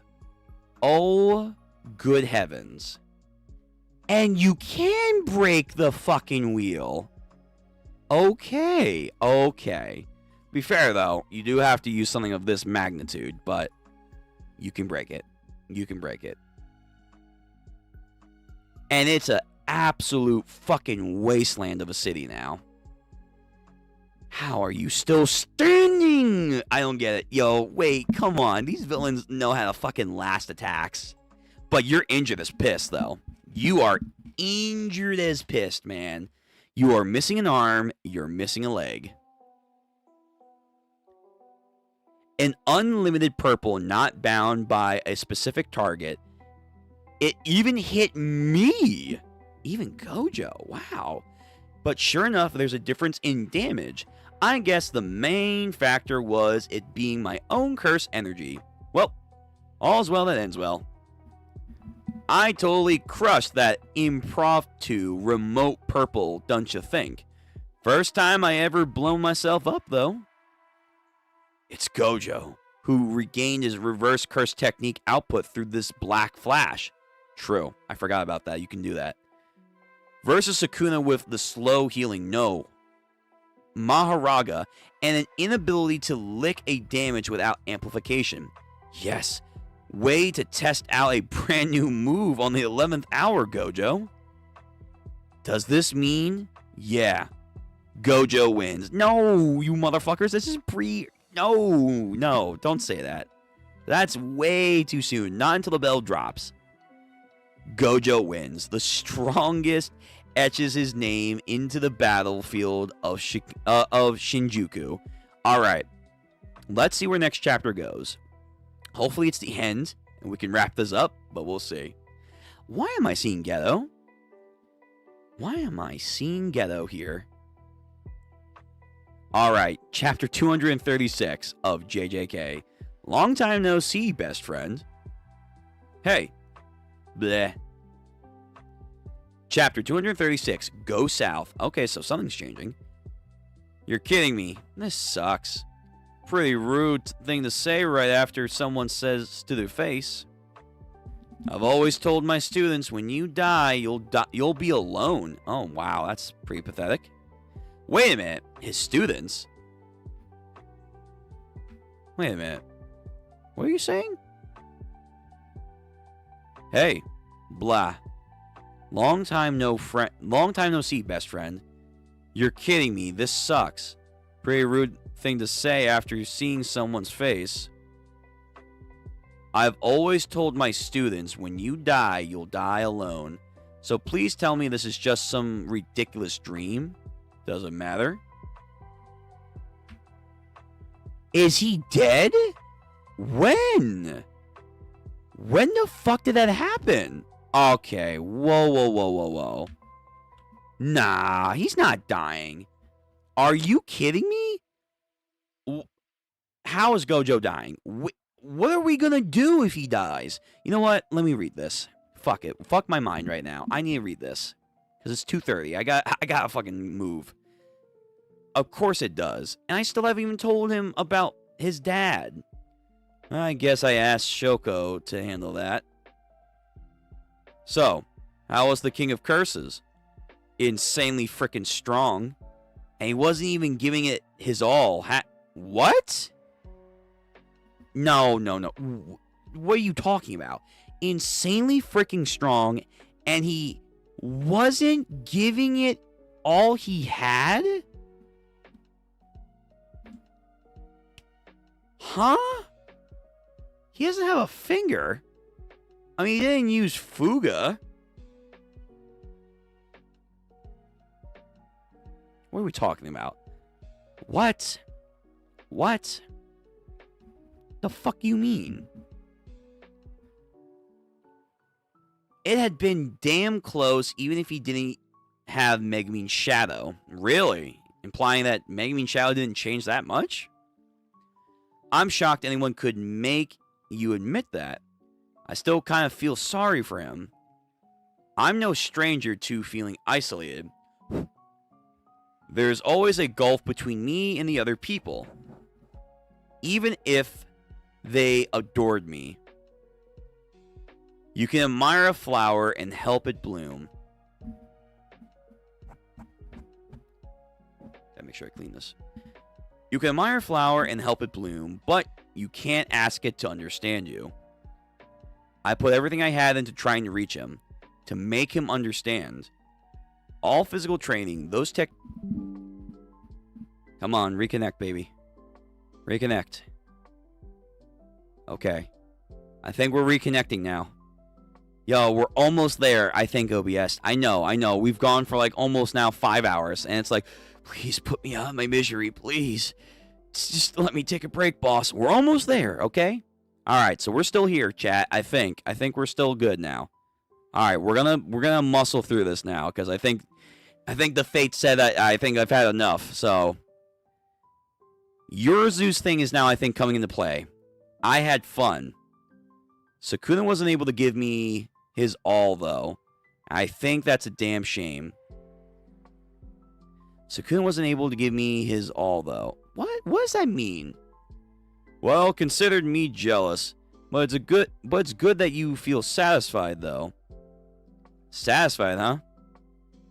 I guess my only disappointment is that you weren't there to give me a slap on the back. Damn, what if Geto was a teacher? Damn, that's a shame. But I guess I'm glad I died facing a strong opponent. It had been embarrassing if I let myself die of disease or old age to get the best of me. What are you, a samurai? Hey, the crew. Fuck, he is... I can't believe this. Gojo is dying? How the fuck are we gonna win? Seriously, you should know it's poor taste to think like that in the present, huh? Then again, the mindset of yours is probably why you outlived me. You and Gojo-san must miscalculated this all. Oh, that guy, right.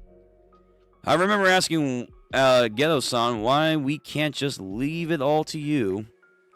Please stop. After all, you've never cared about keeping sorcery going or protecting people. You were just in it for yourself. Damn. Nanami-san, that's something we'll all thought about and agreed about, not to say. Why are you bringing it up now? Well, it seems I was on...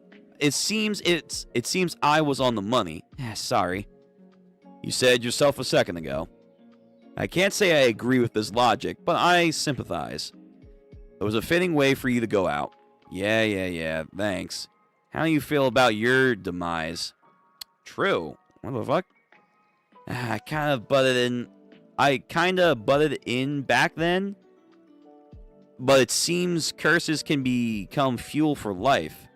The same way sorcery can. I once asked Mei-san about where I should go live. She said if you'd like to become someone new, go north. If I'd like to return to who you once were, go south. Wow, really interesting philosophy there. Back then, I didn't hesitate moving south. I always been someone who loves looking in the past, so I found it ironic when I died betting on the future. He did. As final moments go, it wasn't bad, so I'm grateful, Habari. You're too kind. I see. Oi, principal! Thought you just said no Jujutsu sorceress dies without regret. Yo, Yanagi, you're here too? What is this mythical bus stop? Gojo. Geto. So is he dead? Is he really dead after all this? How? The crew laughing together. Rika or Rico and her girl, someone in the background. Now I'm hoping this isn't a dream.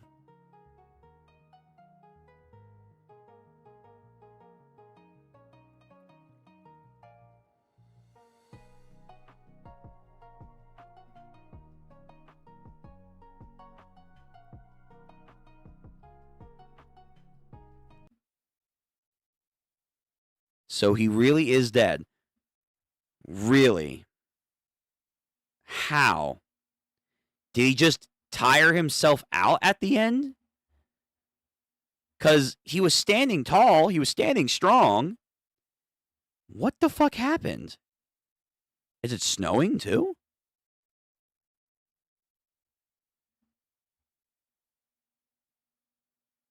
What happened? Alright, I need an explanation.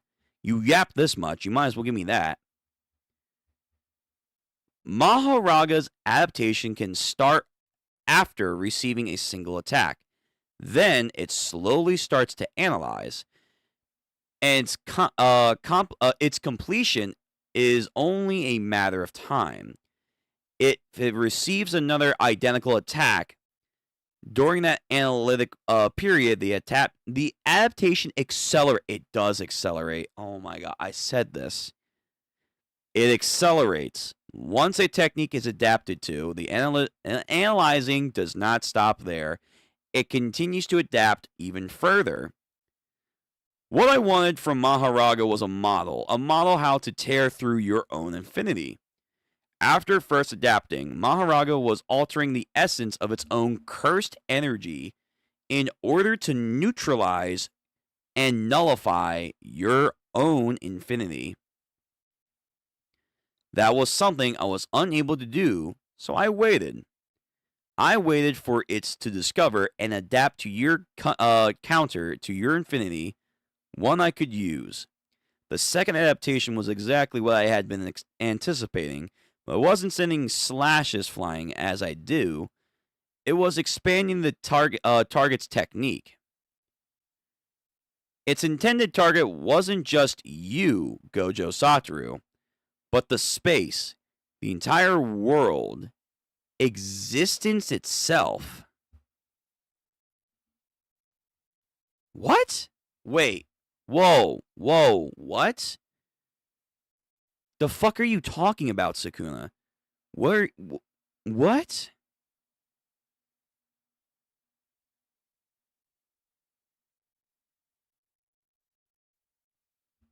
I'm confused. Wait a minute now. Huh? The second adaptation was exactly what I had been anticipating. It wasn't sending slashes flying as I do. It was expanding the technique's target. When Maharaga did his thing, and like he kind of copied Sakuna's thing, he adapted Sakuna's ability? Its intended target wasn't just you, Gojo Satoru, but space, the entire world, existence itself. Its target, everything, before it unleashed those attacks. What the fuck?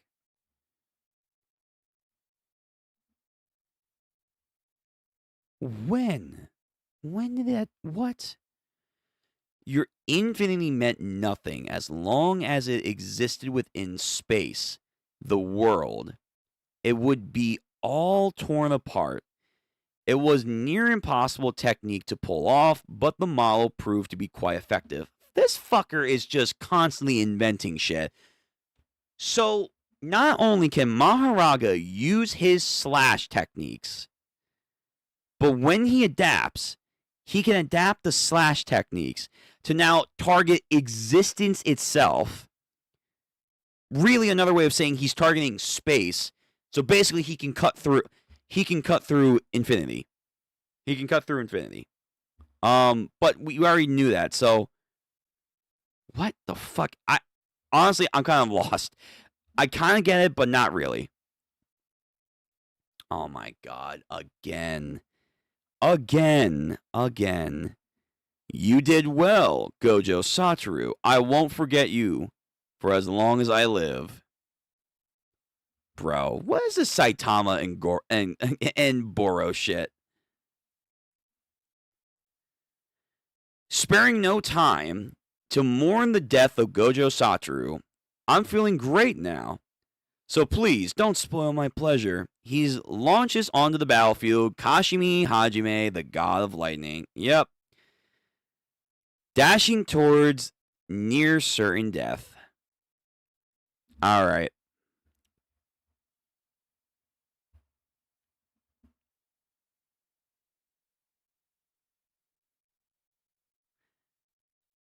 I'm not gonna lie.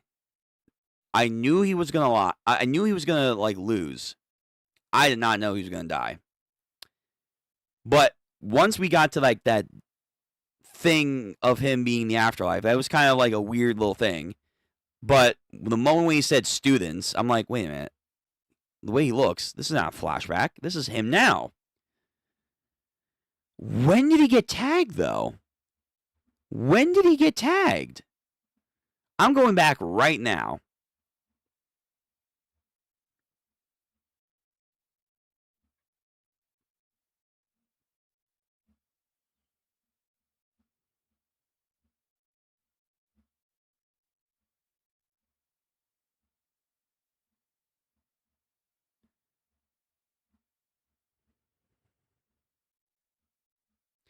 So then at some point, I guess, his body falls off screen, but when did he get tagged? So we see the sword go there, does that, piercing blood. You're my cursed spirit. So was it here?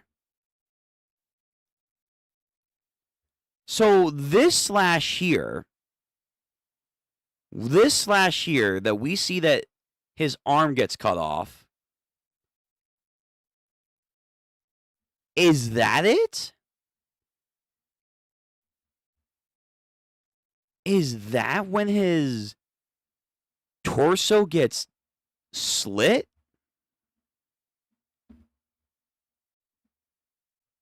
Because other than that, I don't know, when did he get tagged? Yeah, I'm kind of, okay, I'm not going to lie. I'm kind of a little confused on, like, his actual explanation on, like, one, how did he even know that Maharaga can even copy his technique? Two, the actual explanation of what he's actually targeting with his upgraded technique. Three, when did he get fucking hit?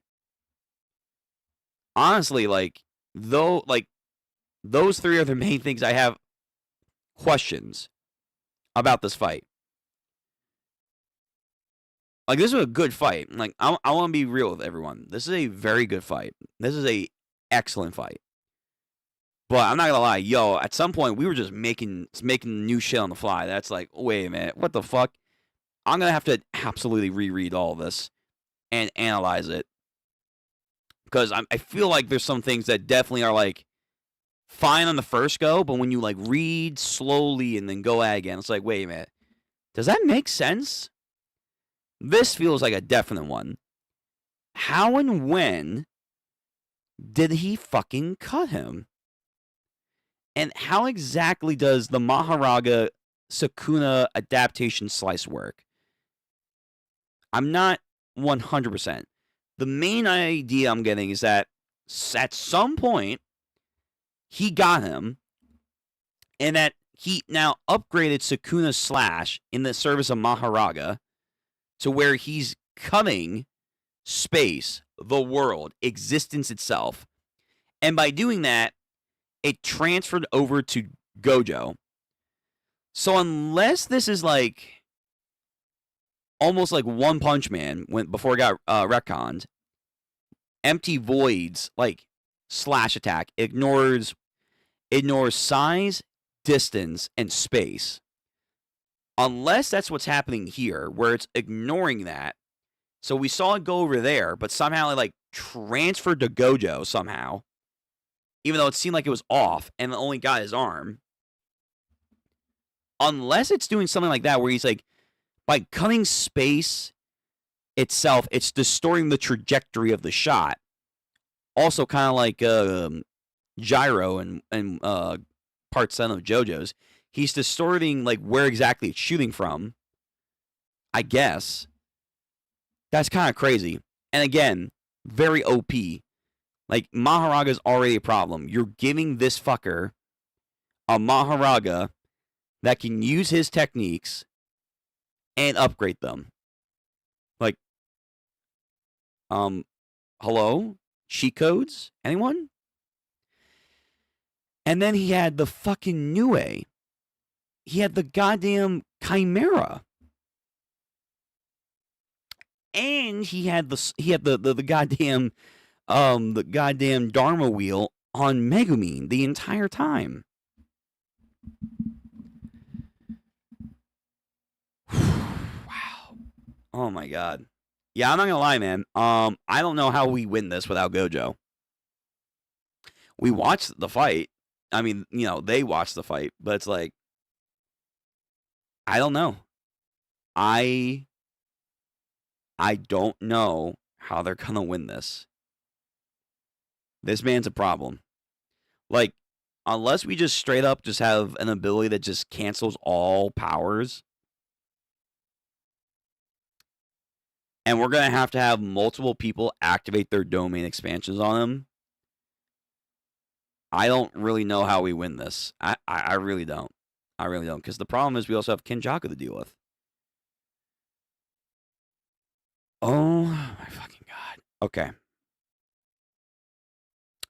All right, it's almost been 5 hours. So, I do have to end the stream. I do. Wow. Wow. Regardless of, I think, how I was thinking how this was going to end, and also kind of the explanation on how exactly he made him lose, this was a very good fight. This was a very good fight. I love the back and forth banter. They gave Gojo his time to shine, and of course Sakuna.